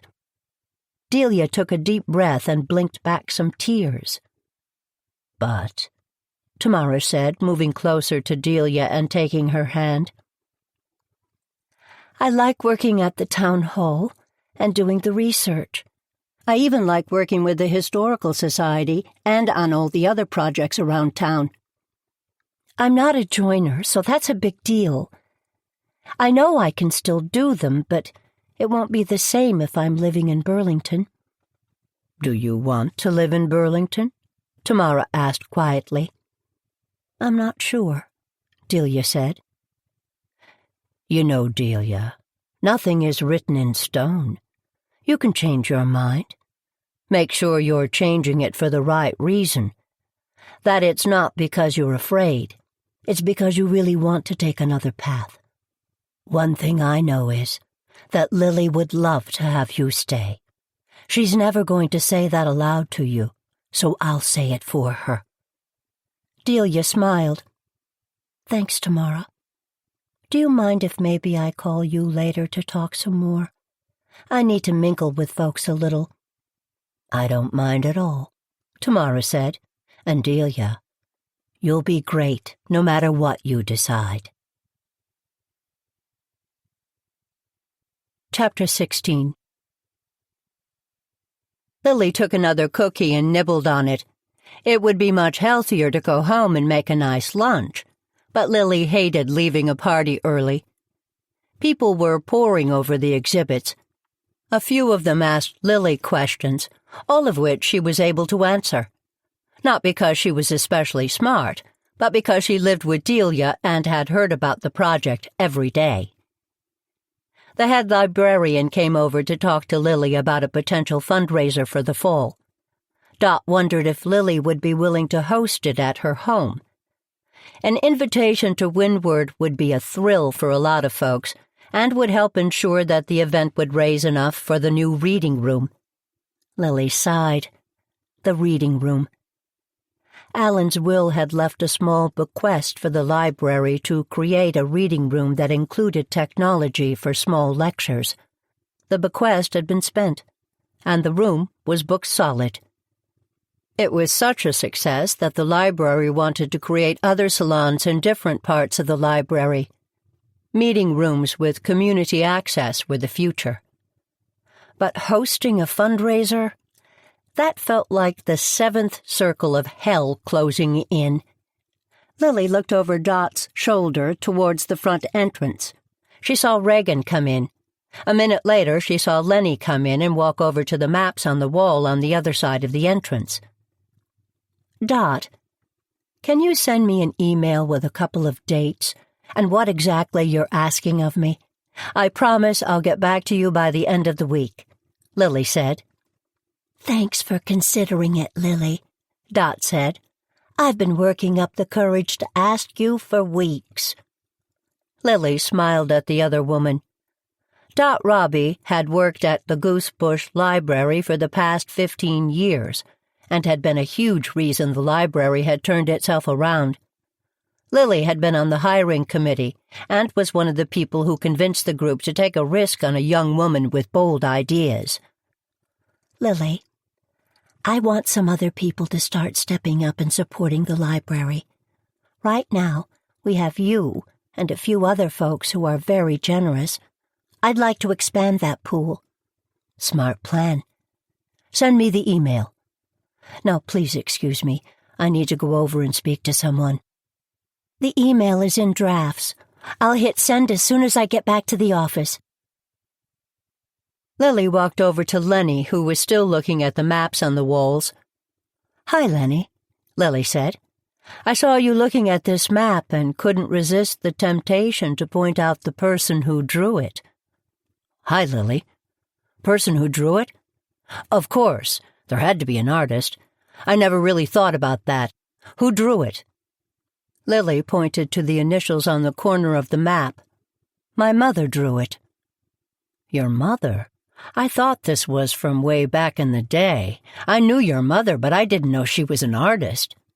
She loved drawing maps, gardens, and ground plans. Landscapes, but from the point of view of a bird. "How accurate is this?" he asked, border-wise. Lily looked more carefully at the map. It was of the area near Swallow Point. "I'd imagine it is pretty accurate. My mother prided herself on accuracy. I'd check with the assessor's office to be sure." "Yeah, I was hoping to skip that step. Look at all that land, those lots, one house per. It's really a shame." "A shame. This area is one of the most densely populated in Goosebush. Could be more so. A couple of condo units could easily fit on each lot." "Condo units?" "Yes, or townhouses. Tasteful. But more people being able to live in the most coveted part of town. More people with a view. You've got to admit that wouldn't be such a terrible thing." "Are you thinking about building condos near Swallow Point, Lenny?" "I'm always thinking, Lily. Good to see you." Lily watched as he took his phone out and snapped a few pictures of the maps on the wall. He turned and smiled at her, then headed back out the front door. Lily waited until she was out of sight and then took her own camera out and took the same pictures. The crowd had begun to thin, and Lily was helping clean up. "Delia, go sit down and take a deep breath. Ernie and I can do this. You must be exhausted. You've been on for several hours now, and I know that isn't your normal mode of operation," Lily said. "You're right, Lily. It's starting to hit me. How could you tell?" Delia asked. "I've gotten to know you pretty well over the past few years. I can recognize your overwhelmed look pretty easily by now." "I'm going to go down to the Historical Society office and put these artifacts away. I may hide out there for a while. Come find me when you're ready to go." The artifacts had been put in 4 different exhibition boxes, all compartmentalized to protect them, and stacked on a small hand trolley. Delia went over and double-checked that the boxes were secure before guiding it towards the elevator to the basement. It was a short trip, but a long wait. The elevators in the building had to be retrofitted and were not sufficient to the demand. Dot Robbie had plans to build a larger elevator shaft off the back of the building, which would protect its historic facade, but modernize the infrastructure. Delia hoped that project happened sooner rather than later. As the Alden Park project grew in scope, the need for more space to store and protect the artifacts was growing exponentially. Carrying things up and down stairs was taxing, even for somebody as young as Delia. When Delia got down to the office, she was surprised that the door was open. She walked in and called out, "Hello?" Normally the door was locked unless somebody was there, and since it was a volunteer-run organization, staffing the office was not a priority. Still, most of the volunteers had been at the lecture. so it was entirely conceivable that somebody was in the office catching up on some of the duties. The office itself was large and generous in size, even though it was getting cramped full of various sundry items. A large bookcase ran through the middle of the room, blocking the back half from view as you walked in. An old library desk sat about 6 feet in front of the bookcases and ran the length of the room, blocking access to folks who walked in. That was where volunteers worked during public visiting hours. The front part of the office was for visitors, with a large library table set out with several chairs where people could sit and browse. The table contained books about the history of Goosebush and a large portfolio with maps of the town from throughout its history. The maps were all replicas, but were closely treasured, nonetheless. Regan Holland was sitting at the table. She'd taken a map out of the portfolio and was taking pictures of it with her phone. "Regan, "What are you doing?" Delia asked. She set the boxes down gently and walked over to the table. She wiped her hands on her skirt and picked up the map that Regan was looking at. She moved over towards the portfolio, turned it towards her, and put the map back while glaring at Regan. She flipped through the portfolio and noticed one map was missing. "Where's this map?" Delia asked. "What map?" Regan said. Delia flipped to the front of the portfolio and looked at the table of contents. She flipped through again to make sure she was certain, and then looked up at Regan. "The map of Swallow Point." "I have no idea what you're talking about. If a map's missing, anyone could have taken it. Why are you blaming me?" "Maybe because you're here and nobody else is, which shouldn't have happened." "The door was open." "The map was there this morning. I saw it." "Anyone could have taken it." "It's also a very small map with torn edges. It looks a lot like the piece of paper that's sticking out of your planner." Delia gestured to the executive-size leather-bound planner that Regan always carried with her. Regan stared at Delia as if daring her to look in the binder. Regan's problem, and she couldn't really be blamed for this, since she was new to Goosebush, was that she didn't understand that Delia did not back down, especially when she felt she was in the right. Delia took her phone out of her pocket and scrolled through contacts. "Who are you calling?" Regan asked. "Security." Delia found the chosen number and hit call. Regan blinked and looked down at her planner. "Oh, my. You may be right." She slid the map from between the pages and tossed it towards Delia. Delia winced and picked it up protectively. "Aren't these all replicas? Some of them are available to be ordered if folks want to have a print of them, right?" "Some of them are, yes. But as you probably know, this map isn't one of those." "I can't imagine why not. Who makes those decisions anyway? You?" "I don't know if it's as much a decision as it is a request." "If you had come in and asked for a copy of this map, chances are really good we would have made that happen. But stealing it..." "I wasn't stealing." "It was in your planner. And if I hadn't come down, you would have left with it. That's stealing. Stealing isn't the way to get what you want, Regan." "I wasn't stealing. I made a mistake. Prove otherwise." "Here's the thing. I don't have to prove anything to you." Such a rule follower, Delia. "Can I get a copy of this map of Swallow Point?" "No. Besides, as whoever let you look at them would have explained, these maps are not accurate in property lines or lots. They are artist interpretations, usually created to enforce someone's point of view." "Damn it," Regan said. Delia watched as she took a deep breath and collected herself. "Listen, I'm really sorry about the map. It was a mistake, truly. I'm trying to find out information about Gladys's house, and more information about Swallow Point. What other information do you have on that area?" "Regan, I'm not a resource librarian. The Historical Society isn't open, and I'm not on duty as the town clerk. Go upstairs and talk to somebody up there. I'm sure the library has information. They sent me down here. So you decided to let yourself in and help yourself. Regan stared at Delia. Spots of color were raised on her perfectly made-up face, and her neck was getting splotchy. I'll come back when you're open, Regan said. I'll let everyone know to expect you. Such a do-gooder, Delia. It must be exhausting. Would you mind a word of advice? You don't get far in this world by following the rules. Delia watched her leave. After closing and locking the door, she scanned the room. How long had Regan been in there? Had she taken anything else? Delia noted with satisfaction that the gate to the pass-through of the old library reception desk was closed and locked.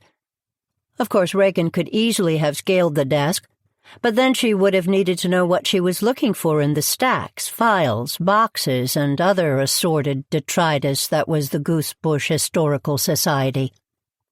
Delia put the Alden Park artifacts back where they belonged and took a deep breath. She went over to the computer, logged in, and typed Swallow Point. She printed out the list of materials that came up and started to gather them. Whoa, Lil, let me get that for you. Warwick took the large trash bag out of Lily's hands and picked up the second one by the tables. Where do these go? Out to the dumpsters in the back, if you don't mind, Lily said. Ernie had gone back to his store, and the volunteer ranks were getting more depleted. Be right back, Warwick said. The security guard helped Lily stack the last of the chairs on the dolly, and then he took over closing down the rest of the tables. Lily took the pile of tablecloths and put them in an empty trash bag to bring home and wash. Anyone else would have left them for the library to deal with, but that wasn't Lily's way. What else? Warwick said when he came in. I think we're done, Lily said. What do you think? Does it look like dozens of people were here eating cookies? No, it looks pretty good, Warwick said. Where's Delia? She went down to relax for a minute. I'm going to go get her soon. Where's tomorrow? I'm not sure. There were a couple of folks who are interested in a house, and tomorrow was going to show them some of the information about the neighborhood that the library has.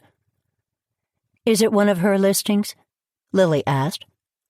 If it isn't now, it will be by the end of the day if she has anything to do with it. That is, if Regan Holland hasn't gotten to the owners already. Regan is starting to have a presence here, isn't she? Yeah, she is. At home, I spend most of my time trying to convince Tamara that it's all going to be okay.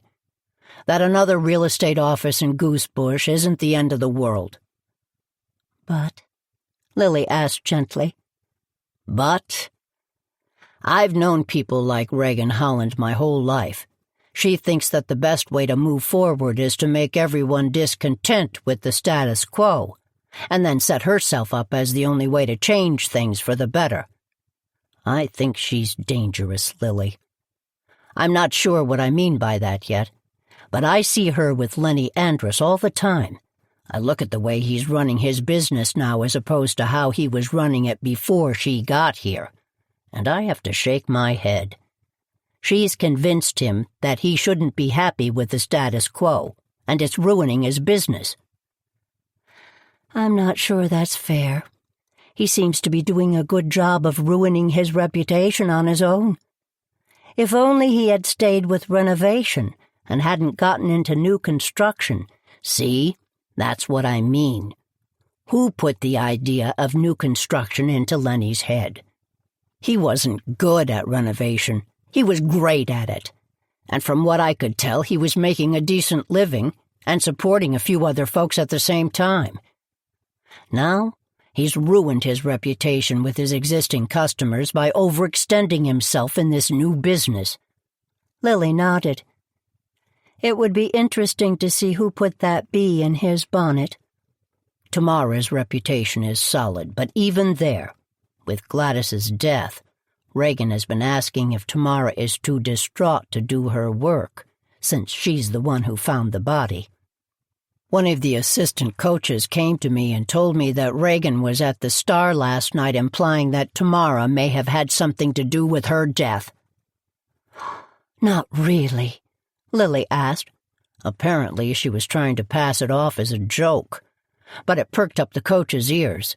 Seeds of discontent. I'm telling you, she's bad news. What are we going to do about it? Which part? There are a lot of seeds of discontent being sown around town. Lily sighed. I spent yesterday over at the Dane house, and my brain is whirling. Delia and I talked about it last night, and we'll talk about it some more today. Who killed Gladys is a mystery that needs to be figured out soon, for everyone's sake. Especially if Reagan is going to use the death as a lever against Tamara. I'm worried about her, Lil, Warwick said. So am I. As you said, Tamara's got a lot of goodwill in this town. I'd hate to have her spend it defending her honor because of rumors. Warwick looked down at his watch and sighed. I do need to get back over to the school and deal with Braden Dane. But I'm glad we had this chance to talk. Tell me what you need me to do, and you know I'll do it. Let me know how the conversation goes with Braden. If he says anything that gives you pause, make sure to text me. Thanks, Lil, I will. I feel better knowing that you're taking everything in and processing it. The Lily Jane perspective is what this town needs. Warwick leaned over and gave Lily a kiss on the cheek. She returned it and watched him go out the front door. Time to get to work, she said softly under her breath. She walked over to the elevators, hit the button, and waited. Chapter 17. Are you sure we should do this? Take all of these materials home? Lily asked. She put the bag of tablecloths Delia had handed her on the dolly. It was heavy, and Delia was fumbling with the locks on the Historical Society door after having set the alarm. No, I'm not. Maybe this is a reaction to Reagan calling me a rule follower. You are a rule follower. Nevertheless, can you believe Reagan tried to steal that map? I hate to think so little of somebody, but yes, I absolutely can believe it. You know, Lenny Andrus was looking at a map up in the lobby earlier today, and asking specifically about Swallow Point, and if I thought the map was accurate. I saw him and Reagan both come in, but they came in separately. Delia finally finished with the locks and looked up at her friend. That could mean a couple of different things. One is that they were together, but didn't want anyone to think they were together. The other is that they're both interested in Swallow Point, but for different reasons. The two women made their way down the hall towards the elevators. Delia was pushing the handcart, which was again piled high with exhibition boxes. Lily was carrying her purse and the bag with the tablecloths. When they got to the car, Lily sorted the boxes in the back, tossing a blanket over them while Delia returned the handcart and climbed into the driver's seat. "Should we stop and get something for lunch?" Delia said, pulling out into traffic. "I don't know about you, but I'm exhausted. We have so many leftovers, and I don't feel like talking to anyone. Let's go home. What do you say?" "I agree. Stan asked me to stop by the store and let him know how it went, but I'll text him and see him later." "I'm sorry he couldn't get anyone to cover for him at the cafe so he could be there," Lily said. Lily tiptoed around the subject of Stan and Delia, never exactly sure where the relationship stood. "I am too, but he made me promise I'd do it for him later." Delia smiled, and a blush rose on her cheeks. "Besides, it sounds like there may be other lectures he can come to." "I almost fell off my chair when you suggested more talks. Ernie and I had such a hard time talking you into delivering this lecture. I'm surprised you offered to give more." "You've been a good influence on me, Lily." "I'm starting to think of others. The lectures may be a good way to start some fundraising for the park or the Historical Society, or both. I think it's a wonderful idea. I don't want you to overextend yourself, particularly since you'll be living a good hour away, but we can talk about that more later. Tell me about what's in these boxes. You said you did a search on Swallow Point. What did you take with you? Everything I could find, Delia said. She hit the button to open the gate and turned into their driveway. After some discussion, Lily and Delia decided to convert the dining room into a war room for the time being. Lily put the thin board with the felt backing on top of the table to protect it. Her mother had kept the board on the dining room table all the time, except when it was being used, which was on Sundays and holidays only. The breakfast room had been used for all other meals. Lily had gotten out of the habit of putting the table protector on, and made sure the room was used regularly. Boxes were not normal wear and tear for a dining room table, however, and Lily felt certain her mother would haunt her if the table was scratched. Lily was in the kitchen heating up some leftovers while Delia unpacked the boxes. She knew better than to rush Delia in her process, even though she insisted she was comfortable with borrowing the materials. Lily knew that Delia was going to worry about them, so she left her to her own devices. Her phone buzzed, and she looked down at the text. It was from Warwick. Braden was a no-show at the school. I gave him a call. He said he'd written a check as a donation, but he put a stop payment on it for now. Did he mean to write the check? Lily texted back. Yes. He stopped by Saturday to help and wrote a check instead. A few folks did. I told him I'd rip up the check and he shouldn't worry. I don't want to embarrass him, so I won't mention it to anyone but you. Thanks.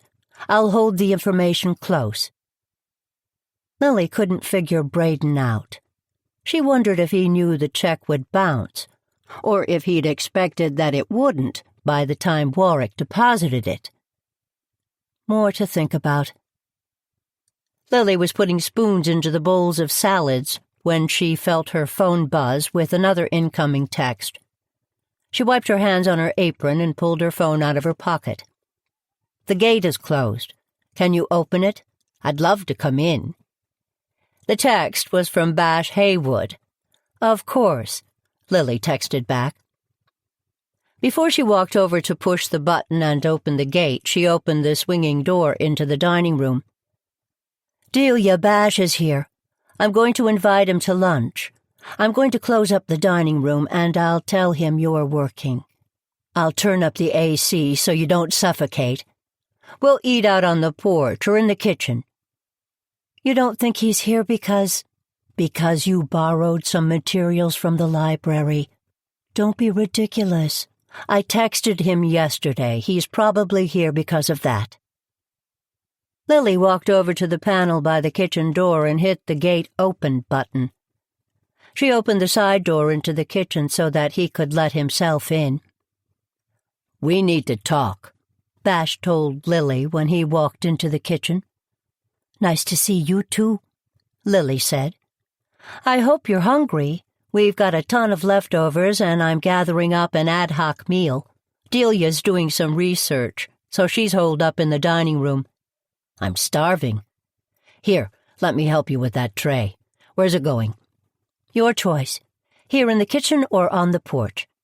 The kitchen is fine with me. In fact, it's the best place for you and me to talk business. I always feel like the porch is a more social visiting location. Business? What business? Lily asked. When Bash didn't respond, she went on. Fair enough. Iced tea or water? Water's great. Let me get it.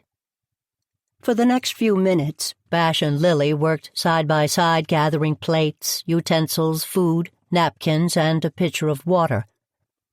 Bash had visited Lily countless times over the years and felt very much at home in her kitchen. In fact, when she was considering renovating it a year or so ago, he was one of the groups of friends she conferred with about the layout.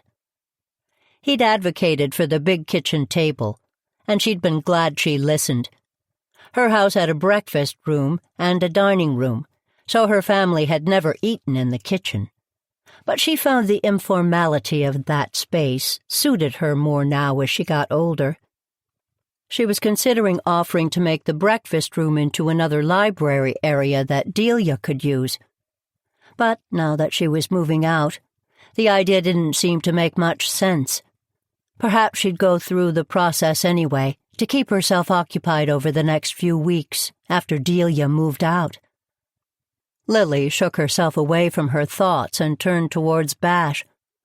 "Let's sit," Lily said. "I'm glad you're here.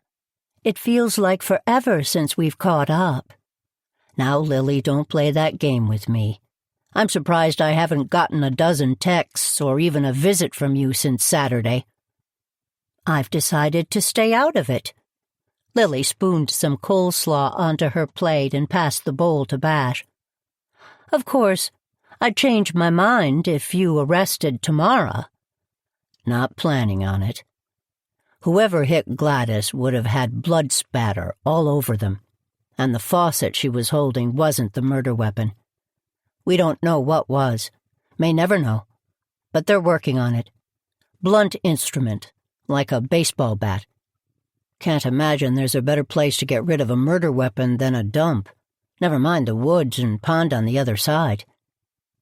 Conversations about murder and blood spatter did not curb Bash's appetite. He set the coleslaw aside and then took the potato salad from her and heaped it on his plate. Bash was a big fan of Lily's potato salad, and he considered making that his entire meal until he saw the tray of cold cuts and leftover barbecue that she passed to him. "Did you ever figure out how Gladys and her killer got into the dump?" Lily asked. Bash took a sip of water. "That took us a while since the security of the dump was a project we'd all taken on. During a perimeter search, we found a hole in the fence. Less of a hole and more of a piece of fencing that had been cut out and was replaced, so as folks wouldn't notice it. We also found Gladys's bike out there, so it seems reasonable to assume that's how she got in." "What is it, like a hidden gate?" "Yup. Seems like several folks use it to dump their trash or pick through recycling off hours." "Really? Was Gladys one of those people?" "More than likely. Have you been in her house lately?" "No, why?" Lily poked at her potato salad and took a small bite. She didn't like to discuss murder over lunch, but she didn't want to stop Bash. "It's packed. Floor to ceiling. Stuff. Not magazines or newspapers. Stuff like potential valuables, or things she was trying to fix up and sell. Seems like a lot of it came from pickings at the dump." "Who else knew about it?" "The hole in the fence? No idea. But that's how folks got in. Past tense. We're closing it up." "You know she had planned to meet Tamara there. I wonder why." "Another thing I don't know about. She didn't have a purse with her, and there wasn't one at her house or in her car. Her pockets were empty. No phone either." "More questions than answers." "That's for sure. Let me change the subject for a minute. I hear that you set up some cameras outside Harmon Dane's house. Any chance I could see the footage?" "Of course. I'll have Delia send you the web links and passwords. But we only set them up Sunday, so I'm not sure how much help they'll be. What are you looking for?" "Comings and goings." "We didn't set the cameras up to see down the lane, only to see the house," Lily said. Bash looked disappointed, so she went on. "They could be repositioned, easily. I hate to invade on Alex's privacy, but I know that these are not normal times. Talk to Ernie. He can give you the exact locations. Or I can talk to him if you'd rather. Are you looking for anything in particular?" "I'm not sure," Bash said. "I'm doing my best to make sure I have all my bases covered, in all areas." "What do you mean?" Lily asked. She picked up a roll and nibbled the corner. After what happened in May, I decided to learn a little bit more about forensics. I've been sending some of my findings to the lab. In walking them through, I hope to see how the systems work for processing evidence.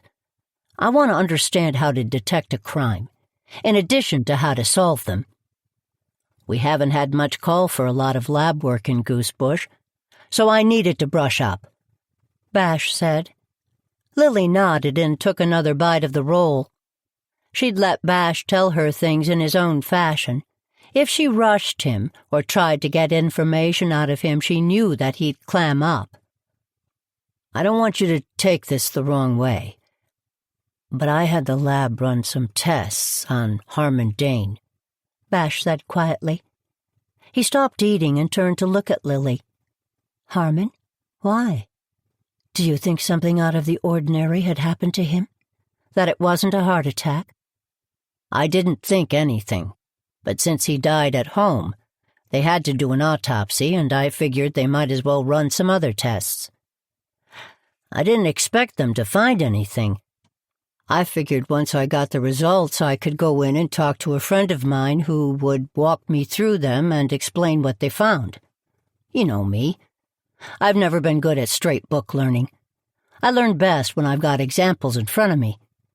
Anyway, they ran some tests, and I got a call this morning. Some of the numbers were off. Lily took a large sip of water to wash down the bread that had turned into concrete in her mouth. Off? She said quietly. Apparently, the M.E. compared the numbers with some blood tests he had taken a few months ago to double-check. He was on a bucket full of medications, you know that. But it looks like the pills stopped working before he died. The test results don't make sense. Maybe they do, Lily said. I was there yesterday at Harmon's house. This has nothing to do with Gladys, so far as I know anyway.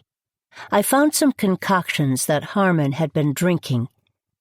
She told Bash about her visit to the Dane house and included information about the teas in Harmon's house, presumably from Miranda. Do you have the teas?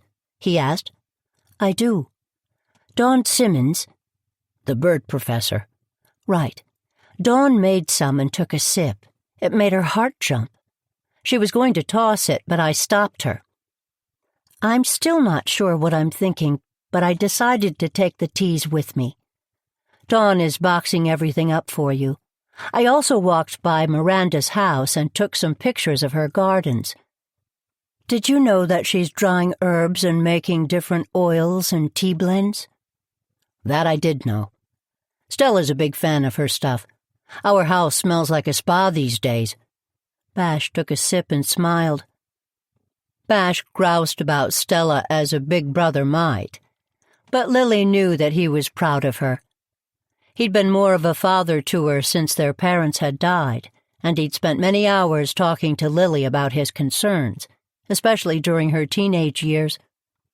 Lily knew he'd happily live with Stella's latest hobby as long as it made his sister happy. She's got all kinds of contraptions tossing out different scents throughout the house. She's trying to get me to roll some oil on my wrists every morning, but so far I've resisted. She insists it's going to help me de-stress. Maybe I should give it a try, even if it makes me smell like your garden. No offense. There's a lot going on, that's for sure. What are you going to do about Harmon? Between the tests and the teas, it seems like an investigation is in order, don't you think? Bash said. I do. I definitely do. As the executor of his estate, I'll do everything I can to support you in doing the investigation. Yeah, that's going to be helpful. I can't imagine Miranda Dane is going to look kindly on this line of inquiry. We'll be opening a can of worms, but I say let's open the can. Harmon was a good guy. I hate to think anything bad happened to him on my watch. I'm not sure why this popped up in my brain, but do you think that his death had anything to do with Gladys's? Normally I'd say no. But given those houses, and the fact that a development company mentioned Swallow Point condos in a proposal recently, I'm not sure. A development company? Who? I'm not sure, Bash said. The project wasn't specifically for Goosebush, but was bundled in a package for several interrelated projects. A friend over in Marston gave me the heads-up this morning. It would be interesting to find out who is involved in that project, Lily said. It would, and I'm looking into it. It's been surprisingly difficult to track the information, but I've got some calls in. Here's another tidbit, not for public consumption. I hear that Lenny Andrus applied for a loan and used Alex Marston as a reference. I started doing some digging around, and it turns out the two of them have started an LLC for a real estate development company. Not the same one associated with Swallow Point, but still. They're working on a project down in Providence and had to file a lot of paperwork. I made a couple of calls, and a friend sent me the prospectus on their company. I can't help but wonder if their company and this other one aren't related somehow. Have you talked to Alex? Not yet. Gathering facts. I hadn't planned on this particular path of inquiry, but it didn't take me long to follow it. I've got a couple of calls out to folks, looking for more background. I'm not sure what it has to do with anything, but I figure it needs to be added to the mix. Don't you? I do, absolutely, Lily said. Her fingers itched to grab a notebook and start writing things down, but she forced herself to stay still. She didn't want Bash to stop talking. I'm changing the topic slightly. Do you know about the problems Tamara has been having with open houses at the Dane house? I've been wondering if Gladys was behind the problems, since the open house last Sunday went off without a hitch. But now I wonder. Do you think the sabotaged open houses had anything to do with her death? Bash said. I don't know. Maybe Gladys found out something. At the last town hall meeting, she voted against Lenny's proposal for turning 2 houses into 4. I saw them having a huge fight in the parking lot, and then she drove away with Alex Marston. Bash took out his notebook and wrote. I don't suppose you heard what they were saying. I don't remember. I don't think I could hear them clearly. I saw her afterwards at the Star, where she and Tamara had a knockdown drag-out fight. It wasn't that bad. More of an argument. Tamara told you about it. I have other sources that told me it was a lot more than that. Let me guess who the other source is. Reagan Holland? I can't tell you that, Bash said, though the blush creeping up on his neck let Lily know she was right. Reagan has it out for Tamara, Lily said. Now, Lily, Bash said. Don't you now Lily me, she said. I'm not being paranoid, and neither is Tamara. There's something off about that woman. Bash looked over at Lily. He wasn't used to that tone in her voice. In fact, he wasn't sure he'd ever heard it before. She's always been nice to me. Rather than dwelling on Reagan's character or lack thereof, Lily changed subjects. Did you check on Gladys's house to see if Lenny took anything? What are you talking about? I called you last night. I walked by and Lenny was coming out of Gladys's house. I asked him what he was doing there, and he said he'd been looking for something. I didn't search him to see if he had anything, but I did let him know it wasn't a good idea to go to a crime scene without your permission. He gave me his key to pass on to you. Bash pulled out his phone and looked at it. Damn it, I hate this phone. It doesn't let me know when I have voicemail, so I must have missed it. He dialed in and listened to the message now. Hers must not have been the only one since he listened for a while. He swore softly under his breath. At least you don't ignore my texts. Bash blushed. I'm going to go over and look at Gladys's house. I was going to do it anyway. Do you still have that key? I do, Lily said. She stood up and got it for him. I'm surprised you didn't let yourself in and look around. Who do you think I am? Besides, Lenny told me he reset the alarm, Lily said. What alarm? Bash asked. Lily kicked herself for not taking the opportunity when it was in front of her. Maybe she shouldn't have mentioned the key. If I'd known you were ignoring my call, I probably would have let myself in and looked around. I'm sorry, Lily. It will never happen again, I promise. Bash looked miserable, so Lily took pity on him. I hate to think I'm a bother to you is all, Bash. Far from a bother. I don't know what I'd do without you being a sounding board. I really don't, Bash said. Ray's great, but he quotes rules and regulations before I've fully formed an idea. Doesn't allow for a lot of creativity. Anyway, I'm really sorry I missed the call. You're forgiven, Bash. Always. Thanks, Lily. I'll check in later, I promise. Lily smiled at the younger man, and she saw him relax in relief. Let me get you a bag of cookies. Don't say no. We have more cookies than the bakery does, and I hate to see them go to waste. Chapter 18. Lily sent Bash off with the teas she'd taken from Harmon's house. She also made him a care package of cookies to help him through the day. She stood by the kitchen door waving goodbye until he pulled out of the driveway. As soon as he was gone, she hit the button again, and the gate closed. She wasn't certain why, but she felt the need for added security. She walked into the dining room where Delia was still pulling things out of boxes and assembling them in her own specific way. Lily had learned long ago not to try and help Delia when she was unpacking and going through materials. Everyone had their strengths, and Delia's was sorting and culling through research.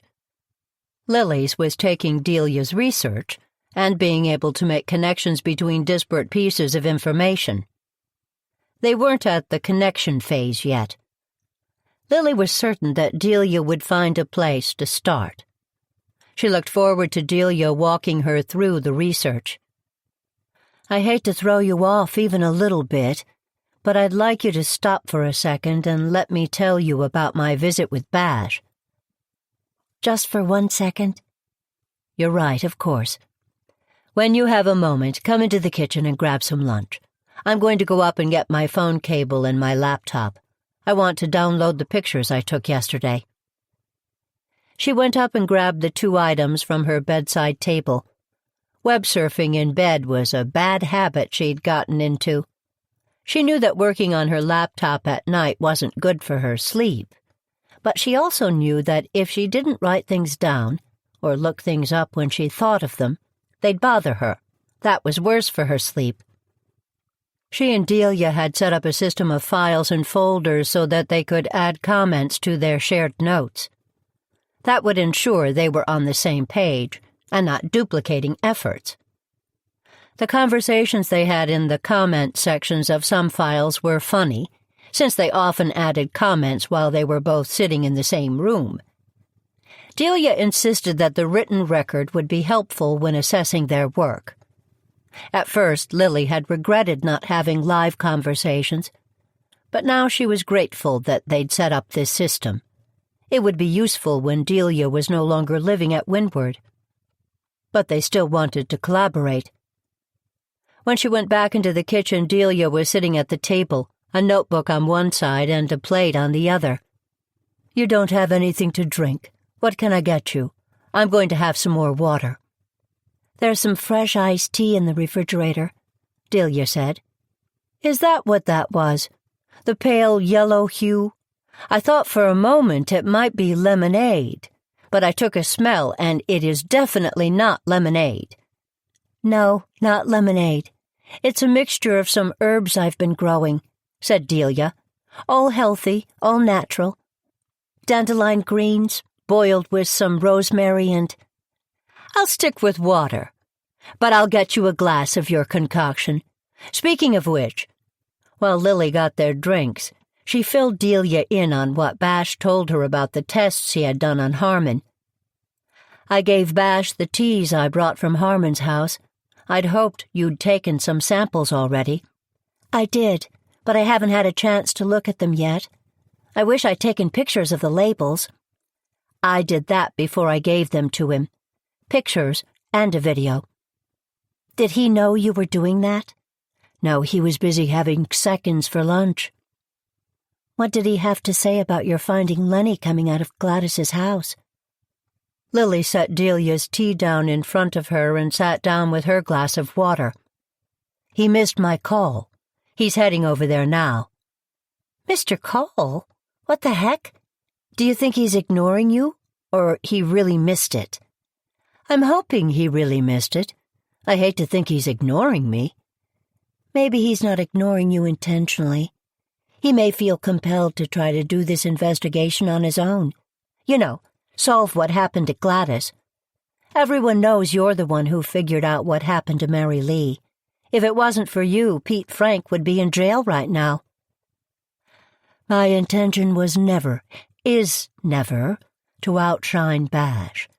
It's only that if I see something not quite right, I feel it's my civic duty to set it straight." "Is that wrong?" "Not at all. You're a fixer, Lily. That's what makes you so wonderful." "We're all fixers. You, Ernie, Tamara, Warwick." "And Roddy," Delia said. "I'm not sure about Roddy yet. He's a hard one to read." "I trust him," Delia said. "You should too." "Of course I trust him, but I can't imagine why. I've only known him for a few weeks, but he is a good neighbor, thankfully," Lily said. "He is. He's got interesting information to add to conversations, that's for sure.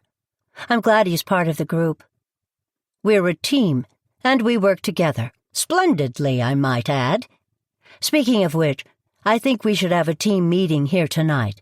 Should we invite folks over for dinner? I think we can make do with the leftovers." "I'll defrost some sauce and make some pasta, too." "Don't you think it's a little hot for pasta?" Lily asked.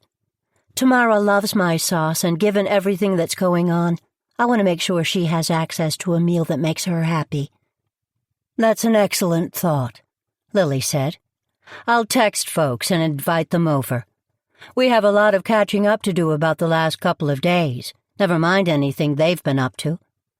What do you think the best way for us to proceed is?" "I've been thinking about that," Delia said. "I think we should take a long roll of paper and put it on the wall. The whiteboard isn't big enough. That can be our timeline. We'll use Post-its for different pieces of information. Facts can be on yellow Post-its.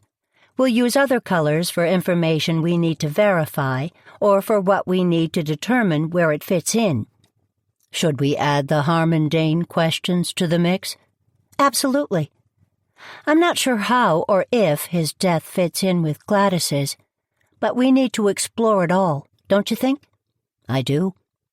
One factor that seems to tie into a lot of these conversations is money." "We can write money questions on green Post-its. What kinds of questions are you thinking about?" "Who's in business with whom? Who needs money? Does Miranda's herb work support her? Who does Gladys owe money to? Where is Lenny getting his money? Who, if anyone, is Regan in business with?" "Sounds like a good place to start. Real estate is another thread we'll need to follow. Anyway, the dining room is going to be offline tonight with the Swallow Point information." "Why don't you plan on using the breakfast room, so we don't lose the use of the dining room, but you can keep working? I can help you move items if that's helpful. We might as well turn it into a war room of sorts. We'll keep the kitchen for eating." Lily took a long sip of water and reached for a cookie. Delia looked to her friend and took a sip of her iced tea. She'd never admit it to Lily, but it was terrible. She cleared her throat. "Lily, could I talk to you about something? I've been thinking—" She stopped talking when her phone buzzed at the same time Lily's did. It was a text from Tamara to both of them. "Let me in. It's an emergency." Lily got up and quickly hit the gate button to open it again and stepped out the kitchen door to meet her friend. "Are you okay?" Lily asked anxiously as her best friend stomped up the stairs into the kitchen. "I'm beside myself. I needed somewhere safe to go where I could let off some steam. You won't believe what happened." "Sit down, Tamara. What happened? Have you had anything to eat? We haven't put lunch away yet. What can I get you to drink?" Lily asked. "I had a broker's open house this afternoon. A sweet cape over on the west side of town. The house will go fast on the market, but I was hoping to get some broker interest to help launch it. Anyway, I showed up an hour before the open house. The owners are on vacation, which is why this was perfect timing. I walked in, and the whole house smelled like rotten fish." "Oh, no, not again," Delia said. "Had the owners left some garbage and forgotten to take it out?" "I was there early this morning before I went to the library, and it was perfect. I'd even left one of the windows in the mudroom open to air that space out, and then I turned up the AC before I left. Someone left rotten fish in one of the closets upstairs and in the china cabinet in the dining room. They'd also shut down the AC. "Any idea who?" Lily asked. "None.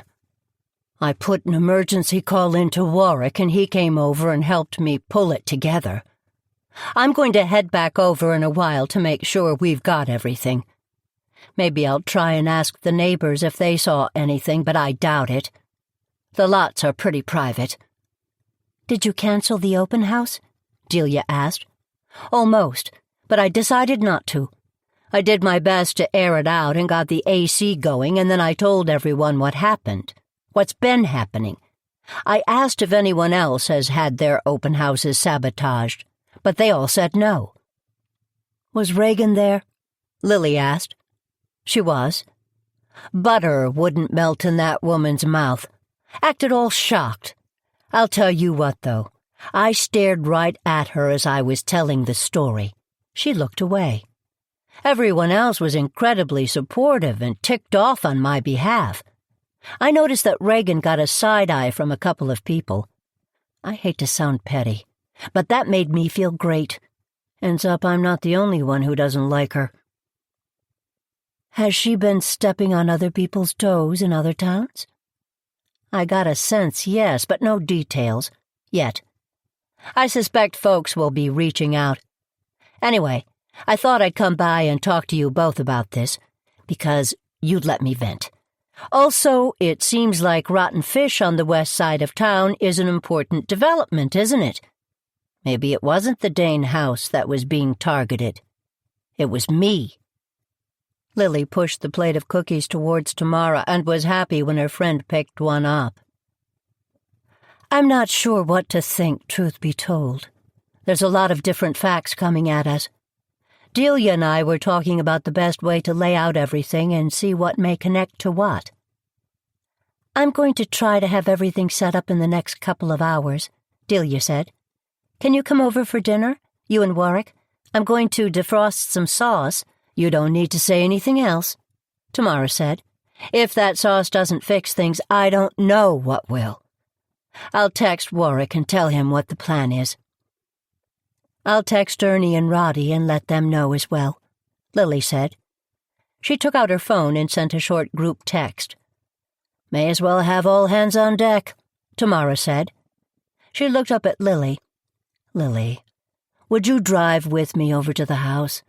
I know it's odd, but I don't want to go there alone." "That's not odd at all. Let me go upstairs and freshen up a bit, and I'll be right with you. Delia, text me a shopping list if you think of anything. We'll stop by the store on our way home. Will that be okay with you, Tamara?" "Fine with me." "Can we make one more stop while we're out?" Lily asked. "I want to stop by one of Lenny Andrus's work sites." "We can go anywhere you'd like." "Why do you want to visit one of his sites?" Tamara asked. "I haven't actually seen any of the houses he's building," Lily said. "Is that the only reason?" Tamara asked. "I'll tell you on the drive over," Lily said as she stood and put her glass in the sink. She walked over to the table to start to clear, but Delia stopped her. "You go upstairs, Lily, and I'll catch Tamara up on what we've been doing," Delia said. Chapter 19. "You mind if we go over to the Cape first? I'm worried about getting that house back into shape," Tamara said. The two women sat in front of her very comfortable SUV, and Tamara pulled out of the driveway. "Not at all," Lily said. Delia had handed her a bag on the way out of the house, and Lily looked into it now. "Delia sent us out with provisions. You want a bottle of water?" "I'd love one," Tamara said. She took the glass bottle and pulled up the straw, taking a long sip. "Do you remember those cozies our mothers had back in the day, that they put around those aluminum cups, that kept your hands dry when condensation built up?" "I do, vaguely." "Weren't they stretchy terry cloth?" "Those are the ones. I wish they still sold them. I love that Delia sent us out with glass bottles, but I hate that they sweat. Puddles everywhere." "You know, I bet I could knit something, maybe with cotton yarn." Lily took out her phone and made a note to herself to try it out. "What else did she put in the bag? I'm suddenly famished. I should have eaten. Apples, more cookies, some almonds, and the shopping list, I think." Lily took out the sheets of paper that Delia had included in the bag and unfolded them. They weren't a shopping list. "What's that?" Tamara asked. "I'm not sure if we should have this or not, but Delia included a list of all the building permits currently pulled in town. Lenny's listed on what looks like half of them." "That's handy. Where's the house site you wanted to visit?" Tamara said. "Linda Lane. That's the site he was trying to get permission for to take 2 lots and change them into 4 at the last town meeting, remember?" "I do." "We'll definitely head over there. Read me the other addresses on the list." Lily did so, and Tamara pursed her lips and furrowed her brow in concentration. "You know, most of those are pretty close by Linda Lane. We could drive by some of them on our way. We'll spend a couple of minutes mapping out a plan, but first, let's see if the fish smell has dissipated from my client's house." As they drove up to the Cape House, Lily smiled. Tamara had been right. It was lovely. The gardens perfectly suited the house, with an English country edge that added to the charm. Lily always admired gardeners who planned their gardens to suit their houses, rather than themselves. She was not one of those gardeners.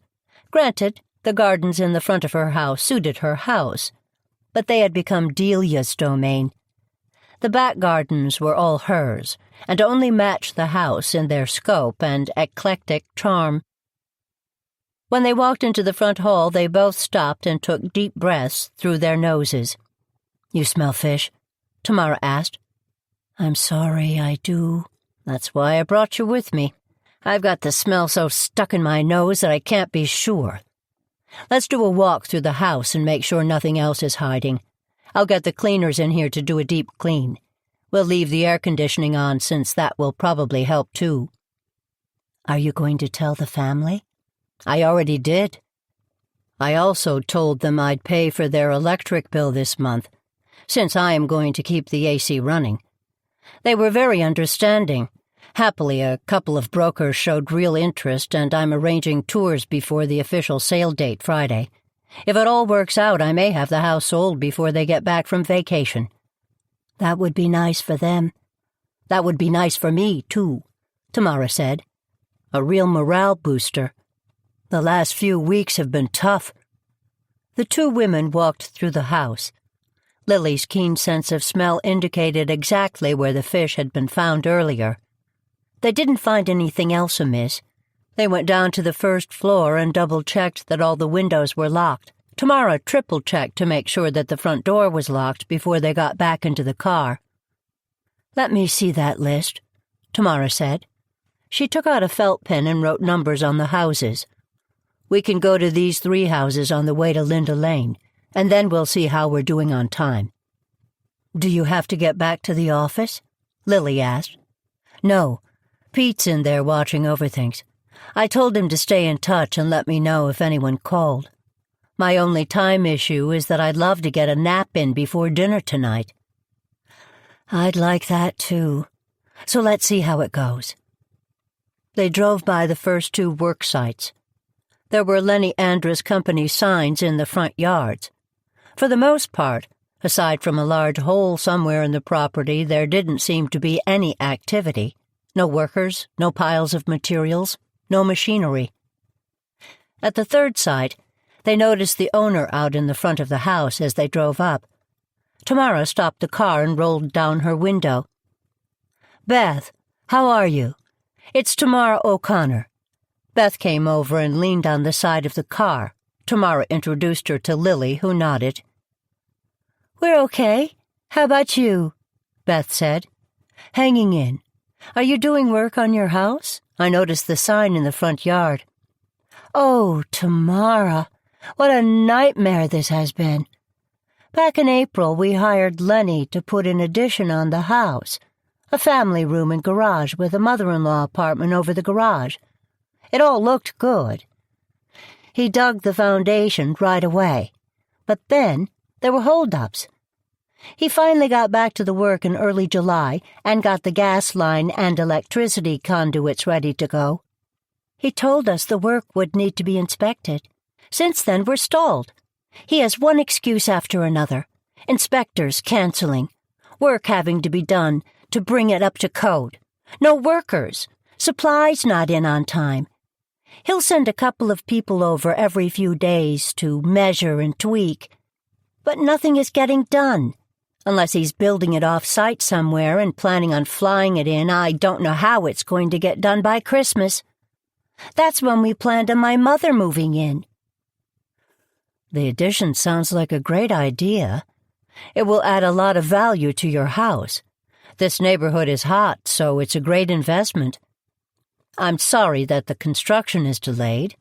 That's always so frustrating. Maybe there's another builder you could talk to. Would that we could. Lenny's got our money, Beth said. All of it? Before the job was done? Tamara asked. Beth nodded. We trusted him. We've known Lenny for years. Plus, there's a contract. We can't get out of it unless he doesn't deliver the project by November 1st. So, we live in hope, with a huge hole in our yard.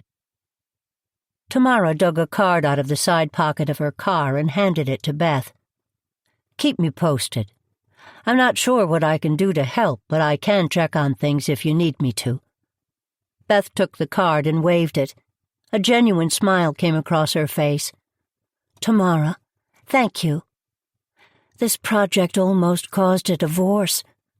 We're so frustrated that Fred and I fight all the time. I'll definitely keep you posted. Hang in there, Beth. These sorts of things are always stressful. You said it.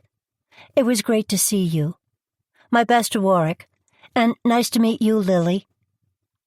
When I've got more time, I'll come over and you can show me the plans. As I said, it really sounds like a great idea, said Tamara.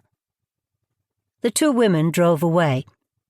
Lily looked back and Beth gave her a wave. Lily waved back. What do you think? Lily said. Hard to say. It's a pretty straightforward project. Conceivably, he could get it done by November 1st. But if he started in April, it seems like there should be a lot more movement by now. Those other 2 sites didn't look any further along. If anything, the other 2 sites look less done. Who knows what the other 2 projects are? But those 3 projects alone will keep most companies hopping, especially a company the size of Lenny's. The next right is Linda Lane. Let's see what's up there. On Linda Lane, it wasn't hard to figure out what the project was. The short dead-end street only had 5 houses on it, and 2 of them had been demolished. The debris was still mounted on the 2 lots. There were no workmen at the site, no dumpsters, no construction trailers, just 2 demolished houses. Tamara had slowed down to look at them, and then when they went around the cul-de-sac, she handed Lily her phone. "Take some pictures, will you? This isn't right. From what Lenny said at the town meeting, the lots were ready to go. Obviously, that's not the case. I can't even imagine what the neighbors think. This has to be a health hazard. I need to talk to the Board of Selectmen about this. If we're going to give folks permits, it seems like there should be more follow-up." I agree. It feels like the town needs a couple more staff people to keep up with all of this, don't you think? Especially with Delia leaving. Yes, to more staff. In the meantime, maybe you should try and talk Delia into staying, since she does the work of 3 people. Much as I'd like it, no, Lily said. She's got to have her own career and her own life. I can't stand in her way. I'm going to miss her. Given everything that's going on, it seems like Goosebush is going to miss her just as much. Lily and Tamara drove by one more site on their way back to Lily's house. It looked the same as the others. Rather than go home, Tamara accepted Lily's offer to use the guest room at Windward. When they got home, Delia was immersed in research and told them she wasn't ready for them yet. They both went up to take brief naps. Lily took a quick shower before she went back downstairs. August heat wore her out, and she typically went through a couple of dresses a day. She'd never admit it, but she was grateful that Alan had talked her into putting air conditioning throughout the house. They didn't use it often, but this August they'd needed it to get rid of the humidity, if nothing else. She ran a comb through her hair and put her earrings back on. That was the extent of her beauty routine these days. When Lily walked into the kitchen, Tamara was already there. She was chopping vegetables and arranging them on a plate. Delia was making a spinach dip. Both women had a glass of wine in front of them. Lily smiled. Tamara looked more relaxed than she had in days. "Did you have a nice nap?" Lily asked Tamara. She got herself a wine glass and went to the refrigerator to take out the bottle. "I was telling Delia that the guest room bed is the most comfortable thing I've ever slept on. Every time I take a nap here, I sleep like the dead. I need Warwick to go up and check it out. We need a new mattress. What we really need is a bigger bed, but we can't get one up those stairs in our house." "That is a tough staircase," Delia said. "I love that your house is so historically accurate, but it does make it challenging for modern conveniences." "That's one way to put it. You wouldn't mind if it was truly a historical house, but it isn't. It's a replica. It's charming and has served us well. We raised our kids there, but lately, it must be lovely to live in a house where you don't worry about hitting your head as you walk down the stairs." "Well, you and Warwick could always move in here," Lily joked. "Don't kid around, Lily," Tamara said. "Warwick would love to have a place where he could entertain. Of course, that would mean we'd have to cook, so maybe we should focus on being guests for a while." There was a knock at the kitchen door and Lily walked over to open it. Ernie was standing there alongside Roddy. They both carried bags with them. "I saw Roddy struggling down the driveway, so I gave him a lift," Ernie said. "Delia, let's look at that garden door lock again. I don't have a lot of time these days, but maybe I can reach out to some folks and see if they can help us figure it out. Not that I'm advocating an open-door policy, but when a man is bringing you bags of food, you want to make it easy on him." "Bags of food? Roddy, you're a man after my own heart," Tamara said. "I eat here so often I felt it was time to help replenish your larder," Roddy said. "I went into Boston this morning and stumbled on an amazing cheese shop. I brought some of those with me and some nice fresh bread. I also brought a couple of bottles of wine. I don't know about all of you, but these days it's so bloody hot that wine, fruit, and cheese are all I want." "One of my favorite meals. We think alike, Roddy. I brought some prosciutto and other charcuterie items," Ernie said. "I was going to make some ravioli and sauce, but maybe we don't need it," Delia said. "Delia, we always need your pasta and sauce, unless it's too much trouble," Tamara said. "No trouble at all," Delia said. "This meal will be easy. I'll wait to put the pasta on until Warwick's here, though." "I'm here," Warwick said, letting himself into the kitchen. He carried a bag as well. "I brought desserts." For the next few minutes, the 6 friends bustled around the kitchen, putting cheese and meats on plates, cutting bread, making a salad, opening wine, and enjoying a few brief moments of inconsequential small talk. "Why don't we go out to the porch to eat?" Delia said.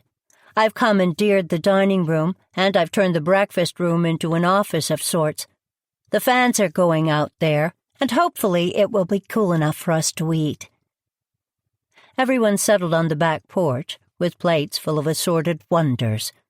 Ernie opened a bottle of wine and served. "What's news?" he asked. "Could we not talk about murder or anything else upsetting while we're eating?" Warwick said. "I agree," Lily said. "I have something else for us to talk about. This is in the garden squad realm." She told everyone about the overgrown rose bushes that were blocking traffic over by Swallow Point.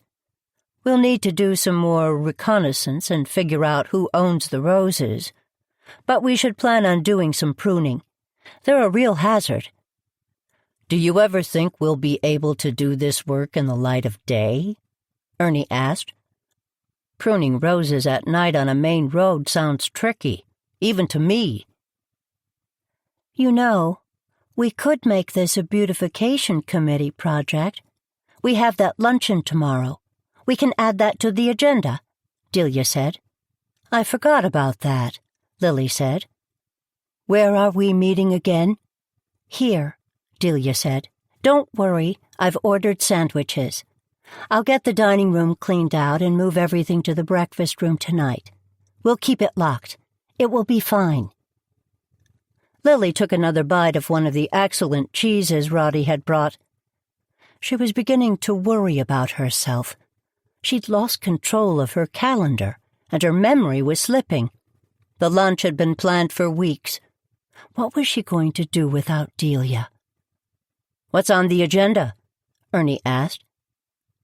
"There's less of an agenda and more of a chance to get folks together and thank them for being on the committee," Tamara said. "We'll talk about the projects that came up at the last meeting.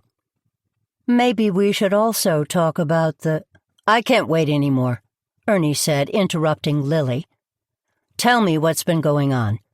I'm working so hard these days I feel out of the loop. What's everyone been up to?"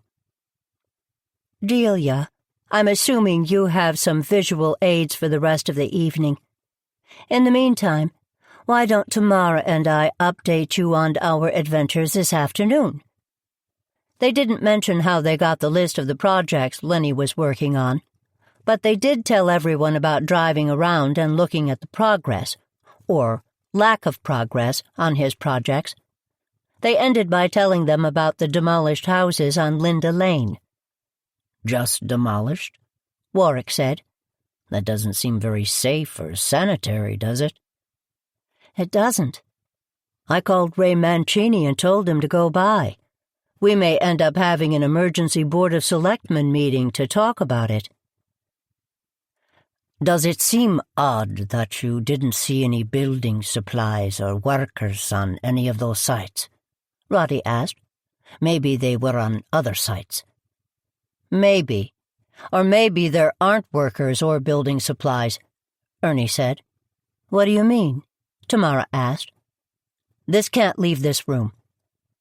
I've always thought the world of Lenny, but something's gotten into him lately. It's like he's playing some kind of shell game. Borrow from this project to pay for that project. He does have folks working for him, but they're stretched thin, and it's a skeleton crew." I wonder if that has anything to do with— Hold on. Let me bring the board out. Ernie, will you help me?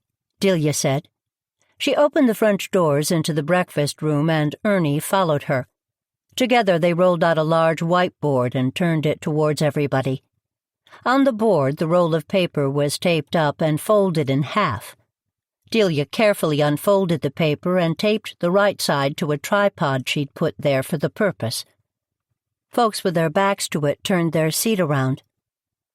I've put some weight at the bottom of the tripod, but it's still a little rickety, so be careful. I wanted to make sure we have enough room to work. I'm going to put a pile of Post-its and some markers in the middle of the table. The Post-its are going to be added to the board. Lily, could you move that cheese plate? Thanks. At the top, you'll see a timeline. Anything written on a yellow Post-it is fact. Per Lily's suggestion, anything written on a green Post-it has to do with money. We can add codes to the green Post-its to let us know if we can prove this as a fact, or if it's a rumor or something we surmised. Blue Post-its are for real estate issues. Why does the timeline start 3 weeks ago? Ernie asked. That's why we needed the extra space. It starts with the death of Harmon Dane. Again, I remind you, friends, none of this can leave this room. Bash Haywood came to see me at lunchtime. Lily went on to tell them about her conversation with Bash. Are you telling me Harmon's death may not have been natural? That's horrible, Tamara said. It's awful, and it may not have anything to do with Gladys's death or Lenny's businesses or anything else. Or it might. I think it's worth us talking things through and seeing what goes where. What do you say? Lily asked. I don't suppose you have an extra pad of paper. I need to doodle while I think, Roddy said. Of course I do, Delia said, going back into the breakfast room. Pens, too. I'm going to suggest we talk through the timeline, what we remember, and anything else we remember that's happened in these last few weeks, whether we think it matters or not. Tamara, include the open houses. Roddy, do you remember the dates when you talked to Lenny? Ernie asked. I have them on my phone. On yellow Post-its, they'll go. For the next 4 hours, everyone talked through dates, conversations, rumors, and the people involved. Lily added information about Miranda's business and Alex's condo plans. Ernie added more details about projects he'd heard about, and some of the conversations he'd had with Gladys about furniture restoration in the past few weeks. The last thing they did was clarify the timeline on Saturday. Tamara recalled the phone call and took out her phone to check the time. Delia wrote it down on a Post-it. Tamara got up and walked to the edge of the porch, looking out on the gardens. Tamara, can you talk us through your texts and calls from Gladys? Lily said. When did you get them? I got the text from her Saturday morning, Tamara said. She took out her phone, scrolled, and read out the time. But you'd called her as well? Delia asked. Yes, the day before, Friday, when I'd found the garbage in the house, Tamara said. Here, check my phone. You can see the texts and when I placed the call. Roddy picked the phone up and scrolled through Tamara's texts. The text only shows a phone number. She identifies herself in the text and says to meet you in the appliance area, but her name doesn't show up next to the number. I presume she was on your contact list. He asked. You're right. She said it's Gladys, and since she's the only Gladys I knew, I assumed. She held out her hand and Roddy handed her the phone. You're right. Look, I had another cell number for her on my contact list. Usually I called her landline. Maybe she got a new phone? Maybe she did, Roddy said. Or maybe Gladys didn't send the text. I wonder. I wonder what? Lily said.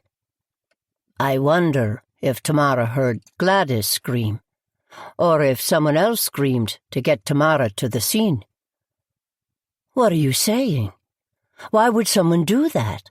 Tamara asked. To make sure you were blamed for her death. Let me see your phone, Lily said. She asked Tamara for her phone and sent Bash a screenshot of the text with a brief explanation that he should confirm it was Gladys's phone number. Delia wrote a post-it asking about the text and solemnly put it on the timeline. Next, let's write down the gaps that need to be filled in, the questions that need to be proven or disproven. Let's not make any assumptions about what we think so far, Delia said.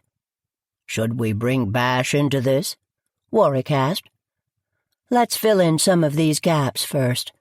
But we'll bring him in soon, Lily said. Chapter 20. The expected turnout for the Beautification Committee luncheon was 10. Delia had asked for RSVPs, but had only gotten 6. Nevertheless, she expected and planned for at least 15 people. The fact that the luncheon was at Windward added to the cachet of the meeting. Add to that the fact that the entire garden squad was going to be in attendance, and Delia woke up worried about the amount of food they'd have. She called Stan and added more sandwiches to their order. The meeting the night before had broken up a few minutes before 11. Roddy had stayed behind and helped Delia and Lily clean up. He had also paused before the whiteboard every time he went out to gather dishes from the porch. Lily caught him staring at one point, but couldn't tell what he was staring at. "What are you thinking, Roddy?" Lily asked. "This is quite the puzzle," he said. "If you take it as an entire piece, it's very sinister. Not that Gladys's death wasn't sinister unto itself, but if there is a through line between Harmon's death and Gladys's, though that doesn't seem clear right now, it's very troubling. Yet I can't imagine what the reasons could be." "Money? I suspect money is the reason for most of this," Lily said. "By money I'm going to include real estate issues. We need to figure out who stands the most to gain." "The nephew, Braden, interests me," Roddy said. "He's not on this chart very much, but he did stand to gain." "He did, as long as the house gets sold, and there's enough money to support the bird sanctuary. His uncle had supported him a lot over the years, but there was always a desire for more. Still, I can't imagine he would have done his uncle harm. But one never knows." "Are you going to let him know about the test Bash had run, or leave that to Bash?" "I'm going to leave it to Bash," Lily said. "I hope he'll be supportive of the investigation, but these days nothing would surprise me." "Good idea to let Bash tell him, though I'd love to see his reaction. We have a couple of more trips into the kitchen, and then I'll be saying good night. I'll be back for the luncheon. Would you mind if I took pictures of this board before I left?" asked Roddy. "Not at all," Lily said. She looked carefully at her neighbor as he photographed every inch of the board. She left him to it and went back into the kitchen with another tray of dishes. The total number of people at the lunch was 22. Fortunately, Delia had a contingency plan and had borrowed 10 folding chairs from the Star Cafe. The meeting got moved from the dining room to the living room and back porch. If it weren't so hot out, Lily would have had everyone move out to the porch, but since there were so many older members, she didn't want to risk heat stroke. Lily wandered through the clusters of people gathering for lunch. She didn't love entertaining, but she did like seeing how much people were enjoying themselves. Portia Asher was holding court in the living room. There were several people gathered around her, including 3 of the Girl Scouts, who were part of the volunteer corps. They were discussing the merits of the different projects, and Portia was telling them about Goosebush when she was a girl. Lily left them to it. She walked towards the back porch where half a dozen people sat at the table and others were sprawled on the lawn furniture chatting. She looked out to her gardens and noticed Miranda and Reagan walking through them, pointing at plants and whispering. Lily looked back over her shoulder to make sure that the curtain was closed to the breakfast room, and it was.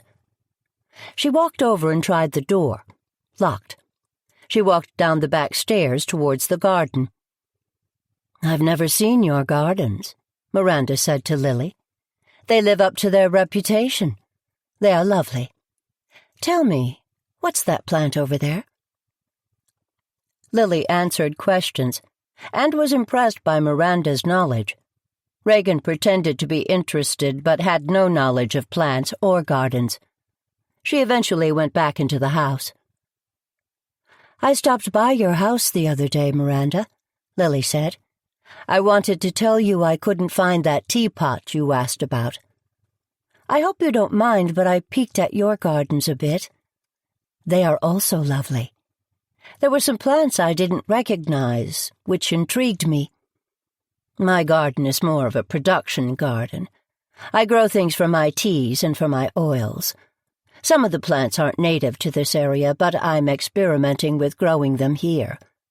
I really try not to get plants and herbs from places where I don't know the gardener. Unless I know the origin, it's hard to make sure they are up to my standards. Totally organic and all of that. Delia's been growing a lot of plants and herbs this summer. Perhaps she's been inspired by you. I didn't realize you were building a business. That's exciting. I'm not sure how much it's growing, but I'm pleased.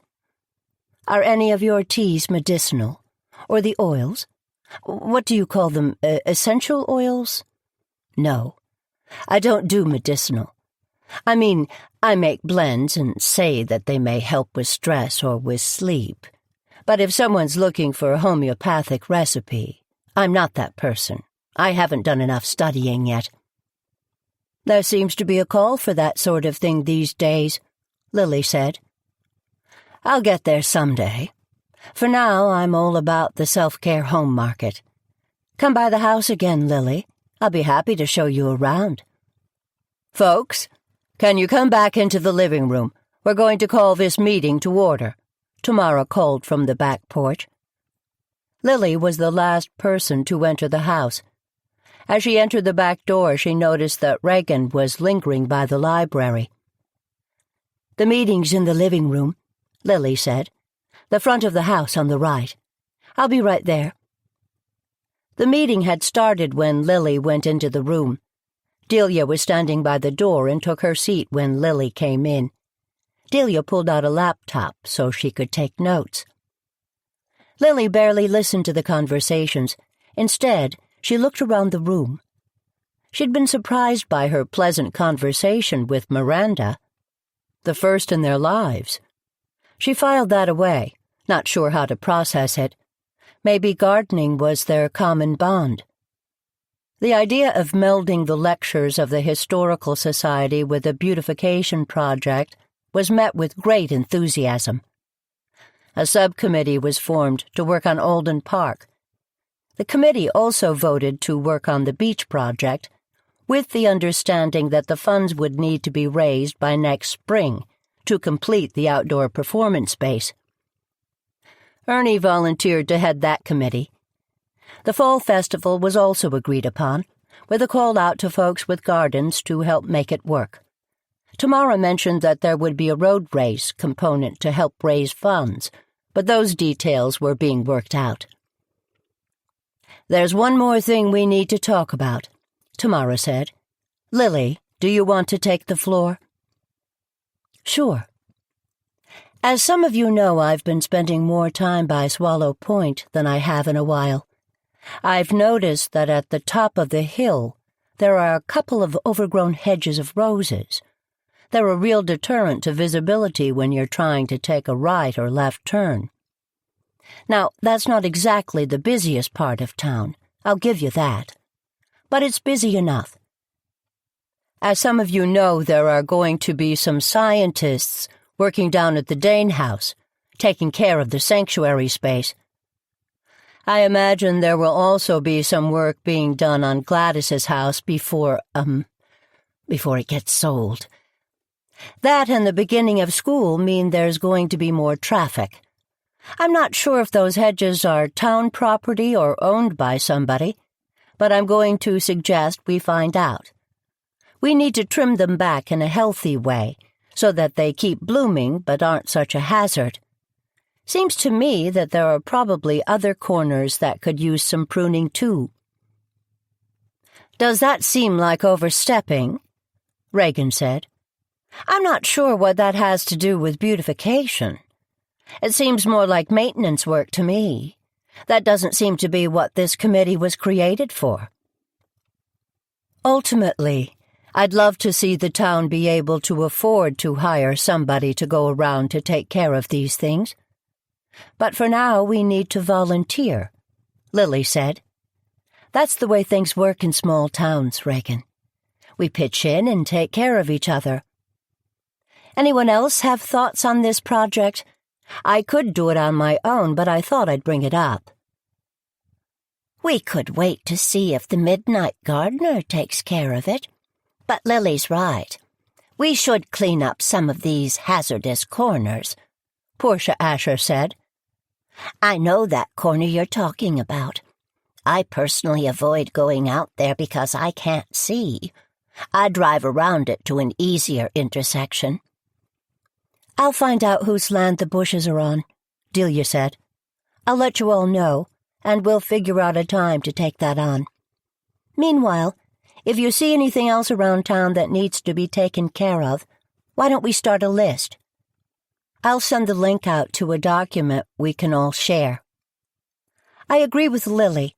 It would be good if we could hire somebody at some point, but for now, we can take care of it. Seems like this town's never going to get any bigger if you keep thinking like that, Reagan said. This mom-and-pop small-town take-care-of-each-other mentality is going to keep Goosebush exactly where it is, lost on the map. Exactly how we like it, Miranda said. Folks taking care of each other, watching out for one another. It's one of the best parts about this town. I'm happy to help. I may be able to use some of the rose hips in essential oils. How quaint, Reagan said. Ladies, I'm not one for getting my hands dirty. I'll write a check, though, happily. Tell me where to send the donation. In the meantime, thanks for lunch. It's been grand. Get that check quick and cash it, Portia said after Reagan had walked out the door. Everyone laughed nervously, and Tamara stepped forward to take over the conversation again. Folks, we all know that there are people new to town who don't understand it or who want to modernize it. Some of those changes may be good. She's not wrong in saying that we need to find a way to get a job for this position. Maybe that needs to become another one of the Beautification Committee's goals, to get a position staffed. Wouldn't that be a great thing? Once Reagan's here for longer, she'll understand the incredible value of living in a small town, especially in Goosebush. Give her time. In the meantime, her point about donations is a good one.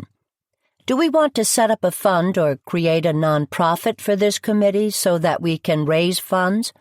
Or do we want to think about being part of another organization, like the Historical Society?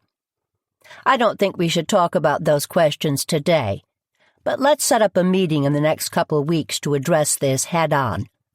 I'll send out an email to everyone here and to everyone else who's shown interest, and we can get a date on the books. Tamara, I wonder if I could make a suggestion. I have a couple of friends who wanted to come to today's luncheon, but they couldn't because they work. Could we try to have meetings on weekends, or in the evening so more folks can come? Or could we change the times of meetings to hit different populations? I realize that no time is perfect for everyone, but I think there are a lot of people who would love to get involved, but don't feel they can. Lily didn't recognize the young woman who asked the question. She made sure to meet her before the woman left. "Emma, that's a great point. I'll also send out a survey to see if folks have specific times of day that are better to meet, and we'll try to figure it out. We could use technology, if that helps. Maybe we could hold some meetings online, or on a conference call. I'll add that to the email I send out. Is there anyone else who has anything they'd like to bring up? No? With that, I move to adjourn the meeting, and thank you all for being here today. Keep an eye on the email and forward it to other folks who aren't part of the committee but may be interested. Thank you to Delia and Lily for hosting us, and thank you all for coming," Tamara said. There was a spontaneous burst of applause. Lily couldn't help but notice how enthused everyone seemed about the projects they were taking on. She agreed that it would be good to have some of these tasks taken over by someone paid to do them, to make sure they got done. But at the same time, this community spirit was growing for the better and adding more positive change in Goosebush. Lily regretted that she never really thought about changing the time of a meeting from the middle of the day to an evening or weekend when more people could become involved. A sign of age and of privilege. She'd adjust that thinking. She went over and introduced herself to Emma, and then chatted with other folks as they left. Ernie apologized because he needed to get back to the store. Roddy did a walkthrough of the house to make sure all the dishes were in the kitchen. Then he bid them both adieu. Tamara and Lily were left alone in the living room. "Good meeting," Lily said. "Are you sure you're going to have time to take on all this coordination?" "I'm not going to do it alone. Delia can help me with setting up the forms and email. I'm also going to draft a couple more people to include in the committee who will help with all of it. It's interesting. I'm realizing more and more that folks may not step forward, not wanting to overstep, but if they are asked, they'll help. We keep asking the same people, but that may not be the best thing to do. We need to be more inclusive about who we bring in on all these conversations and committees," said Tamara. "Agreed. I used to worry that when our generation dies off, no one would take care of Goosebush. But now I realize that there are generations of folks who care. It's heartening." "It is. I hate to leave you with this mess, but I have to go and meet the cleaners. I also thought I'd drive by the rest of those locations and report back on anything I see. Ray asked me to take pictures. Does that sound good?" "Sounds great. I'll see you later," Lily said. Tamara gathered her things and went back to the kitchen to say goodbye to people and go out the side door. "Is Tamara leaving?" Portia asked. "I was hoping I could talk to her about what she thinks the value of my house is." "Why?" Lily asked. "Alex followed up with an email to me with a ballpark of how much I could borrow for my house. I felt like he undervalued it, and told him so. He offered to do a more official assessment yesterday. He dropped this off this morning." She handed an envelope to Lily. "He says my house is worth $10,000 less than what he quoted the other day. It's disheartening. I wonder if I should sell it and move into one of those condos in Marston." "Don't do anything before you talk to Tamara," Lily said. She put on her glasses and looked at the sheet Portia had handed her. "I agree with you. That number seems low." "He makes a good point, that it's old and constrained by ordinances in town. One interesting suggestion he made was that I go to town hall and get the back part of my lot parceled off, so I could sell it. I told him the town ordinances precluded anything from being built out there, but he told me that ordinances could be changed. He's quite the operator," Portia said. That's one word for it, Lily said softly. Portia, would you mind if I made a copy of this? I haven't had an assessment done on my house in years, and I'd be interested to see what information they include. Sure. It's interesting, if nothing else. While I have you, I have another favor to ask, if you don't mind. Of course not. I don't know if you've heard about this, but the Goosebush Players are going to do a reading series this winter. We've got a show planned for the spring, but we want to build some more audiences. Anyway, we were looking at the Performing Arts Center, but it's pretty expensive. We want to start this series by doing a Christmas carol in December, and I think that's their prime time for concerts. Reagan offered to underwrite it, but I don't like the sound of that. I don't want to alienate Tamara or anyone else in town. I'm sure Tamara would understand, or she may be interested in underwriting it also. We talked about that. For now, we came up with another plan for the December show. We're thinking we could do it at the Star. I was wondering if you'd be willing to ask Stan if he's at all interested. I don't want to get the rest of the committee excited by this idea. I will be playing the ghost of Christmas past, so I don't want my request to appear too self-serving or have him take pity on me. Would you run the idea by him? I'd be happy to. I've got to go down there later today anyway, so I'll ask him and let you know what he says.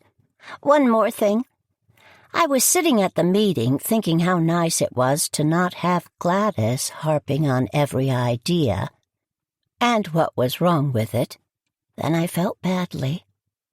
I wonder if we should set up some sort of a memorial garden at the beach project in her name.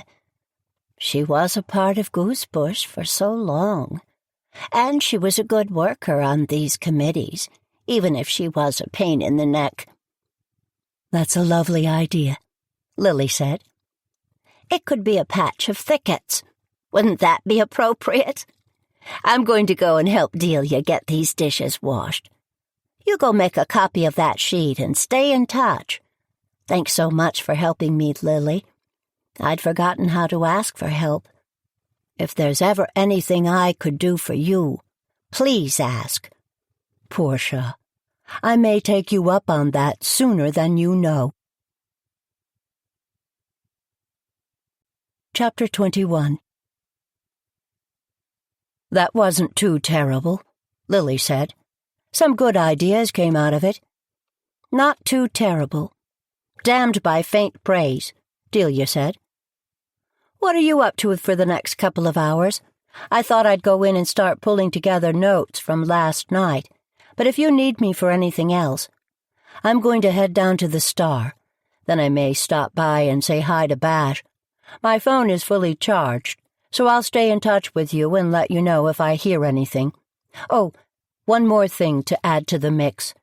She told Delia about the appraisals on Portia's house. Do you think Alex and Reagan are working together? Delia asked. I have no idea. Honestly, there's a lot going on, but they all still seem like separate parts of a whole. When I go see Bash, I'm going to let him know about this as well. Alex could be on the up and up, but I hate to think anyone's trying to bilk Portia out of her house by undervaluing it. I think it's interesting that one solution was to parcel off the back half of her lot, presumably for additional buildings. Lots of folks seem pretty interested in land, don't they? Land is one resource that Goosebush does not have in abundance, Delia said. That's one reason I'm so glad that Lenny's proposal went down in defeat. Building 4 houses on 2 lots may make sense in one way, but it is a Pandora's box that would change the face of Goosebush. Best to tread lightly. Lily arrived at the Star at the perfect time. The lunch rush was over, and most folks were back at work. That didn't mean there was no one there. but it meant that Lily was able to order a pot of tea and sit at her favorite table right next to the bookstore. The challenge with her table was that she always ended up window shopping. Stan stocked lovely sundries in his bookstore, and since paper goods were a vice of Lily's, the temptation was great. She sat for a few minutes and let her tea steep. She took out a notebook and started to write her goals for the rest of the day. They included talking to Bash. Beyond that, she was having difficulty seeing a path forward. Perhaps Delia's lists would inspire her. She poured a dollop of tea. Perfect. She continued to pour herself an entire cup and took a sip. Delightful. This was the Star Cafe blend, and Lily had become a huge fan of it over the summer. It was supposedly caffeine-free, though it always revived Lily. She'd never considered what was in it. Her palate wasn't sophisticated enough to discern it.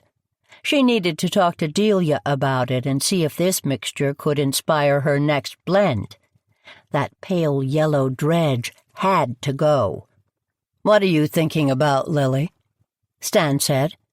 As the owner of the Star, Stan was always busy, but he made a point of always stopping by and spending a couple of minutes talking to Lily. "I was thinking about how drinking tea blends is a leap of faith." "What do you mean?" Stan laughed. "You could say a tea blend is caffeine-free, but is it really? You could say the ingredients are organic, but are they? I'm not saying that you aren't sourcing things carefully, but I'm noticing a lot of blends of herbs and spices and plants are being bandied about. I can't help but wonder about them. Forgive me, Stan. An old lady's mind wandering into dark places. No worries. We all benefit from your mind wandering one way or the other." "I'm not sure if that's true, especially lately. I feel more befuddled than ever. Thank you for coming over and sitting with me. I did have one question I wanted to ask you, and I probably would have forgotten if you hadn't been right in front of me. Have you ever seen anything done by the Goosebush Players?" Lily went on to explain the request from Portia. "The theater is pretty booked in December, but there might be a day or two. It might also be interesting to do a few of the readings here in the cafe. The bookcases are on wheels, so we can move them around. Maybe we could even do one in the restaurant. I'd be happy to talk to the folks in the theater group." "I'm not sure how big a budget they have. I know they're also thinking about this as a series, so they'll be looking at other dates throughout the winter." "Winter is a tough time to get people in. If they're willing to help me with that, I'd be happy to talk to them about some favorable rates for the December events. Send them my way, and thanks." Stan got up and went back over to the counter. Lily took another sip of tea and took out her phone. She sent Portia an email encouraging her to reach out to Stan. She included his phone number. Lily had adapted to using her phone for everything, but not everyone was on the same page. She wasn't even sure if Portia read her email without her grandson's help. She'd call Portia later to check in. "You mind if I sit down?" Lily looked up and saw Braden Dane standing next to the second chair at her table. "Not at all. Would you like some tea? I could get a second cup." "No, thank you. I was over at the police station meeting with Bash Haywood. I was too upset to drive right away, so I was wandering around the wheel and happened to look in and see you sitting here. I assume you've spoken with him." "He stopped by yesterday to talk to me. I haven't spoken to him today, but I was planning on stopping by the station." "Has he told you about the tests he ran on Uncle Harmon?" Lily nodded. "Were you as shocked as I was?" "Absolutely," Lily said. "I never thought it was anything but natural causes. It still may be. Perhaps they can explain the anomalies easily." "He wants to exhume the body. I've already spoken to my mother and she agreed. I'm willing to agree to it, too. I don't know where Miranda stands, but as long as you're on board, it can get done." "I'm happy to support that. I've never been one to believe that lack of knowledge is a good thing. I'd hate to have all of us wonder. That isn't healthy."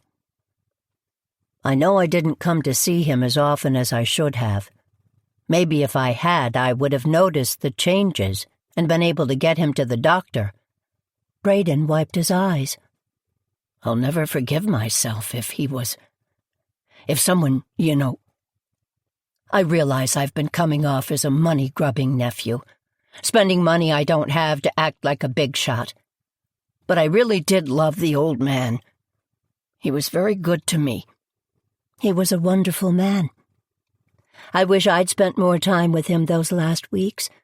I took his being there for granted, and I miss my friend. You should know I am pushing forward on the bird sanctuary. Dawn Simmons is staying at the house while she's assessing what's going on. She'll clear out if need be, for an open house or viewing, of course. But I'm happy to have somebody there using it." "That's good. About the sanctuary, Uncle Harmon should be remembered. And that project will help. It's good to have someone keeping an eye on it," Braden said. "True enough. Those open houses that were sabotaged are unfortunate, to put it mildly. I hope they find out at some point who was responsible." "I do too," Braden said. "I had assumed selling the house would be easier." Buying and selling houses on that shipyard lane is tricky given the caveats around remodeling and building. There's got to be a special buyer, especially with the bird sanctuary issues. That said, I can't believe that there isn't someone out there who will love the house as much as your uncle did, even with all its quirky particularities. Reagan Holland's been pushing hard to get the listing once Tamara's contract is up in September," Braden asked. "I'd heard that, yes." "I'd been talking to her about it, and she's been making persuasive arguments about the value of the land versus the value of the house. She's got an interesting perspective. I don't disagree with her necessarily. Rethinking what could be as opposed to what is not in the DNA of Goosebush. At least the Goosebush I know." "But?" Lily asked gently. "I've been thinking of myself, and not Uncle Harmon. He loved that house, for good reason. Some of my happiest memories are there. This news had really knocked me over. I think we should delay any decisions about the house until we know what happened to Uncle Harmon. Don't you?" "I don't think that's a bad idea. Tell me, were the conversations with Regan in person or over email? I'm intrigued by her point of view. I agree that rethinking is not a terrible idea. I'm not an advocate of rethinking without careful consideration, however." "She emailed me a proposal last week. I'll forward it to you," he said, taking out his phone and scrolling. "I should have done that as soon as she sent it." He scrolled for a few seconds and then punched his screen and put his phone back in his pocket.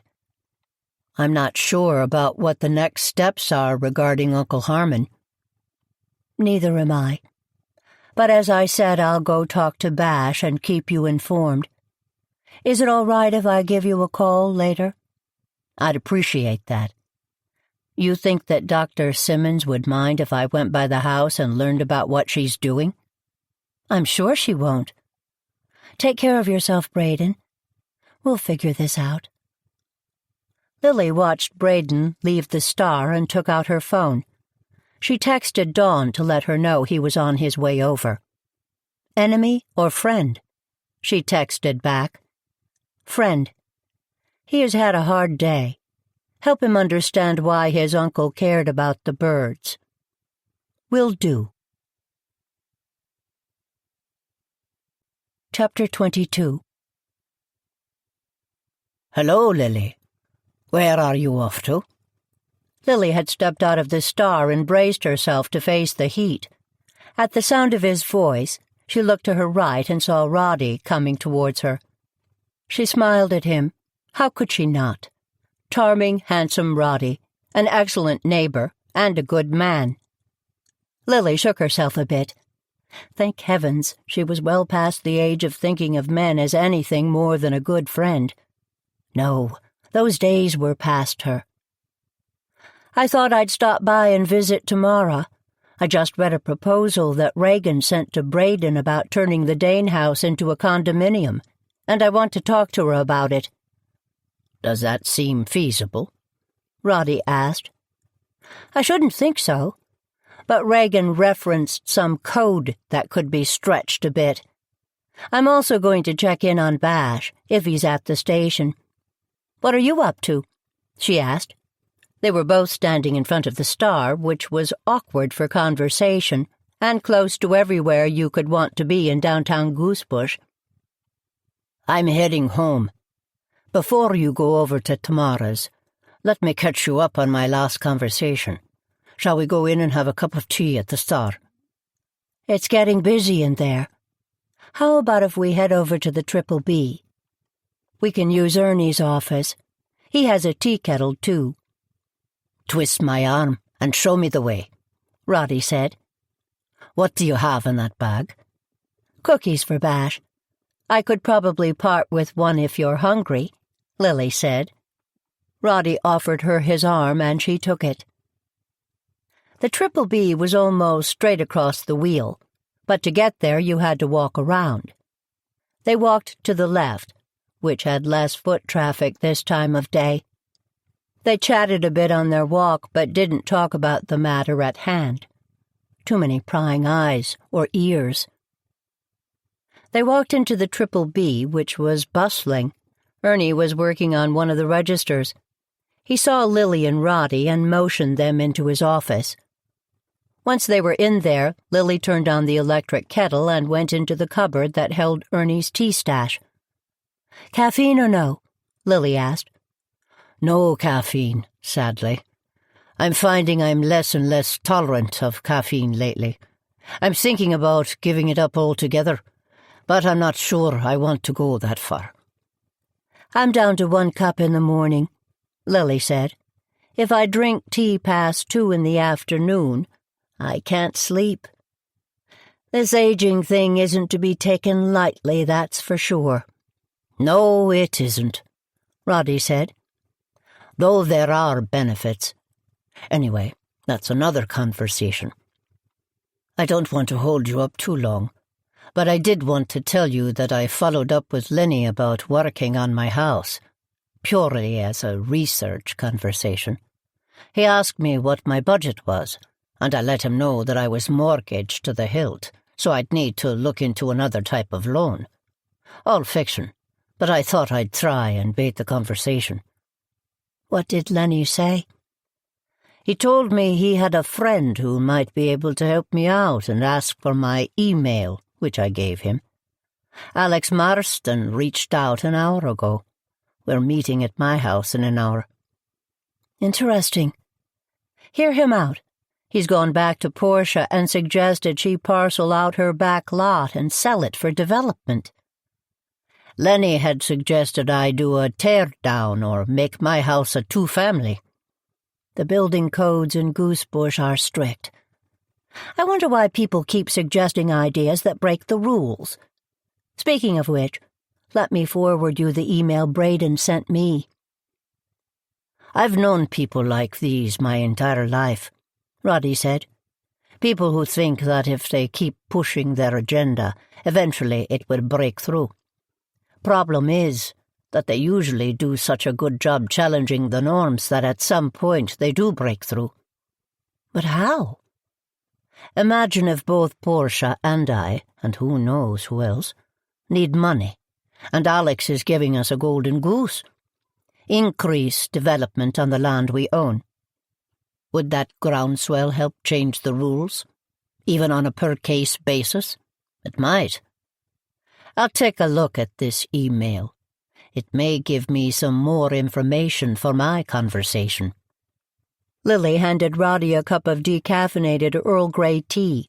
She knew that it probably had some caffeine, but she couldn't abide chamomile tea, which was the only other choice. She was about to sit down when Ernie burst into the office.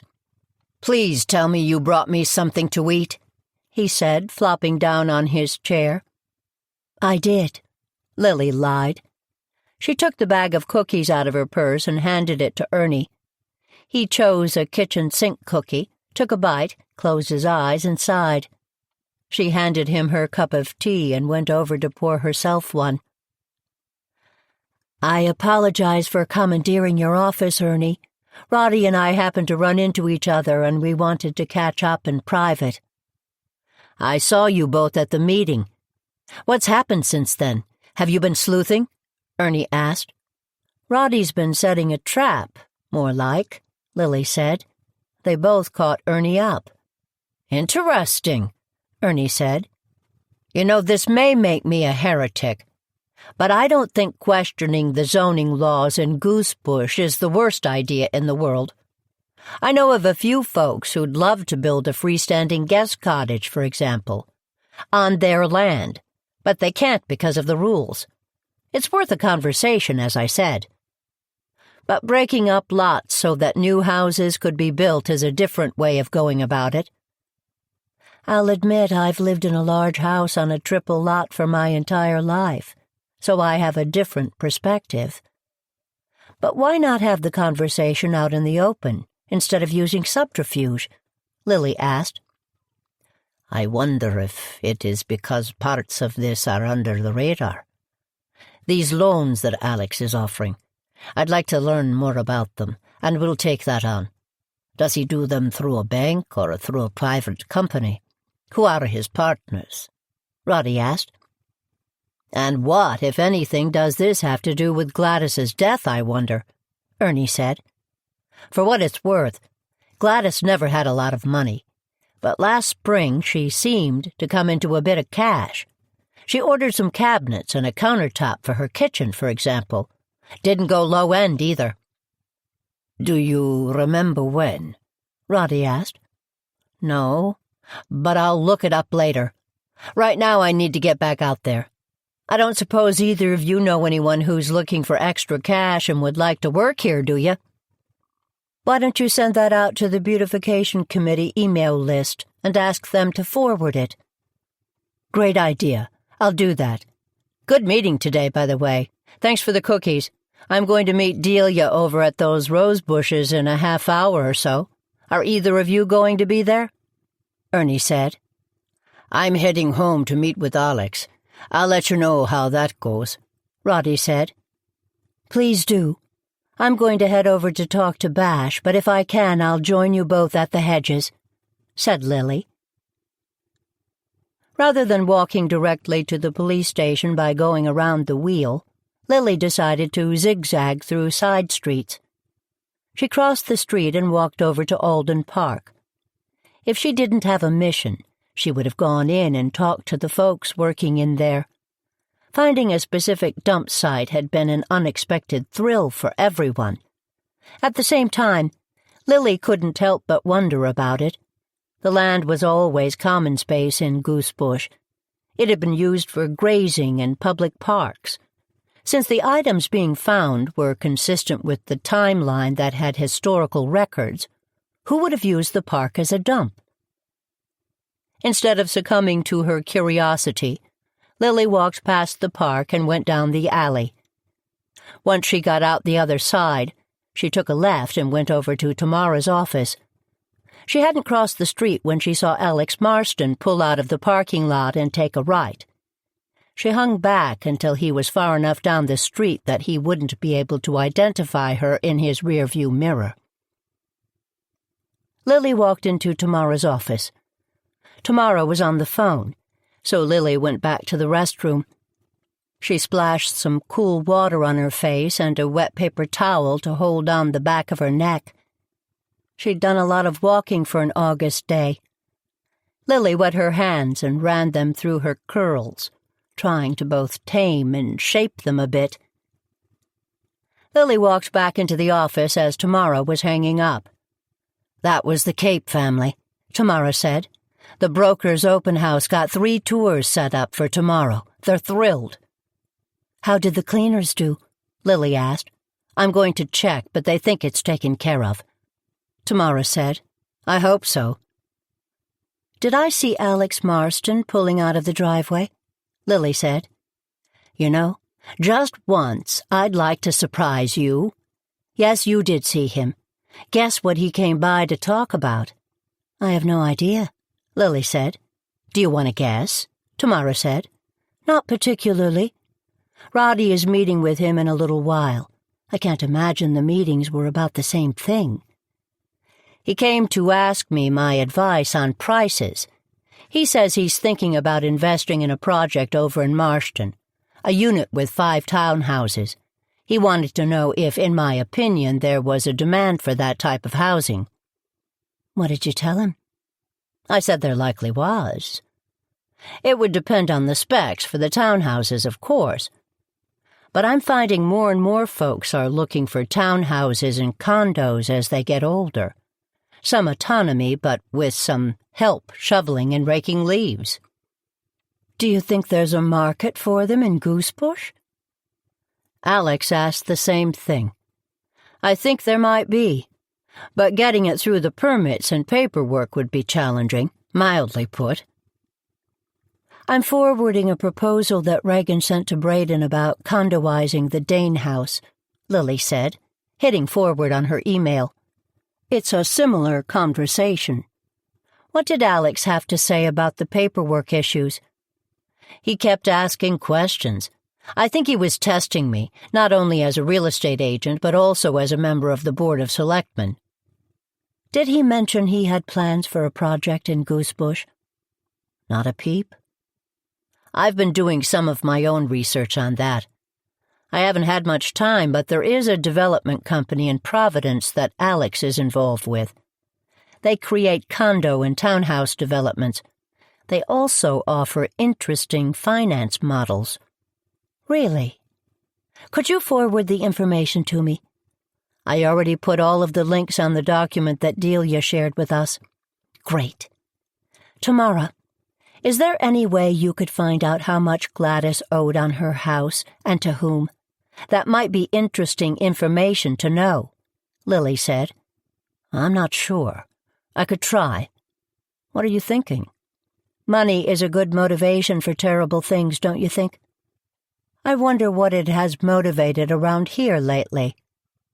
Good question, Tamara said. Let me see what I can find out. Meanwhile, if you don't mind me saying it, you look done in, my friend. Have you been walking around all afternoon? I have been, Lily said. I'm going to walk over to the police station and then I'll head home.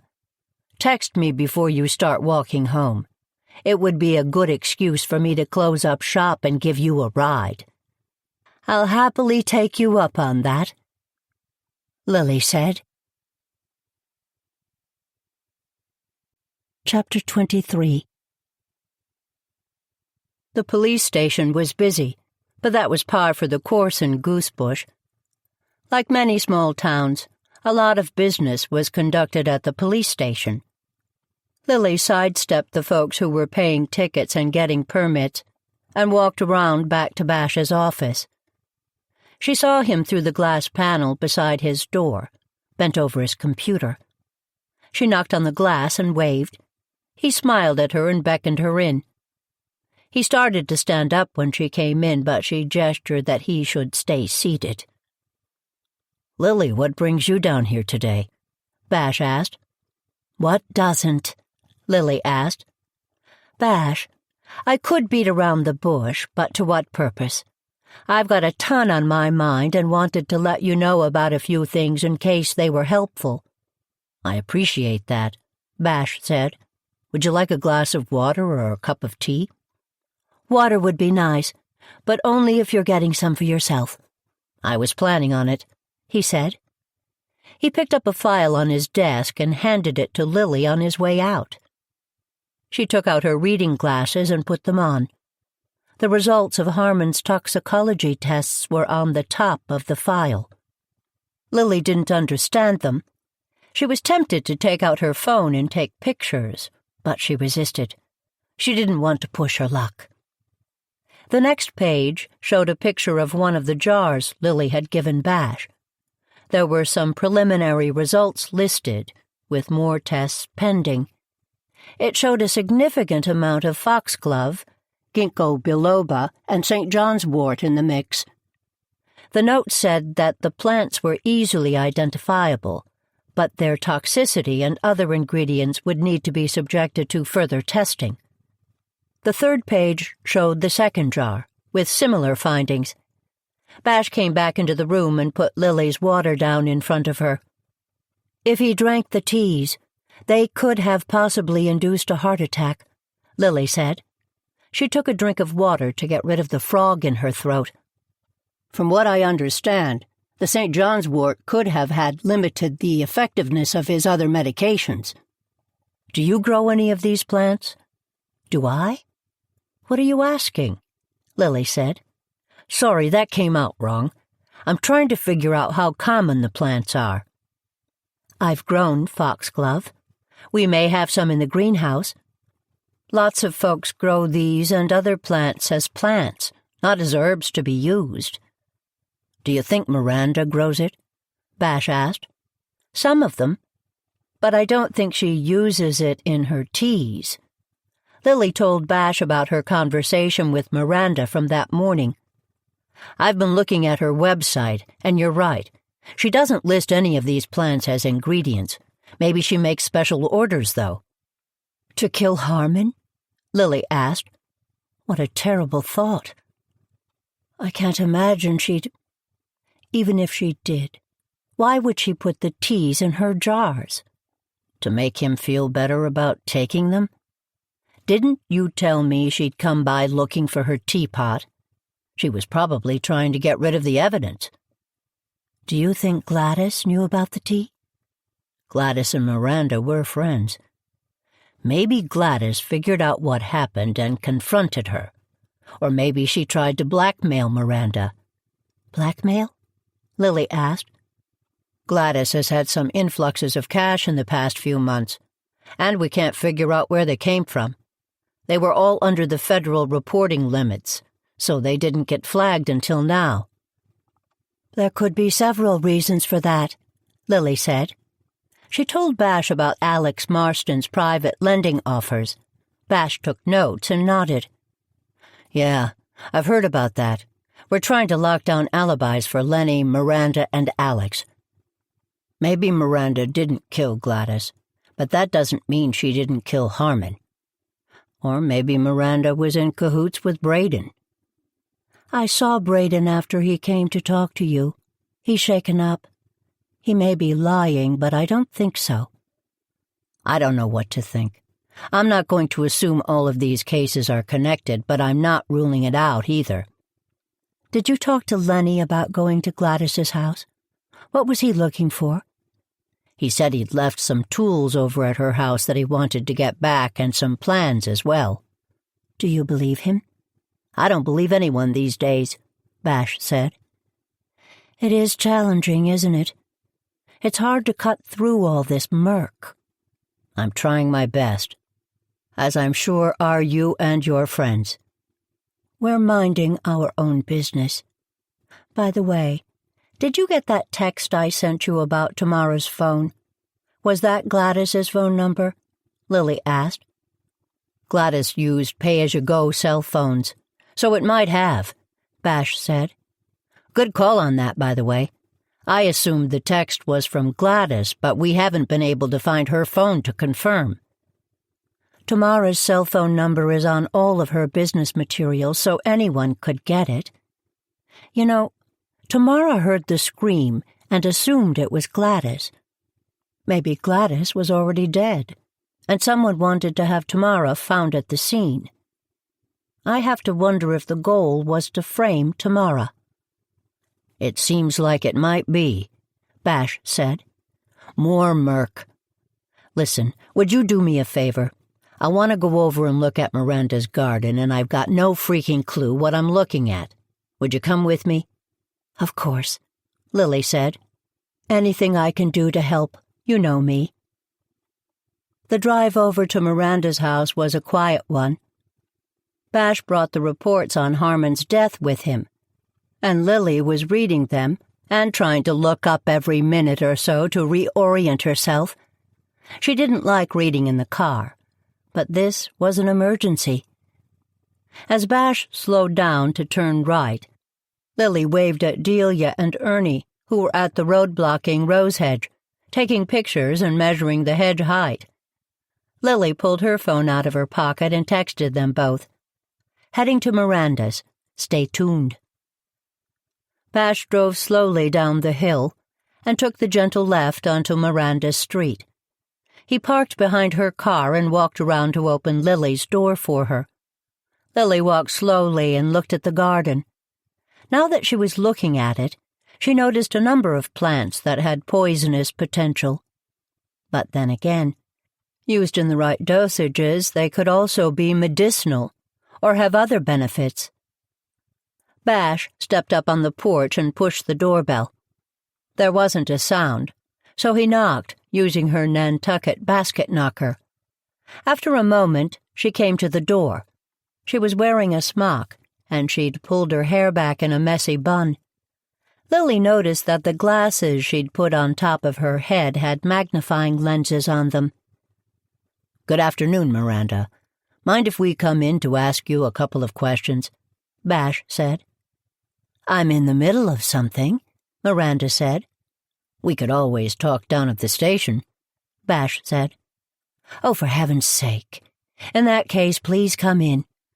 "Lily, I didn't know you'd joined the police force," she said. I haven't, but I speak plants. The chief asked me to come with him to help translate if need be. They followed Miranda into the front door and stepped to the left. The house was a center entrance cape that had been expanded with dormers upstairs and porches on 3 sides. The rooms were small, and Miranda used every square inch. Lily noted drying flowers, herbs, and plants hanging from the ceiling. Since the ceilings were taller than normal, the plants didn't hit anyone on the head, but they still made the rooms feel oppressive. Bash pulled one of the side chairs over and sat down. Lily sat on a side chair and Miranda sat on the settee. Lily looked around. All of the furniture was fairly new and had the boxed Swedish aesthetic that indicated it wasn't terribly high-end. Lily knew that Harmon had given Miranda several treasured antiques over the years, but from this vantage point, she couldn't see any of them in the living room or dining room. Had Miranda sold them? For money? Or because she didn't like them? "Miranda, do you recognize this?" Bash asked. He took the picture of one of the tea jars out of the folder and handed it to her. "The label looks like mine, but it isn't from me. I don't make a tea blend called Heart Health." "How about this one?" "I don't make a restful sleep either. Where did you get these? Is someone copying me?" "We found these jars in your cousin's house." "Harmon's? I didn't give them to him." "We ran some tests on them and found that there were high levels of plants that may have caused Harmon to get sick." "Whoa! Wait a minute. What are you saying? Harmon died of natural causes." "His cause of death is being reinvestigated," Bash said. "Tell me, do you use any of these plants in your work?" Bash listed several names, and Lily looked around while he went through the list. She saw half of those plants drying in the living room. Miranda didn't try and argue. "I would never, ever have done anything to hurt Harmon," she said. "Perhaps you didn't mean to," Bash said. "You put some plants together that tasted good and—" "I know what plants do and can be used for," Miranda said. "I may have some of the plants you've listed, but trust me, I wouldn't make a tea out of them, especially for Harmon." "But you don't deny that this is your label?" Bash asked. Lily picked up the picture of one of the jars. "Could we see one of your tea jars with a label?" she asked. "There are some in the kitchen ready to go out," Miranda said. "I'll get one." "We'll go with you," Bash said. His phone buzzed as they got up, and he hung back to check the text. While they waited for him to follow, Lily stopped and looked around a bit more. Hundreds of drying plants, combined with closed windows and a barely functioning window AC unit, made it claustrophobic. Lily saw a dehumidifier in the corner, but wondered if it was up to the task. One challenge of living this close to the ocean was a permanent dampness and slight mustiness to everything. Drying flowers and herbs without them mildewing must be a challenge. The three of them walked to the back of the living room and went through the swinging door. The kitchen ran the length of the back of the house. Unlike the modern vibe of the front rooms, the kitchen had clearly last been renovated in the 70s. The gold stove had 4 pots of simmering water. The brown refrigerator made a bevy of noises, none of which sounded good. The metal rim around the counters was popping off in places. The kitchen table was covered with packing materials. There were 4 card tables set up, and they were covered with other parts of her business. "Do you make everything in here?" Bash asked. "I package things in here. I put stuff together upstairs. If business picks up, I'm going to get more space somewhere, but not if you start spreading rumors that my teas kill people." "I don't spread rumors. I look for facts. Could you show me one of your jars?" Bash asked. Miranda reached into a box and pulled out a jar. She handed it to Bash, who looked it over. "Would you mind showing me one as well?" Lily asked. Miranda let out a loud sigh and handed Lily another jar. Lily turned it over in her hand. She ran her hand along the label. The lettering on the jar did look similar to the lettering on the jar she found, but the label was different. "Miranda, do you have these labels printed for you, or do you do it yourself?" "I have them printed. Then I run them through my printer to get the calligraphy printed lightly. Then I go over it with a pen to give it the homemade look." "They do look homemade. But now that you walked me through the process, I can see the level of detail you add to them. Also, this jar has an M embossed on one side. Is that some sort of etching?" "Hand done with stencils and etching paste. All of my jars have that," she said. "It's part of the branding. When you order high-end products, packaging details matter." "Those details make your packaging unique," Lily said. "They are unique," Bash said. "Miranda, I need to ask you if I can take a look around. We need to make sure we investigate this thoroughly, so I can't take your word for it alone. I need to look into this." "What happens if I say no?" she said. Bash reached into the folder and took out an envelope.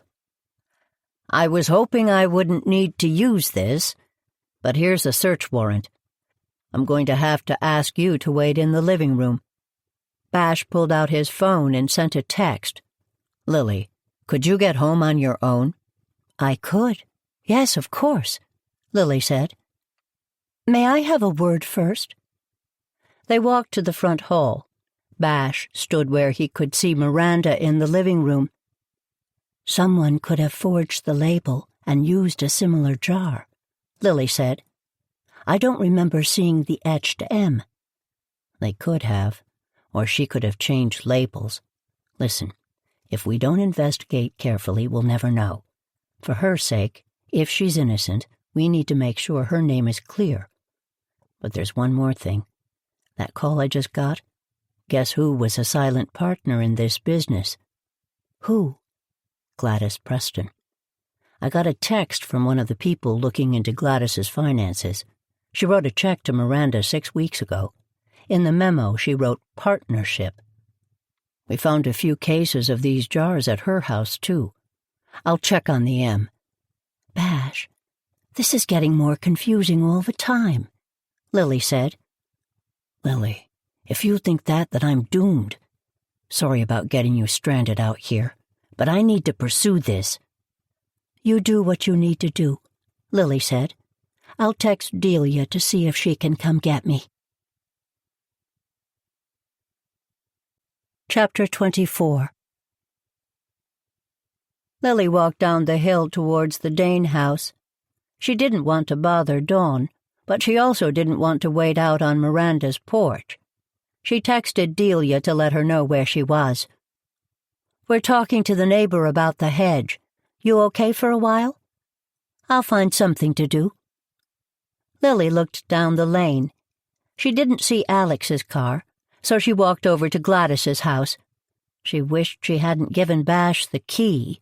She also wished she hadn't been such a goody-two-shoes and believed Lenny. She should have gone to look around the other day. She walked over to the mudroom. It was closed. She looked around, but didn't see anyone. She walked along the side of the house and looked in windows. She couldn't see inside the house, not because the curtains were closed, but because there were boxes piled in front of them. She looked down at Gladys's gardens, the loveliest feature of the house. Say what you will about Gladys, but she was a wonderful gardener. Lily reached down and pulled a few errant weeds. She took out her phone and made a note to herself. "Keep up with GP Gardens till the house is sold," she wrote. It was the least she could do, and would likely be the best-selling feature of the house. She weeded along the side, and then went out to the front of her house that faced the water. There was the large porch that the other two houses also have, but rather than the porch stairs leading out to grass, Gladys had a patio with various flower beds that led up to the path that ran along the front of all three houses. Lily wasn't a fan of grass, and enjoyed the choices Gladys had made. She wandered around and kept weeding. She looked at the cobblestones that were lining the paths and reached down. They were plastic. They looked fine, but Lily took another look around. Gladys had used a number of household materials such as planters and all sorts of materials to create separate spaces. The gardens were done on a budget, but they were well loved. Lily walked over to the other side of the porch and saw that Gladys had a compost bin. She went and gathered weeds and took them over. She kicked the bin to alert any critters that were nesting and opened the lid. She looked in and saw the rich, dark compost. She tossed in the weeds. There was a pitchfork over to the side, so Lily took it to turn it over. She put it into the bin and turned. One more turn and Lily noticed some white paper peeping through. Newspaper was good for compost, but this wasn't that. Lily reached in and took out the papers. There was a large pile of them, partially rolled at one end where they were bound together. She flattened the papers and pushed the compost aside. It was a drawing. Swallow Point Condos was the name on the bottom corner. Lily looked carefully and realized that the condos were a 3-story set of buildings placed exactly where she was standing. She rolled the sheet out flatter. A map development was written in the other corner, with the names Marston, Andress, and Preston written underneath.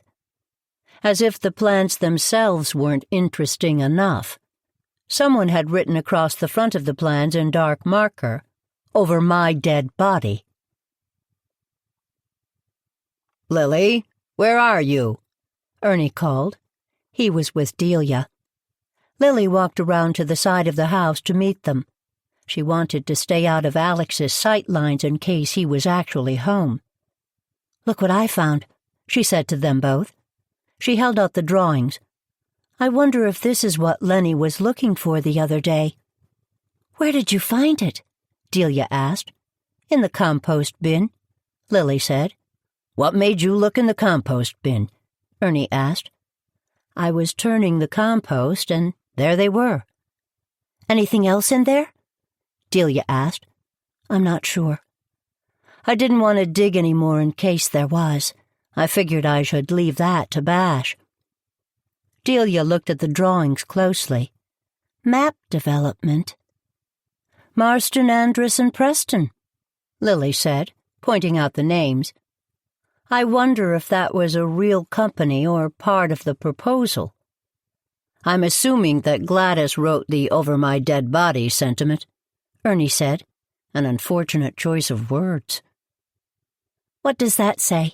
Delia said, peering at a smudged part of the drawing where another logo had been.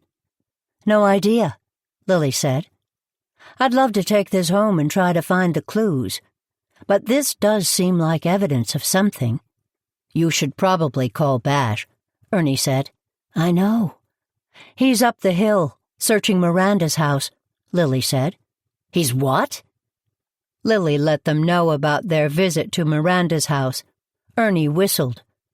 Do you think Miranda killed Harmon? He asked. You know what, Ernie? I don't. Not intentionally. I hope she had nothing to do with it without meaning to, though, Lily said. Without meaning to? Delia asked. She's growing a lot of different plants for her teas and oils. Some of them could be poisonous if used improperly. Did you see Foxglove? I think I did, Lily said. But don't take my word for it. There are a lot of other plants up there. Someone could have made a blend and used one of Miranda's labels. She grows everything herself, so they might be able to test the plants to see if they're consistent with her garden and her soil. Someone could have set Miranda up? Ernie asked. Is that what you're saying? I guess so. Bash is up the hill. I'll give him a call. This will require more than a text. Lily called Bash and told him about her compost exploits. Bash said 4 words. I'll be right there. Now walk me through this again, Bash said. Miranda has asked for a lawyer, and I've got 2 other people looking through her house, so I have a little time. Lily told him about weeding and then wanting to put the weeds in the compost bin. Then I decided to turn the compost. Why? Bash asked. It's August. You have to turn the compost pretty regularly this time of year, Delia said. Besides, I've also decided we're going to take care of Gladys's gardens until the house is sold, Lily said. Who's we? Bash asked. The 3 of us. Gladys was not a pleasant person. You can say that again, Ernie said. But she loved her gardens, and they are as close to a legacy as she's got. So we're going to take care of them. It's the right thing to do, Delia said, reaching over and squeezing Lily's hand. Anything else in the bin? Bash asked. We haven't checked, Lily said. I called you.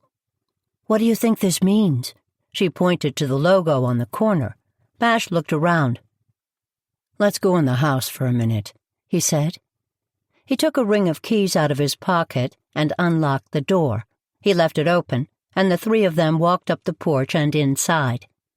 It was stuffy, but the lack of airflow wasn't what made everyone feel claustrophobic. As Lily had surmised, there were all sorts of objects packed up against windows. Wow, Lily said. That's one word for it, Bash said. Gladys was buying and selling antiques and refinishing some of them. As you can imagine, we haven't been able to figure out what was coming and what was going. Haven't had a lot of time to look for it either. I had plans to go through things today, but haven't had time. Could I help you? Delia asked. I wish you could. But I worry about chain of custody in case you find something that's a clue, like those plans. I called you right away, Lily said. I suppose I could have left them out there. No, it's good you found them, Bash said. If you'd left them, they may have disappeared. Ernie, where are you going? Sorry, this house fascinates me. It's like Harmon's house, but with more potential for a fun renovation. And look at that view. I wonder who will inherit it, Lily asked. She tried to sound innocent, but looked right at Bash. She was mortgaged to the hilt and in debt, so there's not much for anyone to inherit. We haven't been able to find a new will. The old one left everything to her late husband. As far as we can tell, she didn't have any other relatives either. So the bank owns the house? Lily asked. There are several folks who need to be paid back. Folks with bigger brains than I have are sorting through all of that. Wish I could tell you more, but there's a lot there. The four of them paused to see if Bash would add anything more to the conversation. When Bash was still silent after a few seconds, Ernie broke off from the group and looked around some more. "Okay if I go upstairs?" he asked. "Don't touch anything," Bash said. "I won't." Delia walked over to look at some of the boxes. When she was out of earshot, Lily unrolled the plans again and pointed to the names on the plan. Marston, Andrus, and Preston, Lily said. Was it a partnership or a promise? Or maybe it was a bribe if she were willing to sell them her house. Lily, you know I can't tell you. You know she probably owed Alex money, right? He offers loans on houses. Maybe he was trying to pressure her, and it got out of hand. You know he talked to Portia Asher. Did I mention that? Lily told him what she'd overheard. Lily, I'm going to let someone know about that, and they'll probably be in touch. Any names? No one specific yet, Bash said. He looked over his shoulder to make sure Delia was out of earshot. Someone from the FBI may be in touch. The FBI? Yes, and I want you to keep that close to the vest. Part of this investigation has gotten bigger than me. Parts of Gladys's death are out of my hands, so I've been asked to step back. I don't love that idea, so I've been focusing on Harmon's case. This could be a clue, though. Maybe if you look into the logo and see if it's registered. Gladys's murder is still in my ballpark, but every time I've tried to do deep research on a path, I've been blocked. I've agreed to keep the FBI informed of anything I find out while investigating Harmon's death. Does that mean you can't check into Lenny's and Alex's alibis? Already done, with help. They were in Providence Friday afternoon till Saturday afternoon. They didn't kill Gladys. Do you think Miranda did it? Lily asked. I do. She has means and motive. But Bash took a deep breath and pursed his lips in concentration. But she's been crying for the past half hour. Maybe it's because she got caught, but I'm not sure. She was shocked by the idea that Harmon may not have died of natural causes. She did mention one thing. She said that Braden's been visiting her a lot. He's been staying in her guest room. He could have gotten his hands on the teas and added to them. Did she come up with the Braden angle? No, that was my logic jump. Double-check the label on the jar, Lily said. I don't think it was Miranda's label. Someone may have created it on a printer. It wouldn't be hard to do. But wouldn't it have been smart for Miranda to make it look like a fake label was made? Bash asked. That's too complicated. What sense does the label make? It doesn't have anything to do with Gladys's death. Or maybe it does. Lily looked down at the plans. I've got an idea I want to follow up on. Her hand reached into her pocket, but she didn't take out her phone. Bash sighed and took a deep breath. Lily, I know that look. I'm going to go out and see if there's anything else in the compost bin. Keep an eye on this, will you? I'll be gone for a few minutes. She waited until he was out of earshot, and then called out to Delia. We need to take some pictures, she said. Chapter 25. Are you sure you're up to this? Lily said for the 5th time. She got up from the chair in Roddy's living room and walked over to the fireplace to look at the decorations on the mantel. The room was sparsely but tastefully decorated, with mid-century furniture and antique rugs. She wondered if he'd chosen the decor himself, or if he had help. Roddy looked over at his neighbor and smiled. Lily, trust me. I'm up to this. It reminds me of some of the work I used to do." He checked on the tea, which still needed a couple of more minutes. "What exactly did you used to do? I thought you were a lawyer or a businessman." "I did what was necessary, and that, sometimes, used different skills. A conversation for another day. Are you ready for this meeting?" "I am," Lily said. "I'm not sure if it will come to anything, but I thank you for indulging me on this whim. It does seem a little far-fetched, I'll admit." "Lily, I trust your whims more than I trust a lot of folks' perfectly thought-through plans.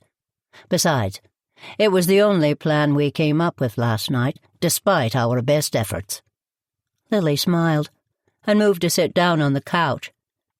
Dinner last night involved the entire garden squad and concerned all of the pieces of information people had been gathering. Lily hadn't told them about the FBI involvement, but did let everyone know that Lenny and Alex had an alibi. Suddenly, Lily saw another thread running through the information and talked it through aloud. That new avenue of thought required additional information to fully bloom. Roddy had volunteered to try and wrestle with the source, but Lily insisted on being with him. Not that she didn't trust Roddy to ask the appropriate questions. If what she was thinking was true, she didn't want Roddy to be alone. The doorbell rang. "The game's afoot," he said to Lily. He went out to the front hall and welcomed their guest. "Lily, I didn't expect to see you here," Regan Holland said as she walked into the living room. If she was surprised, she didn't let on, instead leaning down to air-kiss the older woman and then sitting down on the club chair by the French doors. "I assisted, I'm afraid. I've been trying to talk him out of his plan, but to no avail." "What plan is that?" Regan asked. "Would you like some tea?" Roddy asked. "I'd love some. I'm a tea fanatic," Regan said. "This is nothing special. A black tea blend that I'm rather fond of. Low in caffeine, but not caffeine-free." "Caffeine is fine with me," Regan said. "I'm a bit of an addict, I'm afraid. I'm at the point where it barely affects me." "Milk and sugar?" "No, thank you," she said. She took the cup that Roddy offered her and took a deep sip. Roddy handed Lily her tea after he added a dollop of milk and some sugar. He added the same to his and sat down next to Lily. "Regan, as you know, Tamara O'Connor is a friend of mine, so I'll be speaking to her as well. But I wanted to get your opinion on something I've been thinking about for the past few days. You might know that I spoke with Alex Marston yesterday afternoon." Roddy asked. "I don't think he mentioned it, no," she said. "Really? I thought you said... Well, no worries. I wanted to get your opinion. I'm concerned I bit off more than I can chew when I bought this old darling, and I'm not able to do all of the work it requires. I discussed some financing options with Alex, and he mentioned some non-traditional loans. He also mentioned the possibility of making this house into 2 or 3 dwellings, which would mean an influx of cash for me." "Is Lily here to talk you out of that?" Regan said. "No, not necessarily. We've got a tall and solid wall between our houses, so it won't affect me," Lily said. "I've also come to understand the value of more affordable housing in town. My concern is twofold. 1, that it be done tastefully and that the house remain standing. This is, after all, the historical district of Goosebush." "Of course," Regan said. "What is your other concern?" "As you may know, I've been on the Board of Selectmen several times over the years, and I know the zoning rules of Goosebush fairly well. I don't think he could do this, not without town support." "Support from people like you could make the difference," Regan said. "Which is why I'm being sure to keep Lily in the loop," Roddy said. I'm hoping to get her on board with the idea. From what I understand, you've done some work with this sort of thing before. Is that right?" "I'm not sure what you mean," Regan said, putting her cup carefully in its saucer. "I also met with Lenny Andrus, and he mentioned that he had a business partner with a development project in Marston. I thought that was you." "That project? I've got a small investment and a contract to be the lead agent on the new buildings. Lenny isn't one of our partners, but he has done some work on the buildings." "Is it a condo development?" Lily asked. She knew that it was. Delia had spent the last 12 hours researching.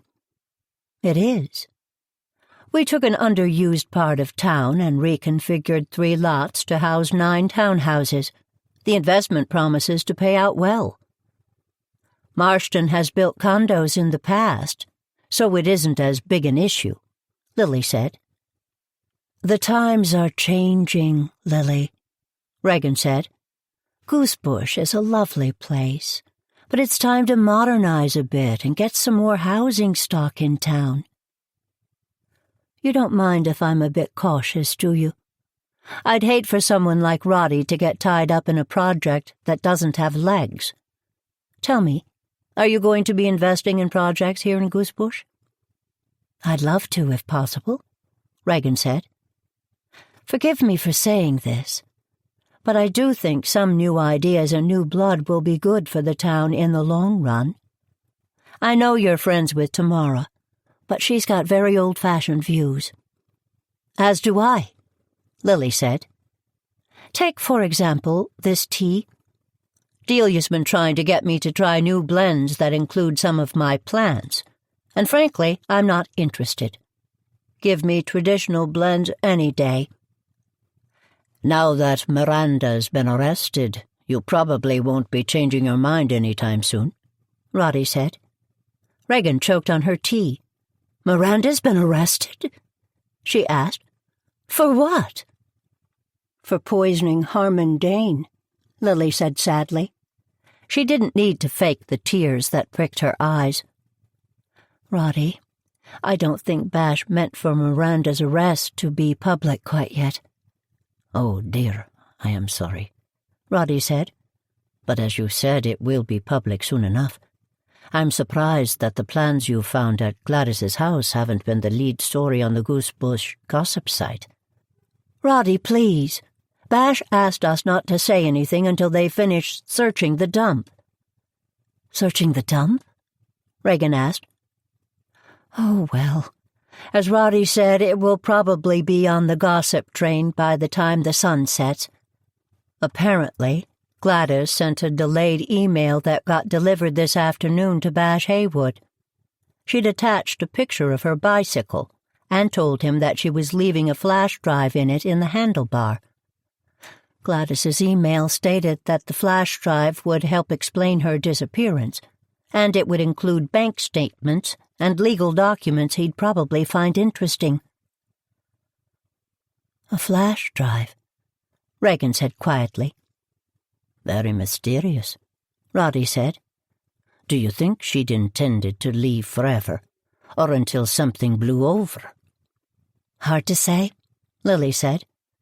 "Gladys wasn't immune to drama, so it could mean a lot of things. Anyway, Gladys's bike is missing. They didn't find a purse or anything else with Gladys's body. Bash said it wasn't in her pockets. Perhaps her murderer took it, or else it got dropped in the scuffle.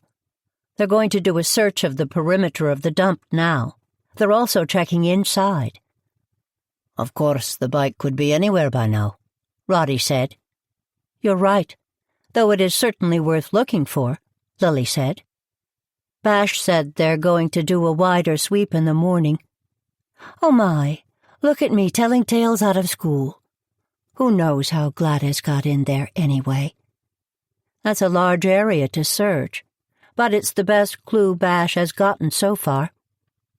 "I wonder why Gladys sent the email to Bash. Do you think she was planning on leaving town?" Roddy asked. "I don't know. Maybe she was using the email ploy to keep someone in line, and it backfired. Anyway, until they find the bike, presuming the USB exists, we can only guess, Lily said, taking a sip of tea. That's not why you're here, is it, Reagan? Tell me, would you be willing to share more of your thoughts with us about Roddy's house? Roddy's house? Making it a multi-family house, Lily said. Funny, the abstract idea becomes more viable when your friend is looking for help. If you can show me this is a good idea, I'd be willing to consider backing it at a town hall. That's wonderful news, Lily, Reagan said. I'll put together a report and send it to you. Now, if you'll forgive me, it's getting late and I have another appointment. I'll talk to you soon. Roddy walked Reagan to the front door. When he came back into the living room, Lily was on her phone. She gave Roddy a thumbs up. What do we do now? Roddy asked. We tell Bash we set the trap, and then we wait. Lily and Roddy finished their tea, and then they took a stroll around his garden as the sun began to lower in the sky. I think we should take a drive, Lily said. Anywhere in particular? Roddy asked. We'll stay out of the way, Lily said. We'll do a loop around the dump, and if nothing is happening, we'll go to the police station. I'll drive. She offered to help clean up, but Roddy waved her off. She went over to get her car and pulled up in his driveway. Thank you for driving, Lily, Roddy said as he climbed up into her car. My car stands out a bit. Just a bit, Lily said, thinking of his red Jaguar convertible. Her ancient Jeep looked like dozens of others that roamed around Goosebush. By the way, I don't think I've properly appreciated the long trip to get over to my driveway, Lily said. We really do need to deal with that garden gate door. It may be a moot point if I decide to sell, Roddy said. You're not going to, are you? Lily asked. She was surprised at how much the idea rattled her. No, of course not. Contrary to the story I've been telling, I have the funds to fix the old girl up and look forward to the project. Looks like I'll have to find someone besides Lenny to do the work, though. Sounds like, Lily said. I still can't believe he's involved with something shady. I've known him his entire life. I never thought I'd say this, but thank heaven his parents aren't here to see this. Lenny doesn't strike me as smart enough to do any of this on his own. He was looking for a shortcut, Lily said. And he met people who offered him one. Roddy said. Where are you going? I thought we were heading to the dump. We're going the back way. This is a bit past where the access point was. It's down there on the left. Can you see anything? Wait, what's that? What? Roddy asked. That shadow cutting through the woods. It's a person. A man, I think, Roddy said. Slow down a tick. Let's see what he does. Lily heard a sharp noise, like a firecracker going off. The figure broke into a run, dodged to the right, and ran into the road towards the car. It was Braden Dane. He broke into a run towards the car and let himself in the back seat. Lily, get us out of here. She's tried to kill me. Roddy used Lily's phone to call Bash. He left a message and then sent a text letting Bash know they'd meet him at the police station. Can't we go to your house? Braden asked. No, we need to do this the right way and take you to the station, Lily said. If someone's trying to hurt you, we need to keep this official. Who's trying to kill you, Braden? Reagan. It probably would have been better if I'd let her. When they got to the police station, there was only one officer on duty. The officer set them up in the conference room. Both Roddy and Lily waited with Braden. The minute they'd gotten in the room, Braden had put his head on the table and started to weep. You must hate me, he said after a few minutes. I don't hate you, Lily said. I will confess I'm curious about what happened, but you shouldn't say anything. I can be compelled to testify against you. So can Roddy. You need a lawyer, not a confessor. I didn't know they killed Harmon. You have to know that, Braden said. Who? All of them. Gladys, Lenny, Alex. Gladys did the dirty work. Brought him over teas that she said Miranda sent down. How do you know that? Lily said. Reagan told me. Reagan? Roddy asked gently. Did Reagan know what Gladys was doing? She said no, but she had to know about it. She did admit that she and Gladys were sabotaging the open houses with Alex's help. At that moment, the conference door opened, and Bash Haywood came in. Lily and Roddy got up to leave. Please stay. I want you to understand. I didn't do anything, Braden said. Is it okay with you if we stay? Lily asked. It's fine. We're all talking, just talking, Bash said. We were at Gladys's house waiting, but no one showed up. We had a couple of officers at the dump as well, but they didn't see anyone. Braden was telling us that he didn't kill his uncle, Roddy said. Did he know anyone was going to kill his uncle? Bash asked Roddy. He says no. No, of course I didn't. I didn't. You have to believe me, Braden said. What happened? Lily asked. Lily hadn't been sure if Braden was involved or not. She'd hoped not. But now? Now she needed to know the truth. After Uncle Harmon died, I thought that he was going to leave me some cash, but he didn't. He left me the house instead. So we all agreed to put the house on the market. Then I met Reagan. She kept talking to me about how I was being ripped off, but if I got her the listing for the house, she'd make sure I got some cash. Did she try and talk you into selling the house to Alex? No. She was pretty upset when I told her what he was offering. They argued about it at one point. Anyway, Reagan and I started, seeing each other. Really? Lily asked. Reagan had at least 20 years on Braden. Yeah, I thought that too. What did this sophisticated, beautiful woman see in me, right? Braden asked. He wiped his eyes with the back of his hand. Feeling sorry for yourself is counterproductive, Lily said. Braden, did you kill Gladys Preston? Bash asked. No, of course not. Do you know who did? I didn't until a little while ago, I swear. But you do now. Yes, because she told me. Gladys was threatening to give Tamara some information about the plans for Shipyard Lane and Swallow Point. She wasn't happy with the deal anymore and wanted more money. At least that's what Reagan said. Maybe she found out about what happened to Uncle Harmon. She was so scary. Yeesh, she probably did that too. Who? Who told you she killed Gladys Preston? Bash asked. Reagan Holland. She came by and picked me up. She took me towards the dump and told me she needed us to find Gladys's bike. I asked her what she was talking about and what was so important about it. She freaked out and kept asking me why Gladys was such an idiot. Idiot? What do you mean? Bash said quietly. She said that Gladys lost her nerve, started to feel bad about Harmon dying.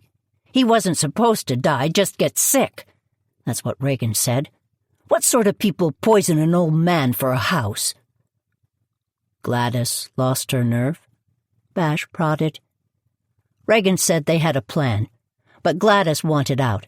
She told Reagan that she made digital copies of everything and was going to give them to Tamara O'Connor. Everything? Reagan said Gladys knew about all the plans and had been keeping records. Gladys said unless she got cash, she was going to turn it all over. Why give the information to Tamara? Why not go to the police? Gladys wanted to buy herself time. She was planning on getting out of town that morning. How come Reagan told you all this? She was trying to talk me into looking for the bike. She said she'd make sure I would be blamed for Harmon's death unless I helped her. She told me she had proof that I'd given him the tea. I had, but I didn't know what was in it. You have to believe me." "Did she tell you what happened to Gladys?" Bash asked. "She told me she didn't mean to kill Gladys. She found a note that Gladys had left at Lenny's office, telling him she had proof of what they'd done. All of it. Harmon. The open houses. Lenny was out of town, so Reagan decided to deal with it. Reagan texted Gladys and told her to meet her at the dump and she'd give her some cash." "Why would Gladys agree to meet at the dump?" "Gladys wanted the money," Braden said. "Reagan probably made some excuse about them not being seen." "How did Reagan know how to get in there?" Lily asked. "Reagan caught Gladys coming out of the hole in the fence one day, and Gladys admitted she went in to pilfer furniture. Reagan collected information about people. Stuff that seemed innocent enough but could get them in trouble." "So why did Gladys text Tamara?" Bash asked. "She probably didn't," Braden said. "Reagan was pretty good at spoofing phones." "Spoofing phones?" Lily asked. "Making a phone call or a text look like it came from one number when it came from another," Roddy said. "An odd ability for Reagan to have." "She uses it for her real estate deals," Braden said. "She showed me one night. She used to love to show off what she could do. It's how she creates bidding wars for her clients." Bash was taking notes and looked up. "Tell you what, we'll talk more about this in a bit. Did Reagan tell you what happened to Gladys?" "She said that she gave Gladys some money, but Gladys wanted more. They got into a fight, and then Gladys fell and hit her head, so Reagan ran." "Gladys was killed by multiple blows to the head," Bash said. "And we didn't find any cash at the scene. So Reagan's story doesn't hold up." "What? Really? But she told me." "Reagan lied to you, Braden," Lily said. "Sounds like she lied to a lot of people." "She called me this afternoon. She was completely freaked out, so I agreed to meet her. She told me about the bike and insisted I needed to help her look for it. We walked along the edge of the dump, but we didn't find a bike. I told her the police probably had it. Then she really lost it. She took out a gun and tried to force me to keep looking. I pretended to, and then when she turned her back, I made a run for it. I saw a car and jumped in. I'm so glad it was both of you." "Lily happened to drive by," Bash said. "Roddy and I were out for a drive on a beautiful summer night. What's wrong with that?" Nothing at all," Bash said. "You didn't happen to see Reagan, did you?" "No, not at the dump. We did see her earlier in the afternoon. We heard the gunshot, but we drove away from it and didn't go looking for Reagan. Maybe we should have," Lily said. "You absolutely should not have," Bash said. "Braden, I'm going to step out and make a couple of calls. I'll be right back. I'm going to ask Roddy and Lily to leave. It will all be fine. I have a few more questions for you." "Braden, you're going to need a lawyer," Lily said. "I'll make a call and have someone come down." Braden nodded and put his head back on his folded arms on the table. Lily, Roddy, and Bash walked out of the room, and Bash closed the door. "Have you found Reagan yet?" Lily asked Bash. "Not yet, but a lot of folks are looking for her," Bash said. "I'll keep you posted." "1 minute, Bash," Roddy said, taking a paper bag and handing it to the officer. "Reagan used this teacup and saucer. You'll be able to get prints off the saucer. I made sure she grabbed it. It will also have her DNA. It may be helpful. At some point you'll need to explain this afternoon to me. For now, I'll take that. Thanks. I'll talk to you soon," Bash said, He walked away and started dialing his phone.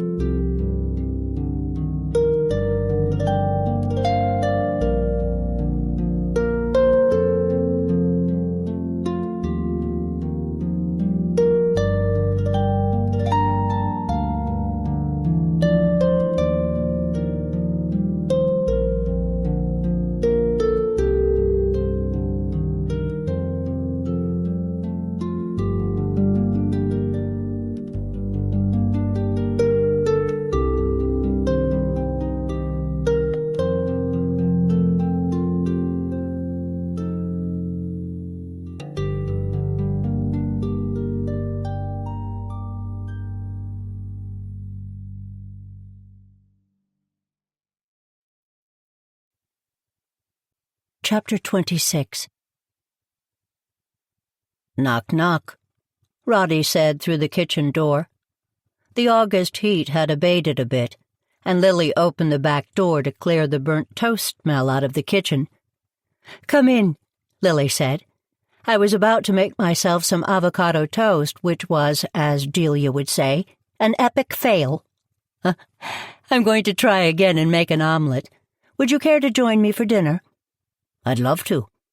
How about if I make the omelette? I'm pretty good at it, if I do say so.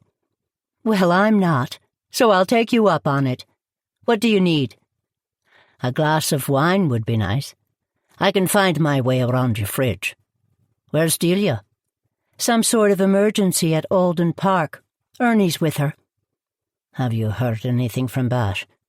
"No, but it's only been an hour. I hope they find her soon," Lily said. I can't believe Reagan tried to get Braden to help her find the bike. She must have been waiting for Gladys inside the dump and not seen the bike when she left. She must have been fairly secure in her control of Braden to tell him everything, Roddy said. It's hardly proof, since we made up the story about the bike, but it makes her look guilty. "I can't believe Gladys was blackmailing them all. Do you think she had anything to do with Harmon's death?" Lily asked. She'd taken some cheese and bacon out of the refrigerator and put them on the counter. I don't know. I doubt it. If Regan was a regular visitor to Gladys's house, she may have put the jars from Miranda's supplies in her house. Hoping to frame Gladys. Exactly. I think there were a lot of terrible things happening and that Regan was the mastermind behind most of them. But she was smart enough to keep her name out of things, Lily said. Those plans we found had Lenny's, Alex's, and Gladys's names on them. But Regan was likely a silent partner. If Braden hadn't been rattled by the news about Harmon, she probably could have talked Braden into anything. I wonder where she is now. Probably looking for Lenny and Alex. I wonder where they are, Roddy said. I don't know, but I'd imagine Bash does. I may be naive, but I can't imagine Braden intentionally being part of all of this, can you? I think Braden is in over his head, likely because of Regan's influence. He may not have understood what he was getting himself into. She seems adept at keeping a lot of people involved with her plans to varying degrees. So now we just wait, Lily said. We do? Roddy said. It's a bit anticlimactic, but I'm not sure what else we can do. Roddy intently cracked eggs into a bowl and started to beat them. Perhaps some wine, he said. Lily went over to the cabinet and took down 2 glasses. When her phone rang, she smiled at Roddy and answered the call. He stopped beating the eggs and looked over at her.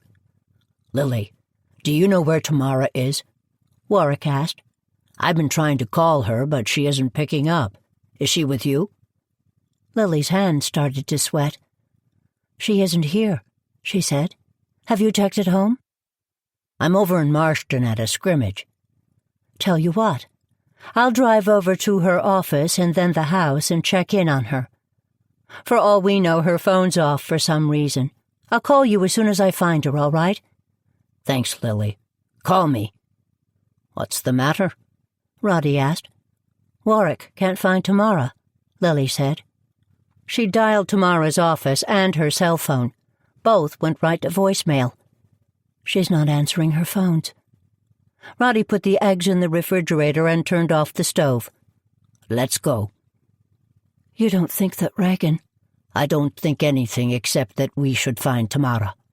Home first, then office. And then? Roddy shook his head. One step at a time. Let's go. Roddy and Lily drove to Tamara's house. She wasn't there. She wasn't at her office either. Lily felt her stomach clench. She called Pete Frank, but he didn't know where she was. He checked the company calendar, and she didn't have any appointments. Where else could she be? Roddy said. I don't know. Think, Lily, Roddy said. Maybe she is with someone. Lily closed her eyes and tried imagining where her friend might be. Maybe she's at the Cape, she said. Cape Cod? Do you know where? Roddy asked. No. The Cape she's trying to sell over near Linda Lane. She's got a couple of showings tomorrow and may have wanted to check on it. Is this the place where someone left the rotten fish? The same. Let's check it out. Lily pulled out onto the rotary and headed back over to the Cape House. Roddy, text Delia and Ernie. Tell them we're looking for Tamara. Let's not panic yet, Roddy said. I know. I'm not panicking. I'm just concerned. Roddy reached over and patted Lily's arm. Who do you think left the rotten fish? He asked. Regan may have done that, come to think of it. I know Tamara thought she did anyway. To throw us off and make us think the open house incidents were not about the Dane house. And to make us think they were about Tamara, Lily said. You know, the sabotage may have been about her after all. Braden gave the Dane house to Tamara to sell, but he wasn't going to renew Tamara's contract. Regan had a lot to gain. If Tamara hadn't had the listing, they would have been able to sell the house more easily, maybe to a front or a trust that was part of the development deal, Roddy said. Also, because Tamara is on the board of selectmen, she's a stickler for the rules. She wouldn't have been willing to entertain ideas about tearing it down. So they needed to force her to recuse herself somehow, or throw her under a cloud of suspicion about Gladys's death. Okay, here's the house. The second one in. Turn off the headlights and slow down, Roddy said. There's a car in the driveway. Lily did as she was told. That's Tamara's car. She must be inside. Lily reached to open her door, but Roddy put his hand on her arm. Wait a minute, Roddy said. I don't see any lights in the house, but there are some out back. I'm going to try and sneak around the house and see if she's in there, and if she's alone. Roddy gave Lily a long look, and Lily nodded. Be careful, Lily said. I will. You stay here, and I'll be back, Roddy said. He disappeared into the dark around the house. Lily called and texted Bash and got no answer. Lily counted to 100 slowly. Roddy hadn't come back. So she tried to count again. She only got to 50 before she decided she couldn't wait any longer. She called the police station and told them that there was an emergency. They promised to send someone out as soon as possible. Lily took a deep breath, and she let herself out of the car. Lily walked slowly in the direction that Roddy had gone. She took her phone out of her pocket and turned on the screen, dimming it. She'd rather have used the flashlight app, but didn't want to risk too much light. She hoped she was being overly dramatic, but why hadn't Roddy come back? She finally got towards the back of the house and stopped. The moonlight was full in the backyard. Tamara was there, sitting on the back deck. Regan was standing beside her, holding a gun to Tamara's head. Lily crept forward and saw Roddy several feet away, a shovel in hand. He was digging. Lily took a deep breath. "You're much better at this than Tamara was," Regan said. "I think she was deliberately slow. She must have been hoping someone would show. And look at that. She was right. You came to her rescue. Frankly, I'm surprised you found us, and that you came alone." I told you. Lily asked me to stop by and make sure the house was locked up. She's down at the station with Braden. He's being questioned by the police. Braden. Lord, is he dim. Beautiful, but dim. Such a pity he started to doubt me. Still, he's got no proof, Regan said. She didn't move the gun, but she glanced over at Roddy. No one had proof, Regan. Though I will admit I'm not sure how you're going to be able to talk your way out of this situation. This situation. I'm getting rid of the evidence, or will be soon. Keep digging, Roddy. If you stop, I'll shoot your friend. I can see you, so don't try anything. You're far enough away from me that I could shoot her and take you down before you got to me. So keep digging. I'm sorry you found us, Roddy. I hate killing handsome men. Seems such a waste of a limited... Dreamscape presents Tilling the Truth by Julia Henry. Narrated by Laurel Merlington.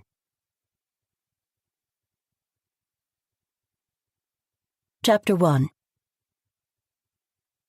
Lily Jane had considered saying no to the invitation for tea, but her curiosity got the better of her.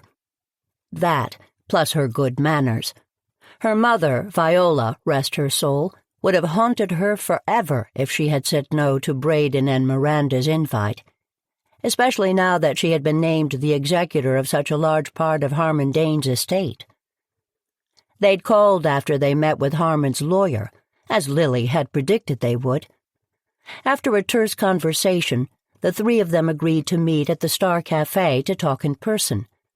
Lily was a big believer in face-to-face conversations, especially when they were difficult. She could have as easily invited them to her house, but then she couldn't escape. She found both Braden and Miranda tiresome at best, and this conversation wasn't going to represent them at their best. Frankly, she also thought that they were less concerned by her late friend's recent death than they were by what he left them in his will. Harmon deserved better. Not that she was one for public wailing. No, Lily Jane was far too much of a cranky Yankee for that. Nonetheless, she grieved the loss of Harmon, was honored that he had asked her to help honor his final wishes, and felt determined to make his relatives step up to do their part. Lily walked down the front stairs and put her purse on the side table in the front hall. She looked at her reflection in the mirror and smiled faintly. Little curls of her white hair were flying about, not surprising in the August humidity. Her black cotton dress with white cabbage roses skimmed over her solid shape, nipping in at the waist, thanks to a thin red belt, and then scooting out to a full circle skirt. Her white canvas sneakers were fairly hip these days, but that wasn't why she chose them. She'd been wearing them for years. Lately, though, she'd had to add inserts to help alleviate the pain of her aching knees. She took a tube of lipstick out of her purse and rolled the red balm over her lips. Today's earrings were white roses, which complemented her black and white rose necklace. Lily was tempted to jump on her Vespa to drive into town, but changed her mind. The helmet wreaked havoc with her hair, and summer traffic made navigating downtown more challenging. Driving made no sense, since parking was sure to be a challenge. Besides, since she had plenty of time, the walk would do her good. She almost called out to Delia, her housemate, to let her know she was leaving, but then remembered Delia was down at the town hall today. She'd been filling in as an interim town clerk and spent many hours there going through records, trying to get the town back on track. Lily sighed. Since her husband, Alan, had died 2 years ago, she'd gotten so used to having Delia around. Lily was going to miss her when she moved into the room she'd rented in Burlington later this month to start teaching in Boston. Granted, Delia would be teaching 2 freshman sections of research techniques, not her dream topic, but academic careers took a while to build. Lily sighed once more, and then gave herself a shake. No time for a pity party. She wouldn't, ask Delia to put her life on hold any longer. Lily closed the front door behind her and double-checked that it was locked. She hated that she had to worry about that, but she did. Curiosity had led more than a few tourists up her front path and into her front hall this past summer without an invitation. She found it disconcerting, to say the least. She'd taken to locking her front door to make sure that her privacy was just that, her privacy. She suspected most of the folks had wanted to get to the back of the house to see her famous gardens, but they never got that far. Thankfully, because her house was so old that no building codes were adhered to, there was no way to get to the back of the house from the side yards. From the street, to the left, there was a large greenhouse, butted right up against her neighbor Roddy Lydon's fence. To the right, her driveway ran all the way to the back of the house, dipping down to a large stone wall at the end. There were no stairs up the stone wall and into the backyard. You had to get to the backyard through the garage, which Lily and Delia kept closed. Lily enjoyed her privacy almost as much as she enjoyed working in her gardens. Almost. She had invited folks over in May for a garden party, and that had turned out to be quite the event for a number of reasons, not the least of which was when her friend Tamara got pushed into the koi pond, and the late Marilee Frank pilfered a family treasure. What a chain of events that party had started. Still, she was considering inviting people over for a fall open house. But with Delia leaving, Lily wasn't sure she was up to planning the party on her own. Not that she would have to. Her friends, Tamara O'Connor and Ernie Johnson, would be more than happy to help. But she wasn't going to mention it to them until she committed to the idea herself. Once they had the possibility of a party in their heads, it would be hard to dissuade them. As Lily turned to the right to head towards the center of town, she paused for a moment outside Roddy Lydon's house. She halfway hoped he would be outside working on his front garden. Not that it needed the work. But he wasn't. She hadn't seen Roddy for a couple of days, which was a long time for them. Since he'd moved in, especially since all that happened in May, they talked or texted practically every day. She made a mental note to give him a call later, when she got home. Lily walked down Washington Street towards the center of town, a rotary around which most of Goosebush drove at least once a week, if not daily. The rotary was sometimes referred to as the Wheel, since it was the retail center of town. The businesses directly on the Wheel had all been there for years, though not in their present states. Most, except for the post office, were now serving a different purpose. Lily's destination, the Star Cafe, was a prime example of a repurposed storefront. While she was growing up, the Star had been a Woolworth. The original store was 4 stories tall, with a brick facade, tall tin ceilings, worn wooden floors, and complete with an ice cream bar in the front and a cafeteria in the back. Stan Freeland had taken over the building after it had been underused for many years. He turned it into a bookstore and cafe in the front, and a restaurant and bar in the back. On the second floor there was a theater space. The top 2 floors were used for storage and some artist workspaces. Stan was young, but had a vision for the building he was determined to see realized. As far as Lily could tell, he was successful. The Star was always packed. Lily walked in and looked to her right. She gave Stella Haywood a small wave and a smile and looked to her left. Stella was the youngest sister of Bash Haywood, the chief of police for Goosebush. Lily had known Stella forever, and was pleased that the younger woman had found a good job at the Star. After a few fits and starts, Stella was finally on a solid path. Miranda and Braden were both there already, and Stan had brought them a pot of tea. She took a deep breath before she walked over to them. "Have fun," Stan whispered to her as he walked back towards the coffee bar. Stan was thin and had a shaved head, a small goatee, and large black-framed glasses. He looked like a humorless hipster, but his loving restoration of the old Woolworth displayed an old soul with a great imagination, he coupled with a solid business acumen. "Good afternoon, Stan," Lily said. "Could you bring me a cup of tea?" Lily plastered on a smile and walked over to the table. Braden started to stand up, but Lily waved him back into his seat.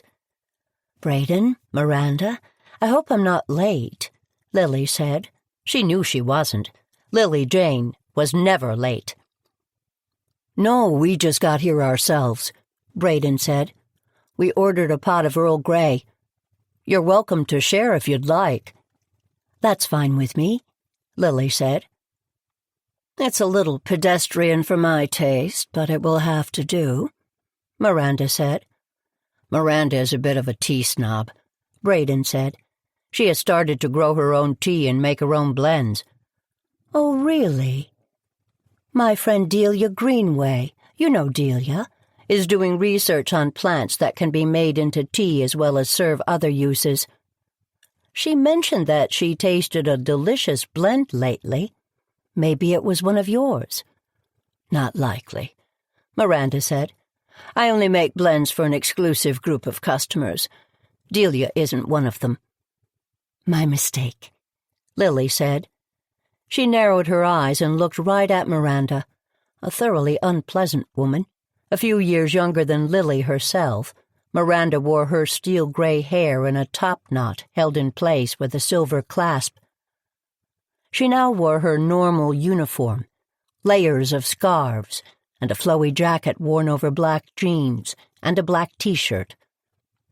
Miranda Dane had never worked a day in her life, at least as far as Lily could tell. She'd relied on her cousin Harmon's goodwill, living in what used to be a gardener's cottage for a long-gone estate. Harmon had bought the cottage for his mother-in-law, and when she passed, Miranda moved in. Miranda had always implied that she helped take care of Harmon in his later years, after his wife died. But every time Lily had gone over to see him, he'd been waiting on Miranda hand and foot.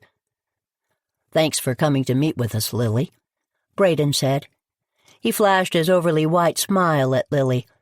"We met with the lawyers this morning and wanted to check in with you. I'm not sure if they've been in contact." "They have," Lily said. There was a pause in the conversation. Lily wasn't going to fill it in for them. This was their meeting, though she had a pretty good idea what they wanted to meet about. "Of course they have. You're the executor of his estate. We're here to talk to you about Uncle Harmon's endowment. The one for the birds?" Braden said. "For the birds is right," Miranda said. Lily took a deep breath before she spoke. "Do you mean money he left for the nesting grounds by his house? To ensure that it be taken care of and expanded if possible? The Dane Sanctuary?" "Dane Sanctuary? I didn't realize it already had a name," Braden said. Stan brought a cup over for Lily, and Braden poured her some tea. "It does," Lily said, taking the cup. "Your uncle had been talking about it for years. It was actually in memory of your aunt. He was planning on establishing it this fall, so it would be ready for the nesting next spring. We'd been talking about the launch party plans a few days before he passed." "So, you were in on it with him?" Miranda asked. "In on it? In on what?" "This cash drain on his estate," Miranda said.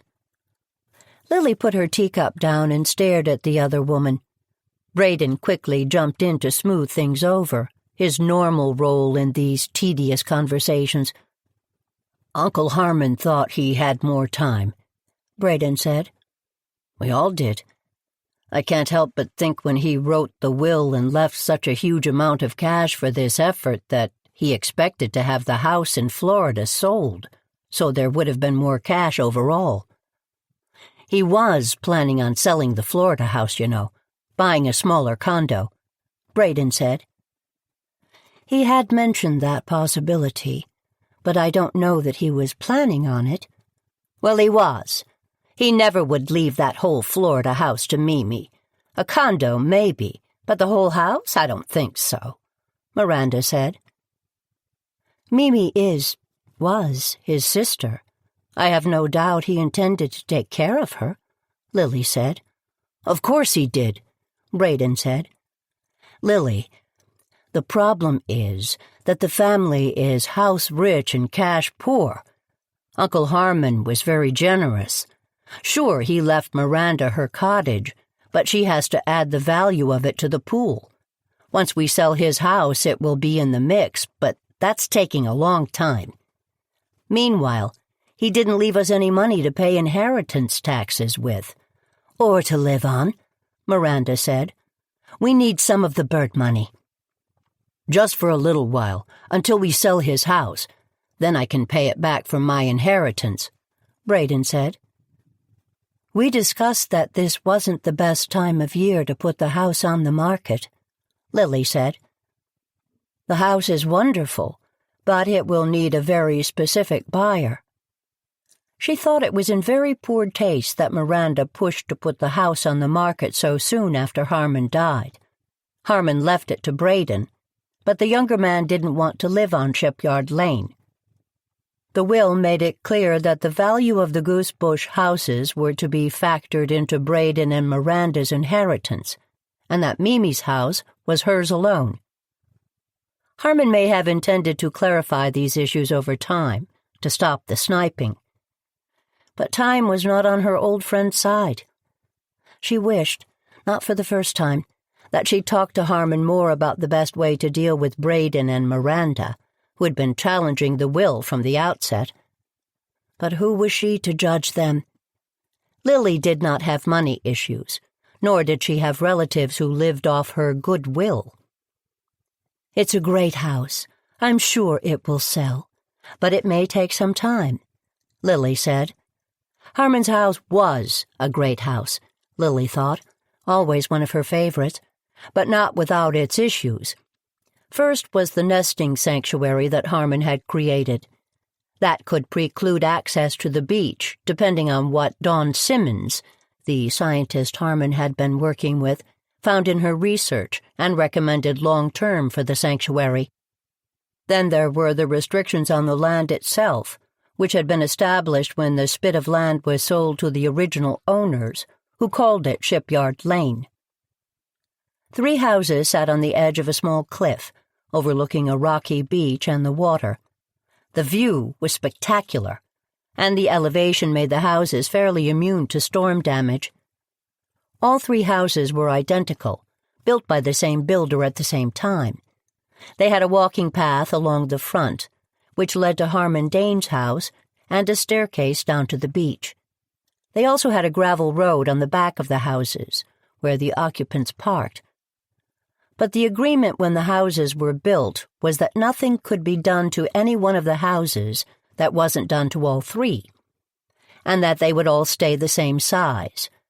It was a gentleman's agreement that had worked for many years, but had hosts of issues once the middle house was sold to Alex Marston, and he started to explore the possibility of adding a floor with expansive outdoor decks. He'd been shut down quickly enough by both Harmon and his neighbor on the other side, Gladys Preston. The 3 neighbors had been sparring ever since. Lily took a sip of tea, put her cup back down on the saucer, and looked up at Miranda and Braden. "I'm sorry. I can't help you with this. The money is still in escrow, and even though it is a generous endowment, it will be spent on the sanctuary as Harmon wanted it to be used. As a matter of fact, it is likely we will need to raise more funds in order to fulfill Harmon's wishes. He and I discussed that, which is why we were making plans to launch the idea of the sanctuary publicly this fall, to get folks interested in supporting the idea. I am more than willing to do that for Harmon and look forward to seeing his wish fulfilled. It is the least I could do for him. I won't be able to help you with your cash flow problems." "I wonder if this would all stand up in court," Miranda said. "It could be argued that he was not of sound mind." "Harmon Dane was of very sound mind, up till the end. I still can't believe he was always so healthy." Lily cleared her throat. She looked down at her teacup and blinked back the tears that burned the back of her eyelids. "Uncle Harmon benefited from modern medicine. He took a handful of pills every day to keep everything in check and balanced. But you're right, he always seemed so healthy. I still can't believe he's gone," Braden said. Lily looked over at Braden and noted that he had the good manners to look as sincere as he sounded. "I know he thought the world of you, Lily, and that you'll do right by him. Miranda and I thought it was worth the conversation,